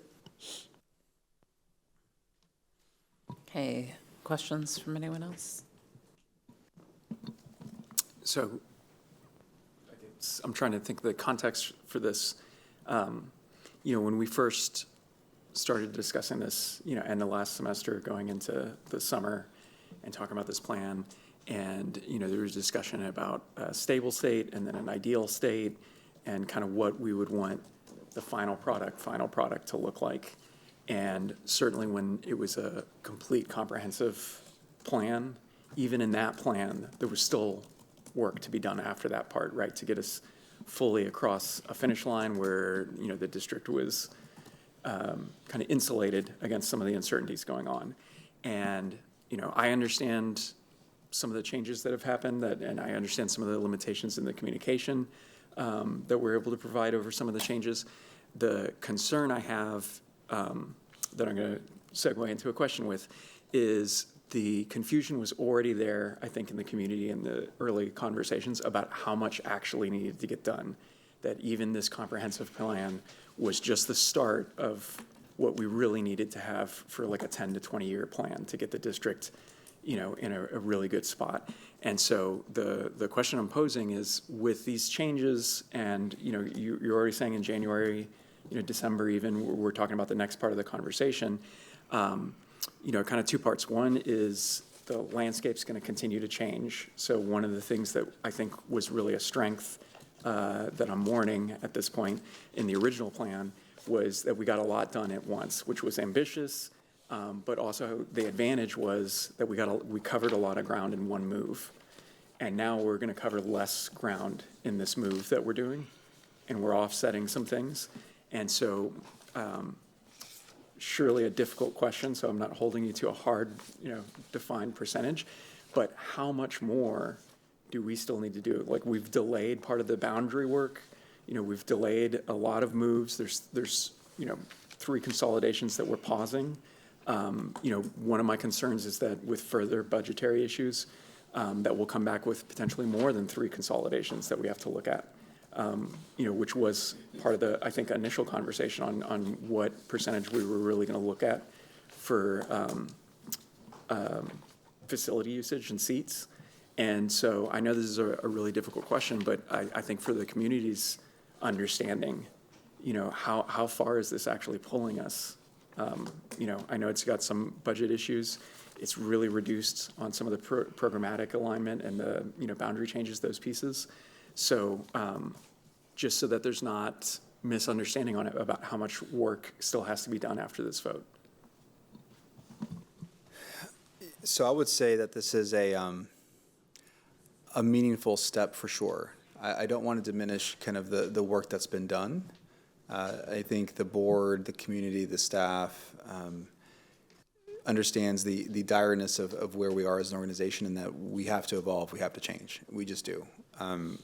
The accountability risk, the budget risk, the, you know, TA agreed order and special education risk. I mean, the list goes on and on and on, and we've navigated them together over the last 2.5 years by making hard decisions and implementing with fidelity. Like, implementation is, I think, more of a strength now in the district than it has been in the past. That being said, you know, there will be more. It's hard to communicate what that is because it comes at a price, you know, and I think we're at a point where we're kind of at the edge of fragmentation of the system as a whole, right? So a lot of what I think about in the work that we take on, it's about moving us forward, but making sure we're moving together. And, you know, if you push too hard, then you don't all get there together. And I understand that it feels like that already. So even more would make it harder to get there together. So it's this constant balance of improving, refining, reducing costs. I mean, this year we've done a really good job already this year of reducing our costs. You know, we had some cash flow challenges, but overall expenses have gone down. And so, you know, you're seeing us kind of make that turn, which we did last year, and continue to drive down our cost. And so I would say that it's going to come back in some form. I think the other thing that's going to come back are what other things, knowing how hard this is, need to be back on the table. That's the question. You know, there are things that we took off the table in 23, 24, 24, 25. And the question to the trustees after we have one-on-ones and we can get back to December is, should any of those come back on the table before you have the next conversation or not? Right? Because we did bypass, we didn't, I want to say bypass, we elected and decided not to do certain things. So it's been a meaningful step. Even when it comes to repurposing of properties. I mean, we talked about, you know, months ago, you know, Rosedale, and we talked about Brook, and those have been challenging. Like, nothing is simple, and everything takes time. You know, everything takes time. And so we have to be really thoughtful, we have to be really intentional, But this is a meaningful step. I don't want to diminish that this is a good step in the right direction. But there'll have to be other steps, but that's going to require conversations with this body here, and then, going forward together. I'm straining to think if there's a better way for me to ask the same question, because I understand what I think you're you want me saying. to ask, like, how many more consolidations? Is that what I'm trying to figure out, like, how to respond in a way that gives you the precision? Suggest something. So we're I think 7,000 seats are being addressed with this plan. A little less than 7,000. And what's the number of empty seats we have in the district? Yeah, so the number of empty seats is a little over 20,000. Okay. And I want to be really clear, before we started this process, we adjusted our capacities to align with how we operate, right? So where schools have designated classrooms that are 10-to-1 ratio, because we have to make sure that we have certain spaces in our schools that can support our students who receive special education services.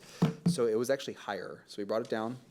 And then we went through a process of creating healthy utilizations for each of our schools, between 85 and 95%, which allows you to kind of be in the space where if you grow and a development occurs, you don't have to go get a whole bunch of portables, you can flex bigger, but you're also not so small that you don't get the staffing allocations that you need to be successful. So 85 and 95 was kind of the goal of the work.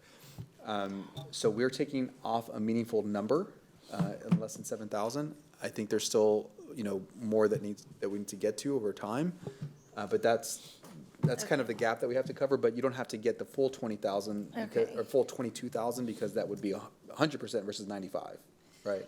So, but we're about a third of the way through, in terms of. I would say more than a third. Yeah, I mean, again, it's a meaningful. I want to be really honest. It's a meaningful step, and I would say that the seats that we're able to address in this round are some of our more expensive costs per seat, right? And that's just a function of a mature school system. We're 144 years old. There's a lot that's occurred.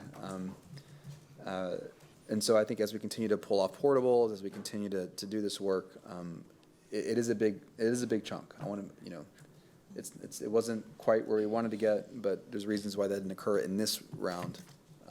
But it is a meaningful step.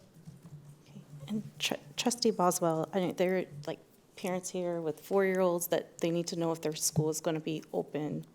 They're going to be there at 7:30. There's teachers that are going to probably be at work at 5 a.m. Are we okay with moving? Have we asked and answered what we feel like we want to ask and answer?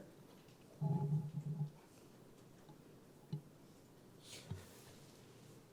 do you think?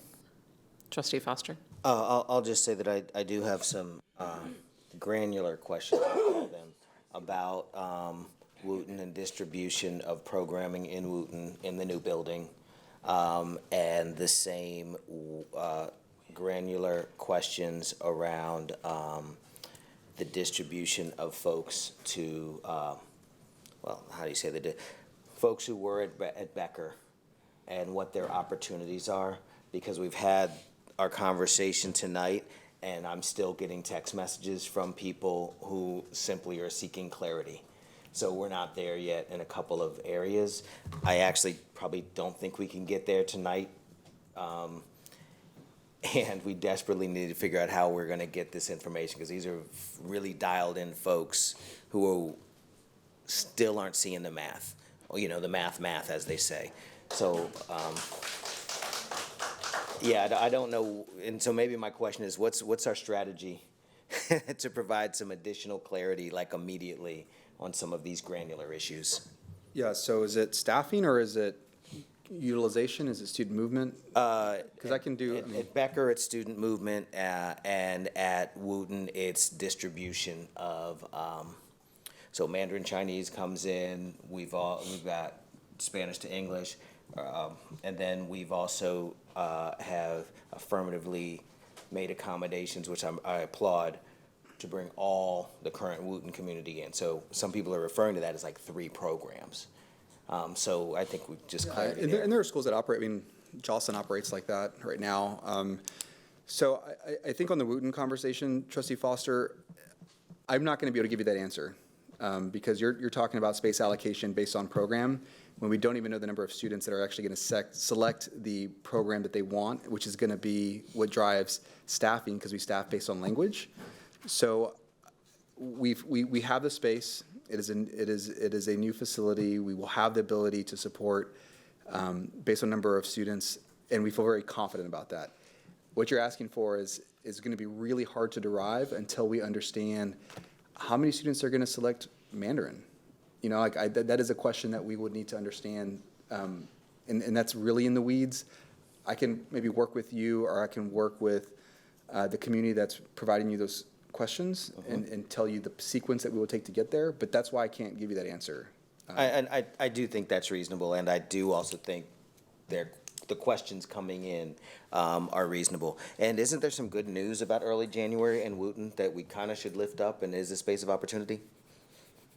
Talking about the groundbreaking, the ribbon cutting, the groundbreaking. Yeah, ribbon just cutting. our kids are moving in, right? Yeah, I think there's been there's in the midst of all this, we've actually been constructing and modernizing and implementing the 2022 bond program. So there is a lot that's coming online in the near future. The first set of schools will deliver here kind of mid-year, which is really incredible. It's actually, it's something that's kind of gotten lost in a lot of this. But yes, there are good things coming. So instead of losing it, let's leverage it and really be there for that moment, but also see that as a moment to communicate. Yeah.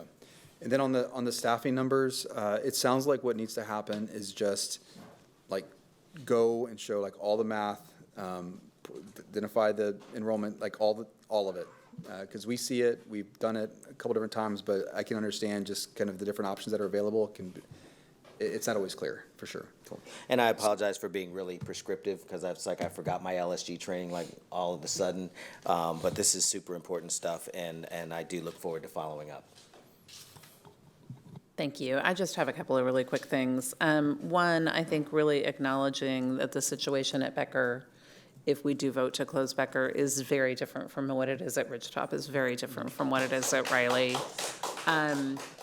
And I really support Trustee Singh's point to name what we're doing. What we're doing is not what was originally proposed. The genesis was trying to bring more diversity into our wall-to-wall programs and trying to find that balance at a moment when we heard some speakers talk about how we're moving away from diversity as a community in so many ways. And I think naming it accurately, whatever we want to call it when we vote, I welcome my colleagues to come up with ideas to name it really just something more truthful, if that's what we're going to do. Not that it was meant to be untruthful, but something that's more accurate. Also really want to ask if there is a way to guarantee Becker families a spot at either Sanchez Odom, or a few people have proposed adding two-way classrooms at Galindo. And if there is a way to guarantee one of those three to every Becker family who would like that. I think there's a way, certainly. I need to confer with Yvette. We've looked at that as actually, and just to, I know Yvette said this, but when we got the ideas from community, Yvette spent like weekends like going through it and producing the documents. So we have a good understanding of what's possible, and I think that's something that we could certainly get really close to committee. I just want to talk to her. Well, my hope would be that maybe even more than that, you could work with just directly with the families to find things that work the best, if that's where this goes. Well, we're definitely committed to doing that. I just want the guaranteeing of the three. I'd like to be able to do that, but I just need to be able to talk to the team before I can guarantee the three versus committing to ensuring that our Becker families get the most available options that meet their needs. And that keep as many people together as they can, because they don't have the opportunity to get together like the other schools do, and that is, it's a real loss. People are mourning for a reason. People are unhappy for a reason. And closing a thriving program and splitting a community, when that was really something we tried very hard not to do. I think just we need to be cognizant of that. Thank you. Other thing is, for international, is that reversible if our policies that keep international children out of our country become reversible and we end up with that need again, do we believe we could restore that program Yeah, I mean, in a meaningful way? Is it, if we break it, can we bring it back? Any campus that's in good standing, any program you want to introduce, we can do. That's not, we could bring it back, certainly. It may look different, but Yeah. we can definitely bring it back. Okay, thank you. Anything else? Trustee Hunter. You mentioned about when, and no, the whole school can't go. I think that makes what Trustee Whitley Chu asked for even more important, because not everybody will choose to go across tonight, right? Those like, oh no, Pecan Springs right here, we're good, we can walk to Pecan Springs, or Andrews is actually closer to my mom, and the kids are going to go there after school. So, because if my concern is that I'm gonna make up a number, 200 seats, right? And then 300 people want to go. Is there, I know we're moving away from portables and all this sort of kind of thing, but is there a way we can accommodate that? Because the point is, we just trying to break the tap, right?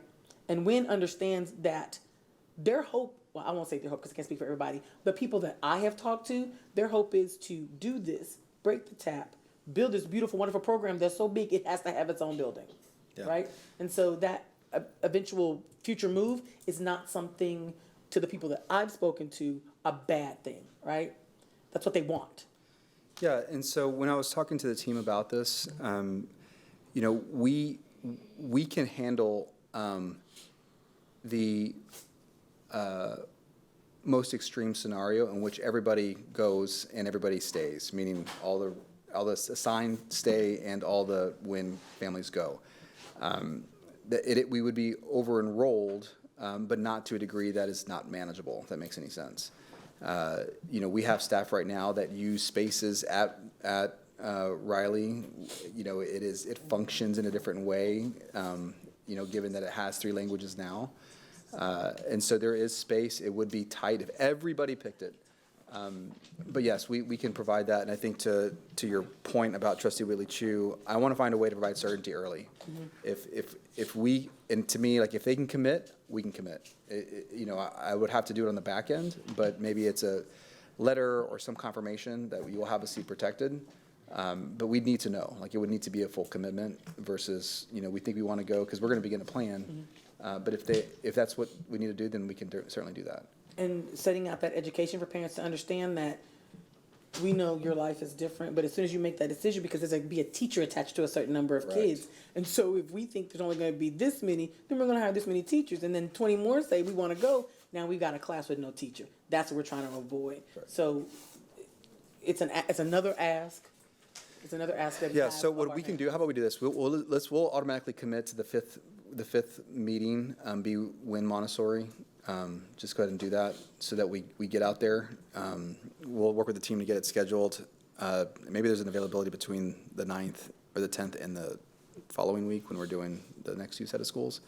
But we can commit to get that one done in that same kind of range of times and not move it to another group of schools. And then I'll work with the team to figure out what we can do to confirm seats early, even if it means you're not going to get a little note from Enroll Austin, but you will get a confirmation from superintendent. I mean, we will figure it out. We will do it at the back end. I think that and Riley's so generous with their space, inviting people in to do that. We really appreciate that. And then last bit, because we'd already worked with Pickle and we got that, and we worked with GT in Barrington, we got that. The Oak Springs, those conversations have to continue. That's day one tomorrow.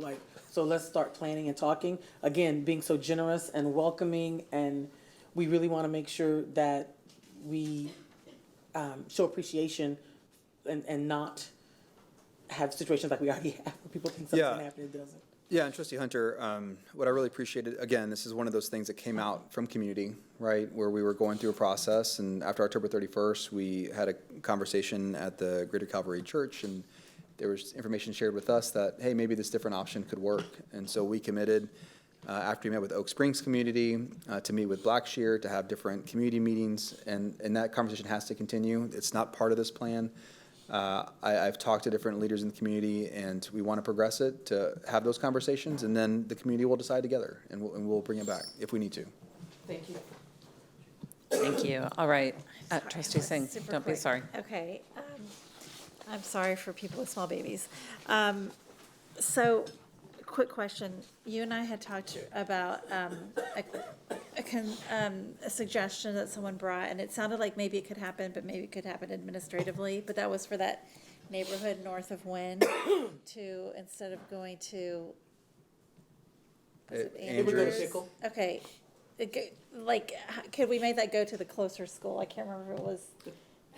Is that what you had just, is that what you were? Yeah, just so you saying? can bring up the map. It's Yes, the that piece little by piece. itself that's on the northwest side of the island. attendance boundary. Yes. And so, what was the conclusion with that? Yeah, so that could be done via an reassignment.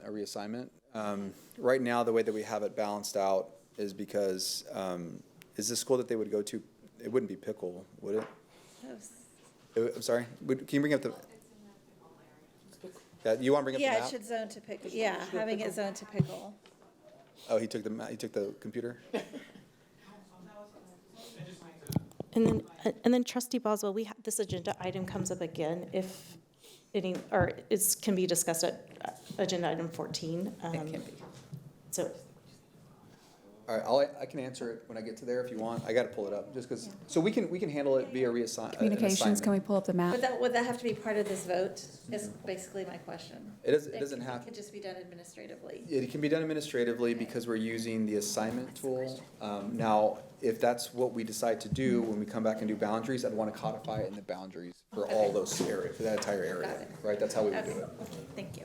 But I think we need to probably have multiple conversations with that community before I actually do it. 'Cause I've only, makes sense. I've only heard it one time. Yes, makes sense. Thank you. Okay, we probably don't need to bring it Okay, up. thanks. All right. Are we ready to move to our consent agenda? All right. So, there's the map. Are you talking about the? Yeah. Okay, that's fine. We got it. Thank you. Okay, we'll now move to the consent agenda. Does anyone have a consent agenda item to pull for a separate vote? I make a motion to approve consent agenda items 6.1, 7.1, 7.2, 8.1, 8.2, 8.3, 9.1, 9.2, 10.1, 10.2, 10.3, 11.1, 12.1, 12.2, and 12.3.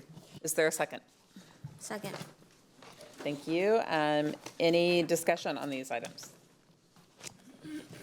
All right, having a motion by Vice President Willie Chu and a second by Trustee Quintana to approve agenda items 6.1, 7.1, 7.2, 8.1 through 8.3, 9.1, 9.2, 10.1 through 10.3, and 11.1, 12.1 through 12.3. All in favor, please raise your right hand. And the motion carries by all those on the dais. Thank you very much. Next up is one moment. Do we have a motion to approve item 13.1? Yes, I move to approve agenda item 13.1. Okay, is there a second? Second. Thank you. Any discussion? Okay, having a motion by Vice President Willie Chu, a second by Trustee Quintana to approve agenda item 13.1. All in favor, please raise your hand. All in favor, Kevin? Oh, you're abstaining, sorry. Abstaining, all in favor? Yes, okay. All opposed? All abstaining, including Kevin. Thank you. Okay, motion is 7 in favor, none opposed, and 2 abstaining. Next up, 13.2. I move to approve agenda item 13.2. Is there a second? Second. Thank you. Any discussion? Yeah, Andrew's on, voted. and Andrew voted, yes. Okay, cool. Yes, Andrew voted, yes. Okay, any discussion on 13.2? All right, all in favor, please raise your right hand. Any opposed? And abstentions? Thank you. Motion carries with 7 in favor, 0 opposed, and 2 abstaining. Do we have a motion to approve agenda item 14.1? I move to approve agenda item 14.1, approval of TEA turnaround plans. Is there a second? Second. Okay, any discussion?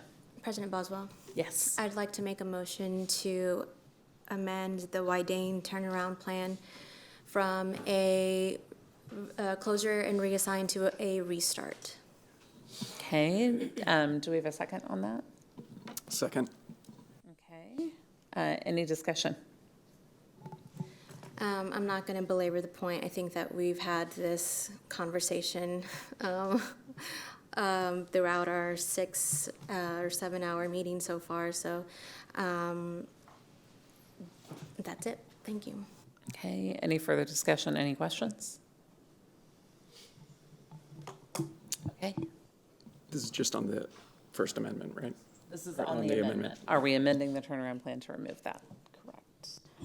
Or to change it? Yeah, I do have a question. So, Mr. Segura, when is this turnaround plan due to TEA? It's due today. It's due today. Yeah, by 6 p.m., 5 p.m.? 5 p.m., so 5 p.m. today.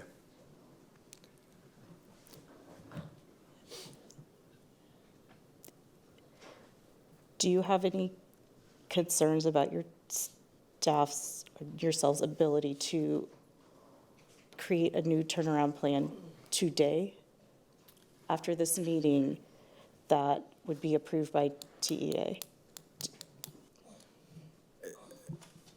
It would be very difficult. I mean, it would be difficult.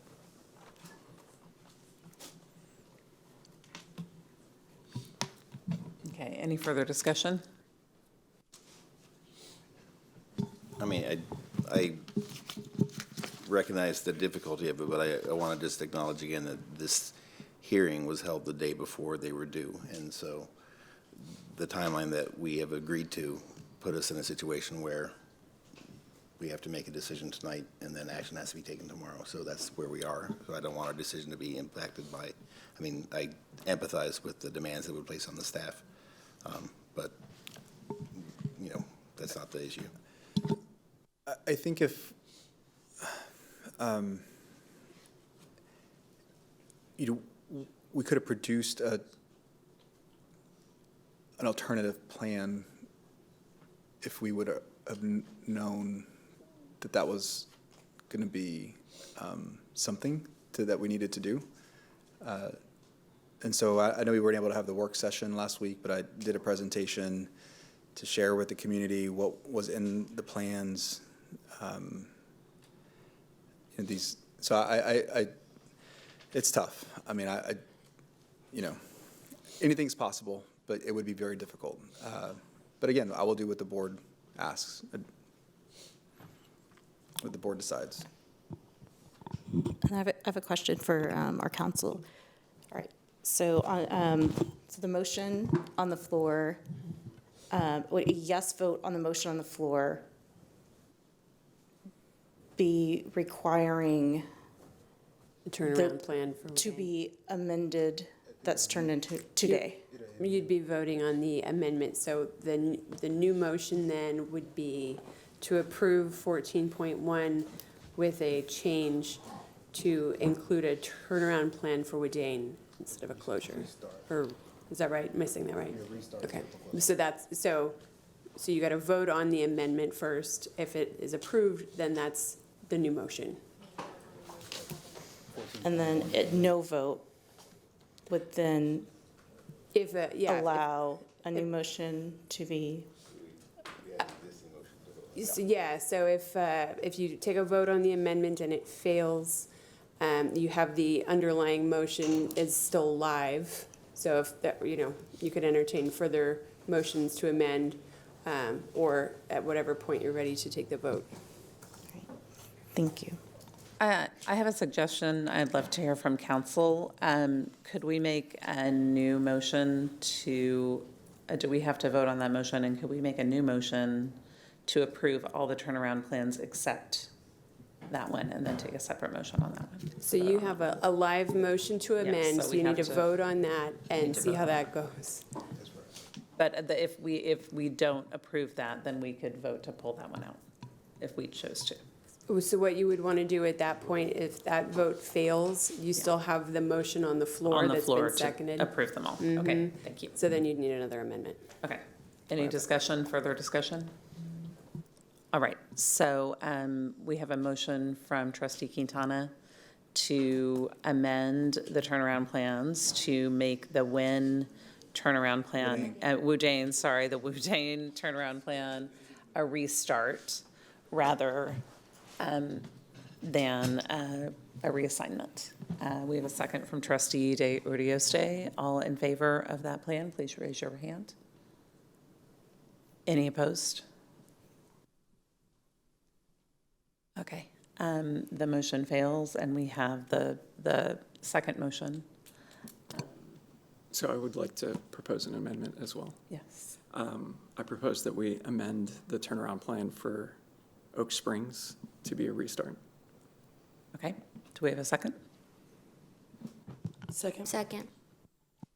Okay, having a motion by, we have a motion by trustee De Urioste and a second by trustee Hunter. Any discussion?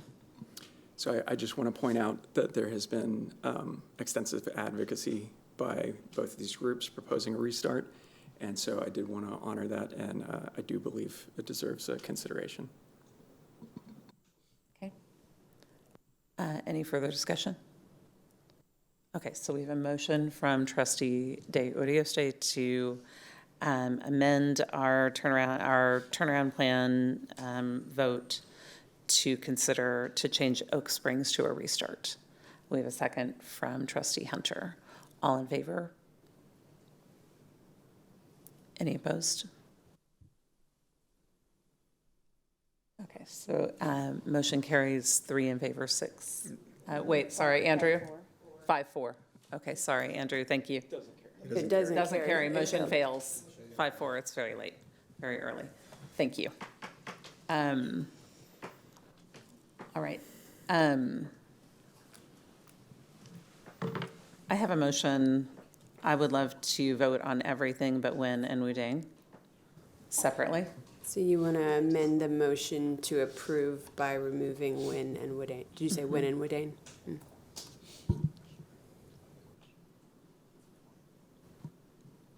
Is there a second? Second. Second.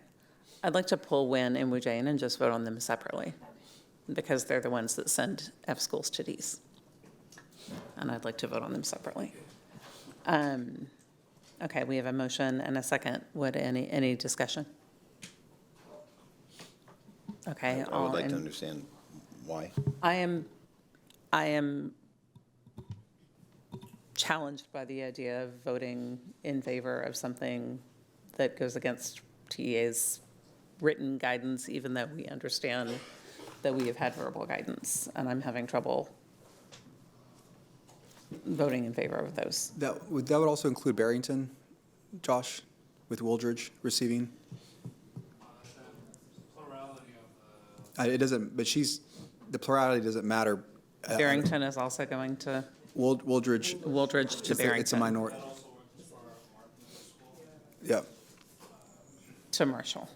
Marshall, yeah, so you'd add 4. Which ones are receiving? I'm curious about the ones that are receiving the TAP, where a D is receiving the TAP, not just where some students are being reassigned, just the TAP. And Woodane. Okay. Those are the two. Okay.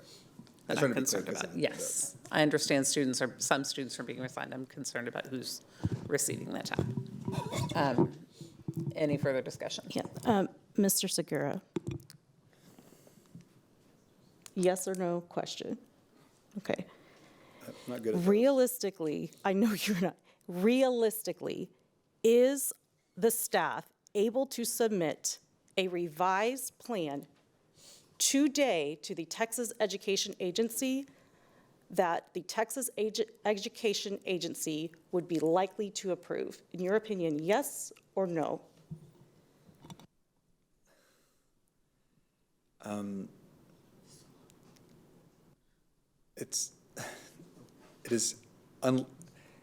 It would be, I want to be responsive to the board. Okay, would it be It's hard for me to would say. TA be likely to approve it or unlikely to approve a plan that was revised and submitted by the staff in the next few hours? Maybe you can say less likely. That might be easier to answer. I would say Do you that think that's a good idea for us? Do you recommend doing that? I do not believe a change at this hour is going to put us in a better position to have them be accepted. Thank you. I find that curious because we're turning them in tomorrow anyways, today, and they haven't seen anything official. So what would it change to them if they see something like it would? Well, so we've been meeting with them. We've been meeting this entire time with individuals who are reviewing the plans and they've given us verbal feedback along the entire way. These are the individuals who review the plans. Right. But so it would be new to them. Are they? So. If I have a question, but that plan does not exist currently. Staff would have to create the turnaround plan. Correct. We would have to create a new plan. 1 now a.m. and 5 p.m. Or probably before that because you need to check it and all that sort of stuff. Correct. Okay, thank you. Correct. So they have not received it, but those who are reviewing it have already seen these sets of plans. So it would be new as far as what they believe we are doing, if that's helpful. And do they have, is it required that they have a heads up or some sense of what the plan is going to look like? No, I think in an effort to be hyper-responsive and ensure that we had the highest probability of success, I've always believed in engaging early, getting feedback and input. I think our board has asked me to do. I believe in that. And so it's not a requirement, no. Okay. And I will say for the record, I trust that you have had those conversations. I am uncomfortable enough with this. I am asking to vote on these separately because I want to vote in favor of the other ones, and I would like to be on the record with expressing my discomfort about what we're doing, given the fact that it's not a sure thing with TEA and we are going against. And I think it's, to me, I would like to just make a record of that. So that is my hope. I don't expect this to be upended. I've checked with council. If it happens to be voted down, we still have to turn something in. We have the opportunity to vote again. But I think it is important to just have a record as a board that we are aware of this and that we're paying attention to this and that we know this. So if it gets separated and voted down, we can vote again? Yeah, I mean, it's not ideal, but you can set aside Robert's rules and take another vote. So for example, let's just say we were only voting on 14.1 and it fails. The trustees could consider if they wanted to make a motion to set aside Robert's rules for the purpose of voting again. They could do that. And we're a body under 12? What's that? We're a body under 12. Can we do that? Because of that? Because of that, we're a body under 12. Yeah, you can do that. Yeah. Okay.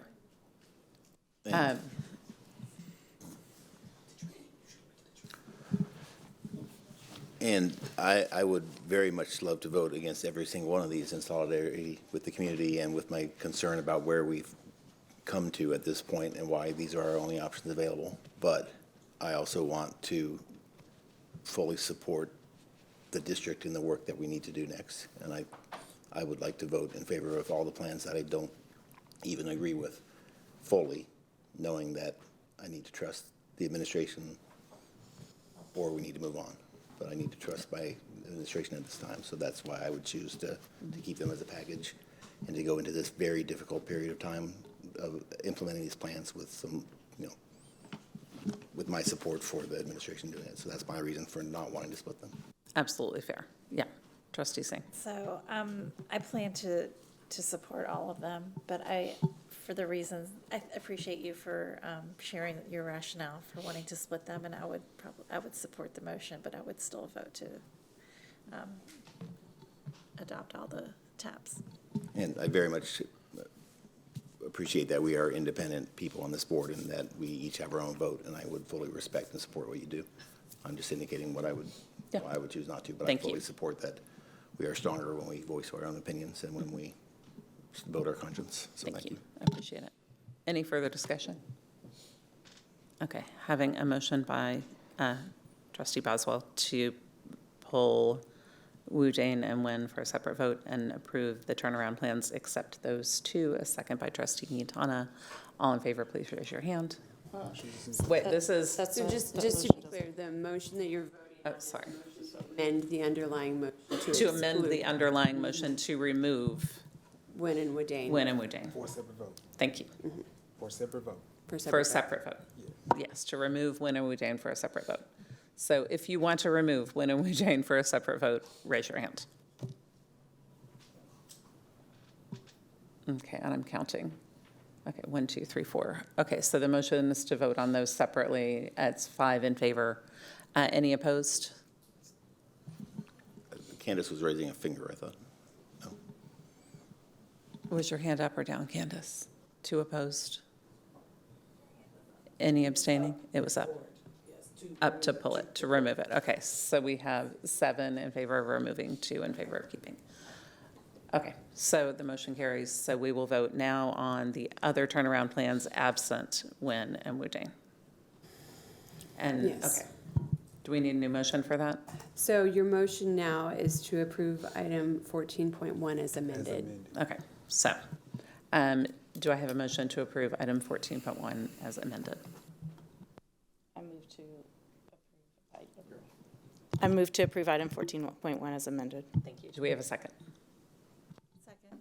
Trustee Singh, any discussion? Okay, having a motion by Vice President Willie Chu, a second by Trustee Singh to remove item 14.1 as amended. All in favor, please raise your hand. Any opposed? We have 1 opposed. Please restate. We are approving item 14.1 as amended. Yes. And we have 8 in favor and Trustee Gonzalez opposed. Thank you. All right. And now we will move to approve the turnaround plans for Woodane and Wynn. Do you want to do a separate vote for Wynn and a separate vote for Woodane? I'm okay approving them together. We have a motion. Okay. I'd like to move to approve Woodane and Wynn, the turnaround plans for Woodane and Wynn together. Do we have a second? Second. Trustee Singh, any discussion? Yes. I have a concern about a restart for when, because a restart requires that you do the teacher thing, right? And that's a very specialized, those teachers cannot, they gotta stay right where they are. Yeah. So I'm asking, is if you do a restart, will they have to turn over teachers? Oh, yeah. I think one of the things that I think we're gonna have to contemplate is that it's not gonna be a Montessori. This is what I'm saying. It Yeah, I would got be, you. it would be it would be a restart as Sorry, a traditional. Are we talking about Wynn or Woodane right now? She said when. My question is about when. And my motion isn't to turn them into restarts. My motion is just we're voting to approve them separately. Oh, I missed that. Approve them as presented by the administration, just approve them separately. So we're just voting on them separately because they are the ones that assign students to a D, assign the TAP to a D-rated school. Yes. Why don't you just name one? Move for Wynn, move for Woodane. Well, I've moved for Motion's both on the together. table. Oh, you move for Yeah. I moved for both together. Wait a minute, I'm confused now. I thought we had Woodane and Oak Springs. No, because that motion failed. This is not to turn either of them into a restart. This is to approve, so I will restate the motion more explicitly. I move to approve the turnaround plans for Wynn and Woodane as presented by the administration.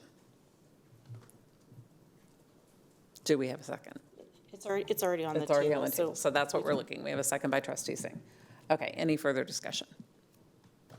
Okay, all in favor?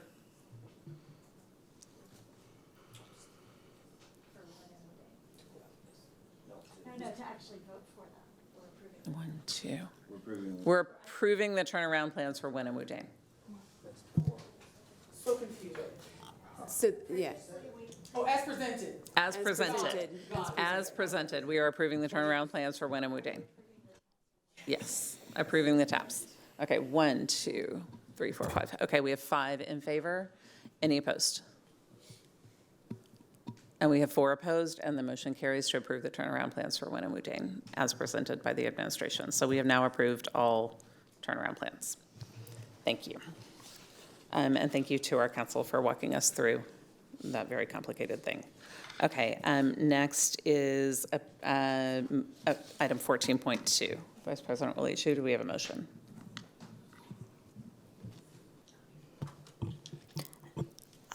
I move to approve item 14.2. Do we have a second? Second. Do we have any discussion? Mr. Segura, so my understanding is that, so 14.1 are the turnaround plans that the board has just approved that were, Correct. okay. And 14.2 are the other parts that are necessary to be implemented as part of the turnaround plan. That's correct. Thank you. Okay, any further discussion? Okay, having a motion by Vice President Willie Chu, a second by Trustee Singh. All in favor, please raise your right hand. Any opposed? Okay, motion passes 7-2. Okay, do we have a motion for 14.3?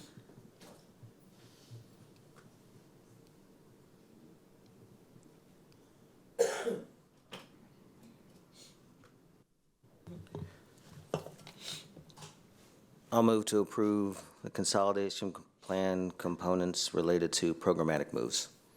Okay, do we have a second? Second. Okay, any discussion? Yeah, I'd like to propose some amended language that I have emailed. I emailed it to the president and vice president as well as our council. But this is just to lift up the language around the modified program moves. So there's 5 things. Do I need to read them all into the record, right?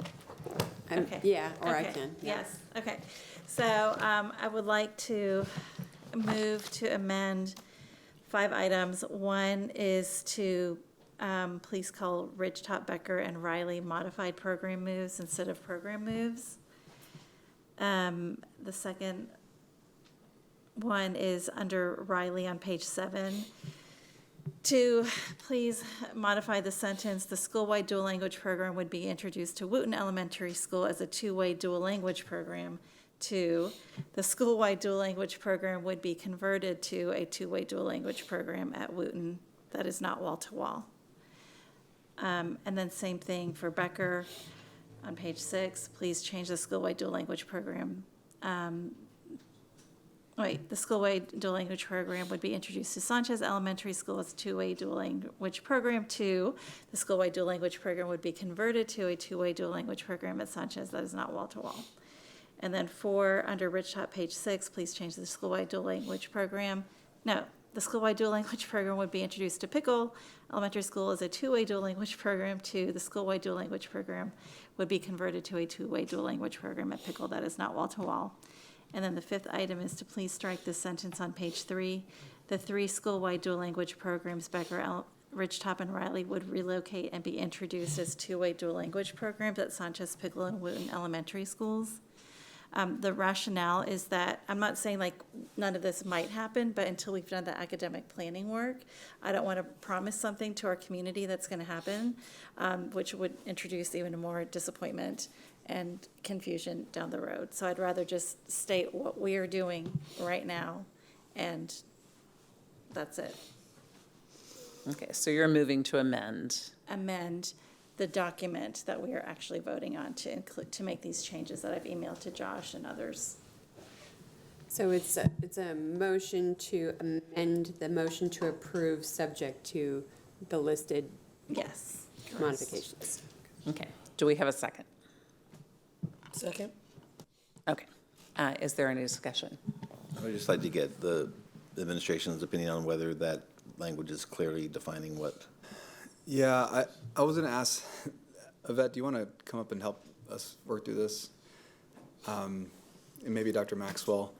I'm just trying to make sure that the language doesn't change how we approach the prioritization of students moving from those schools to the receiving schools.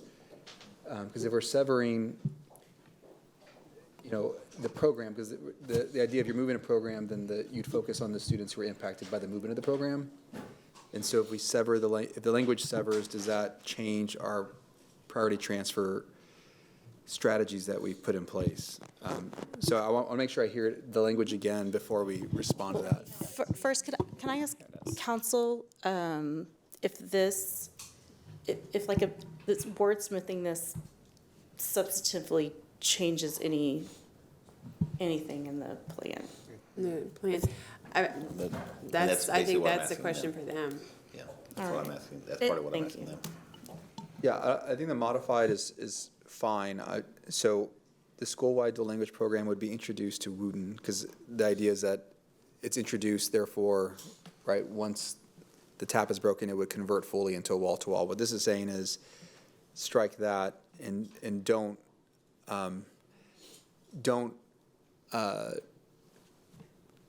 assume that we're going to convert into a wall-to-wall.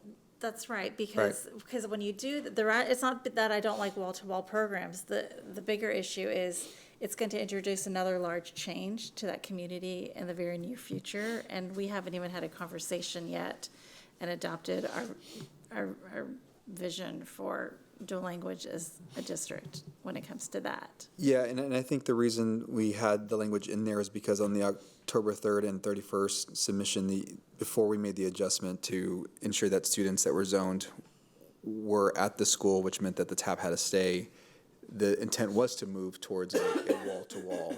So that's why we wrote it that way to begin with. You know, I think I understand the conversation around the academic plan and vision to figure out what we want to do. This is, I think it'll work both ways in year 1 and 2, most likely, right? The question is, are we committing to what happens afterwards? I mean, I think if it's too complicated, I think I would be okay with just number 1 and number 5 in my email. Trustees, I've just emailed it to all of you, so if you need to Okay. see it, might help. And number 1, again, is to just rename what we're calling Bridgetop, Becker, and Riley as a modified program move instead of just a program move. And then the last one is to strike the sentence that the 3 school-wide dual language programs would relocate and be introduced as a two-way, I mean, you know, as a two-way dual language program at Sanchez, Pickle, and Wooten Elementaries. Yeah, I mean, you know, I would just say that it's different than what we had been kind of planning on for really the vast majority of this process. And I understand, you know, the change over the last 2 weeks and why we pivoted to ensure that those schools didn't have the disruption, the ones that currently reside. It is no longer committing to a future wall-to-wall. Correct. Right. Which Yeah, is, because think about it, y'all. Like if we are committing right now to a future wall-to-wall after the tap, that to me sounds a little premature because we don't even know like what our situation's going to be 2 years from now, and we haven't done that with any of the other schools. So it's like. well, Odom will be a wall-to-wall already, right? Well, yeah, and that's why I didn't include anything about Odom in my amendment. But I feel like I need to learn a lot more about the justification for doing wall-to-wall programs when we have such a scarcity of dual language certified teachers, and I've been bringing that up for weeks and weeks and weeks. And so that's why I'm raising this. But again, I'm one person, so I don't know how my colleagues feel. Yeah. But this is the motion.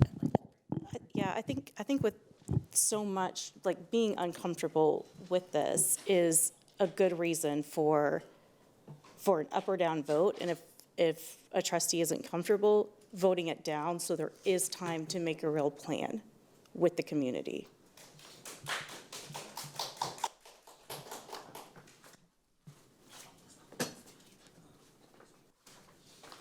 Okay, well, the motion. My motion is to make the changes that are in my email.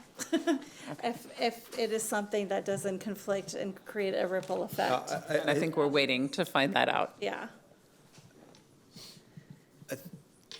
No, I think we're okay on the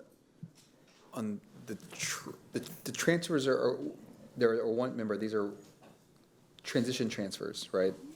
So that would hold for next year regardless of the language. My only concern, I guess, regarding the language is that throughout the entire process, because we started with 4 wall-to-walls, or generally 4 to walls, Riley, you know, the goal was to get back to that. And I understand why the language is being introduced.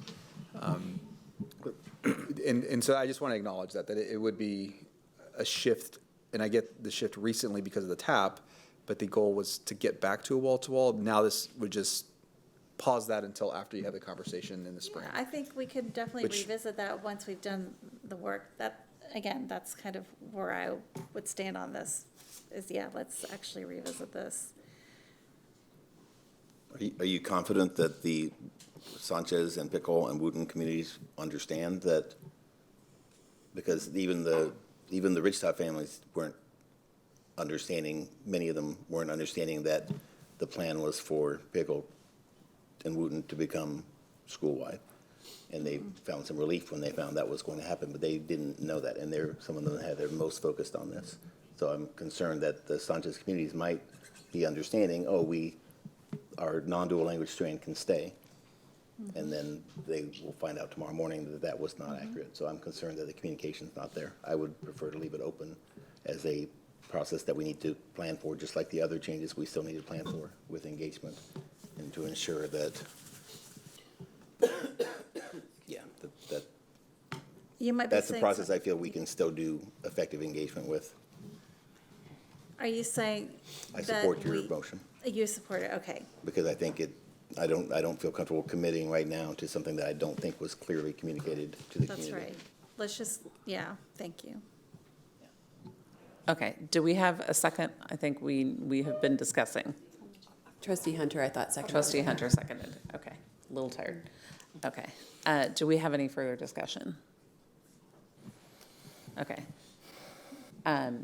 All in favor of the amendment to modify 14.3 with the language that Trustee Singh introduced? All in favor, raise your hand.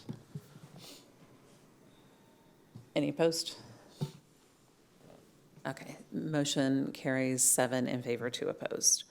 Okay, so we're back to the motion to approve 14.3 as amended. Yeah. Any discussion?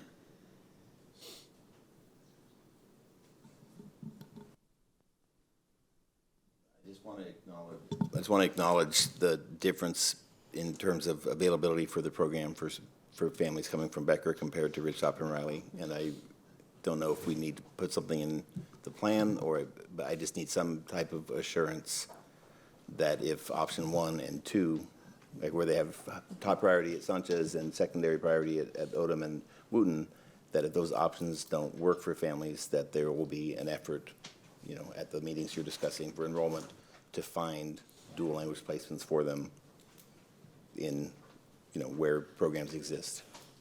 Again, not necessarily creating new classrooms or creating new programs, but we have hundreds of dual language seats across the district in programs where families could be more thoroughly immersed in Spanish with more students who are emergent bilingual students. So there are many, many opportunities out there, and I just want to ensure that the Becker community has a place to continue the program that we made a commitment to them to have. I don't know what you all can say to that, but I just want to have that commitment. Yes, we have that commitment as well. Thank you. So we're in discussion. I guess want to lift up a note of both gratitude, but also solace to our communities that are impacted by this. I think they've showed up amazingly and just represented with great integrity. The Riley community has been amazing. The Wooten community has been amazing. The Ridgetop community has been amazing. And I try to operate with enough integrity so that I'm predictable. And I proved myself to be unpredictable because I drew a line and said, if we pull Breiker, if we pull schools that we put on, that would be no for me. And so I drew a line because that just made sense. And the superintendent knows that my first reaction on the realization that what 14.3 would end up looking like would be substantially different my first note was, I don't know whether I can continue on this board. Then I had to think about the process that we've been through and the reality that if this were, 60 years ago, there would have been no controversy at all because we just would have done to some communities that just would have no voice. So there would never be a controversy because they would just be invisible. And then if this were just a few years ago, we would have improved to the point where we presented things to the public and we introduced some ideas of equity, and we would even listen. But that's where it would stop, and nothing would substantively change.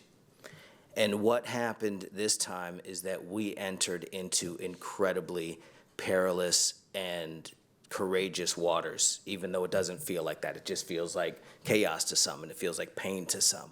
But the reality is, a plan was presented by the administration, and there was intense listening, and there was refinement and refinement and refinement.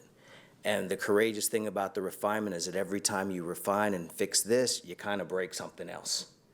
And so every refinement was jarring to a new set of our constituents. And yet it kept going. Then we had a piece of failure in that, and this is my judgment of it. And it had to do with our capacity. It had to do with folks going on leave. It had to do with this and that. It had to do with the imperfection of actually trying to do something courageous, where when refinements were made, as I said earlier tonight, I feel like a piece ended up missing. The dialogue between we listened, we refined, and there should have been a dialogue moment to pull in folks to say this is what we think it might look like. But across 20 campuses plus impacted, having that dialogue was impossible. So then the change would come out, and there was no way a community could understand what was hitting them. It's impossible. You got a paragraph that is massively changing what's happening. So at that point, we began sort of losing folks. And I totally get it. They're furious, they're angry. And they're also angry in the context of a sense that, wow, it wasn't just the game. I think some folks learned how the game really works. Some of us know how the game works. Some of us know that privilege protects privilege. And that always, that's the norm in our nation. And so some folks found that because they had been willing to make the sacrifice with the understanding that everyone would equally sacrifice. That ain't America. So it is like the middle group that actually has to be the bravest if our world gets better. Because those who are the least among us, they know what's going to happen. Those who are the most privileged among us, they know what's going to happen because they got the power and the privilege to ensure that it continues. Those in the middle that wake up to the reality and they're like, hey, let's sacrifice, let's dig in. Then they get punched in the face. This is what Bell Hooks would tell us.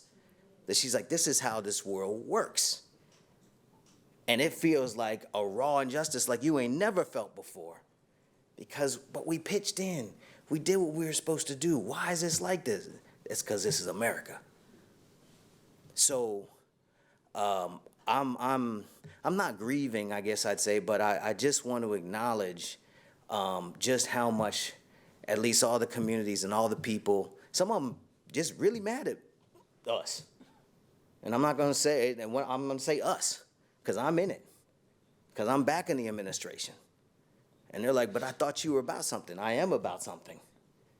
And that had me say, there's a greater good here. So the pickle move that was right by pickle kids in many respects meant this giving group had to deepen their sacrifice one more time. And this was especially important to me for Wooten, where our kids have been on a track for a year.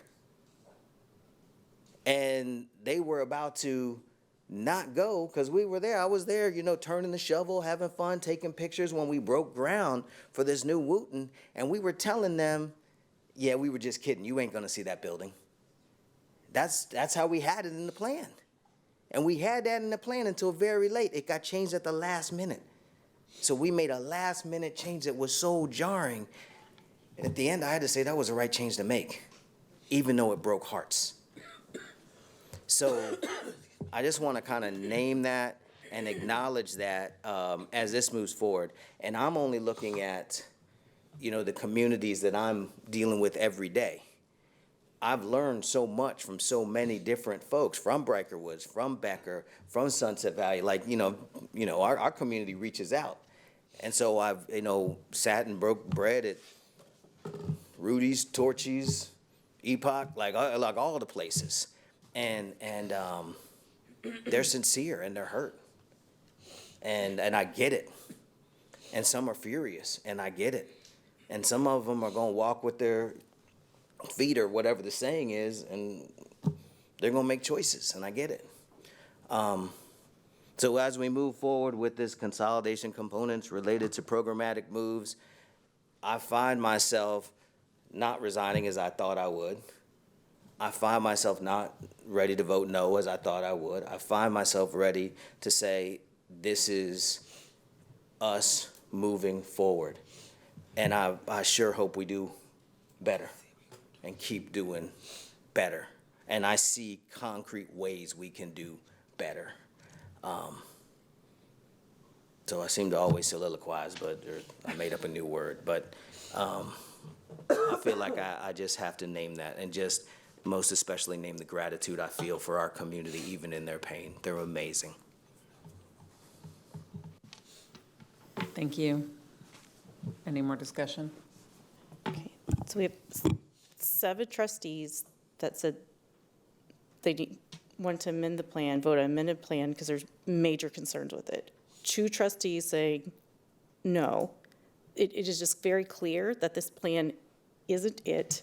We have time, unlike the state-imposed deadline, we have time to do another plan for these schools to make a better plan. So voting no allows us to do that. Otherwise, this is the same as like draft 1, draft 2, draft 3, and this is just the draft made right before 2 a.m. So that is why I'm going to vote no.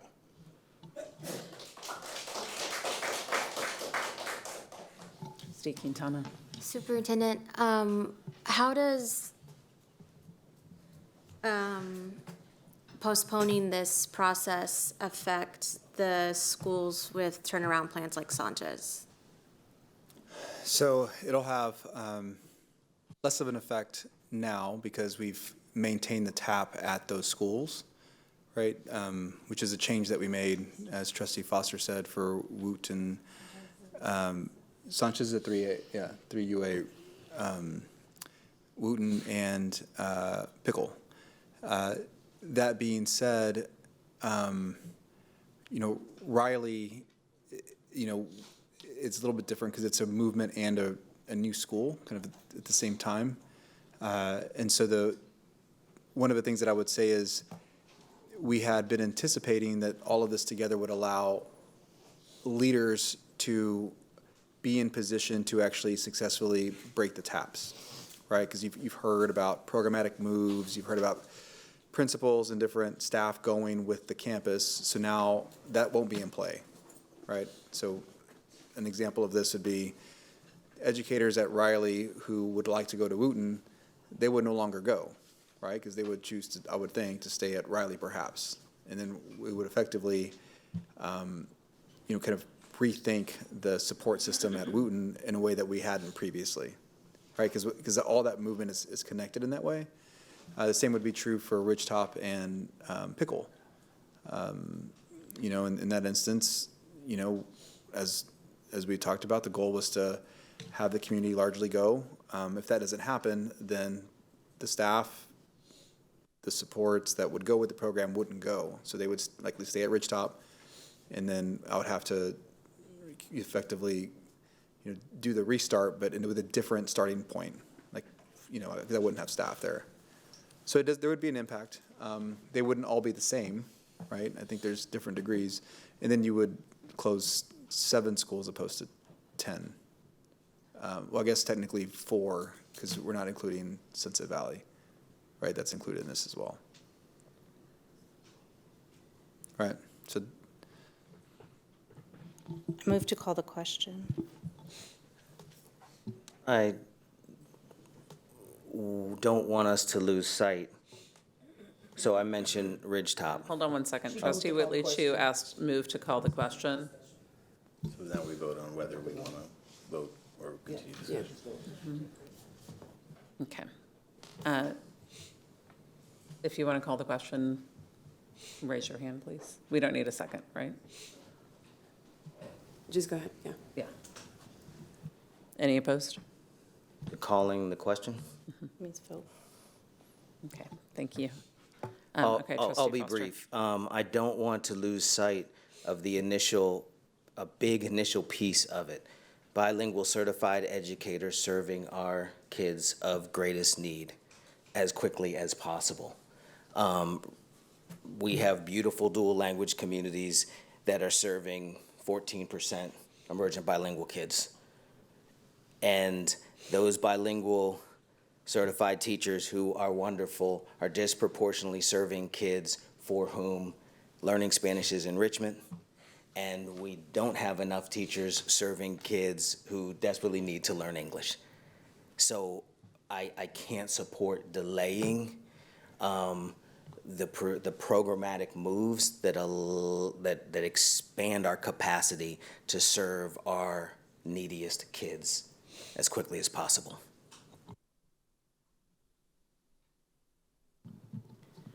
I agree 100%. Thank you for stating that. Any additional discussion? Closing these schools is not the only way to do that.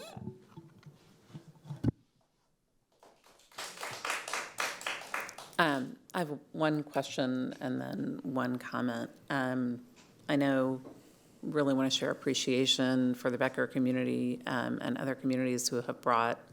We asked people to advocate for what they wanted most, and that was my ask with you from the very beginning, the first time I met with you, is advocate for what you want the most and help us be creative, right?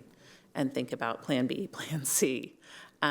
Trustee Hunter was, good, better, best, right? And I think we asked our community to bring us ideas.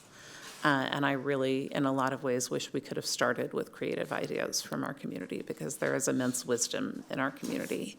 And I think we would have gotten to something even more creative, more thoughtful than what's in front of us. And I want to share appreciation. I know it's been an immense amount of time and emotion and thought that you've put into it, and I do trust. I have a report, and I see what the administration I believe, really considered it and explored it. And I just have a question. That exploration was done before the change on Friday. And I'd really love to be sure it's not worth revisiting that you still, given that the change has been significant for the Becker community, you still feel like that option, a restart at Sanchez and putting a wall-to-wall dual language program in 78704 is not viable. So we looked at all the different models, and we're really looking, again, based on the proposals, looking for ways to increase the number of emergent bilingual students participating. And so, unfortunately, within that area, when you start to look at, who's in certain schools, so some schools within the 4-mile radius, or even schools like Cassis that don't have a dual language program. And so we couldn't get to a point where we were reaching at least 50% emergent bilingual, even when we were looking at Galindo, looking at Zilker, looking at just different Dawson, looking at different campuses in the area. So we really did if you've seen the document, we've really took each step in each proposal and looked at different combinations. we weren't able to reach that. Thank you. I will share, really echo Trustee Kaufman's comment that if the vote is to close these schools, Becker is in a unique position in this, where they are really suffering, being broken up in a way that other communities are not. And we talked for many, many weeks about plans that weren't going to do that. And I think we really need to honor that and lean really hard into as much space as we can make it open, into whatever we can do to maintain what we can for people who've really chosen and invested in our schools and who've chosen something for their students that really needs to remain as intact as it possibly can be if that's the way this goes. And I don't see anything in this yet that does that, and I just really want to challenge the administration to do everything they can to get that situation closer to what the other wall-to-wall schools have, because it feels really unjust and unfair. Thank you. Any additional comments?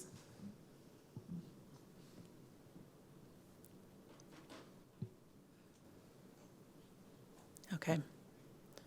Having a motion by Trustee Singh and a second by Trustee Hunter to approve agenda item 14.3 as amended. All in favor, please raise your right hand. We're approving item 14.3 with the language that Arthi amended. Yes. It's late. Any opposed? And the motion carries 6-3. Mm-hmm. Yeah. Can I ask for a point of privilege? Yes. So I just want to point out as succinctly as I can, no metaphors.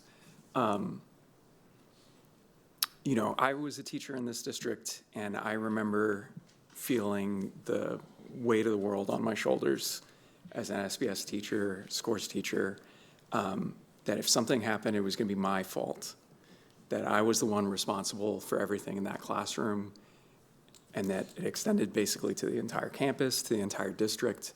I always felt like I was the one that was going to get in trouble. And I want to make it clear, there were comments earlier on the call-ins that,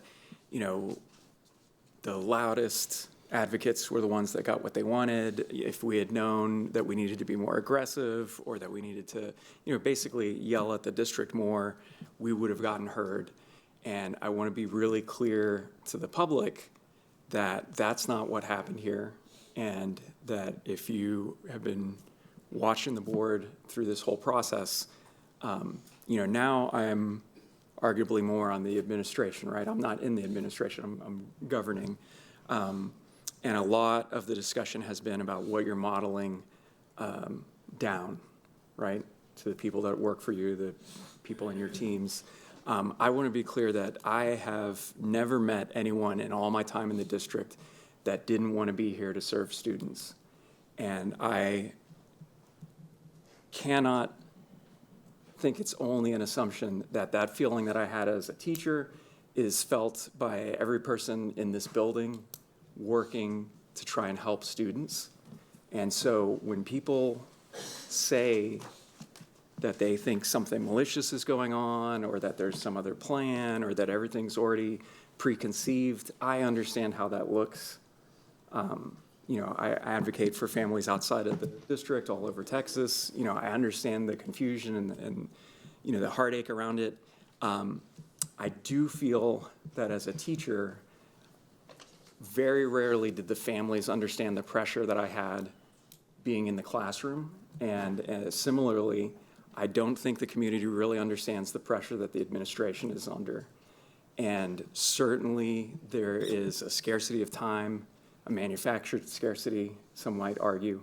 And so I just want to call out and thank everyone that has worked tirelessly throughout this process, even though it was imperfect, even though it really got messed up from how it started.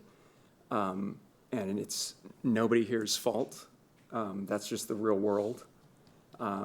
So in acknowledging the families and acknowledging the hardship that we're going through, I just want to be clear that everybody else is feeling it too, and that it's a little bit different than it seems from the outside.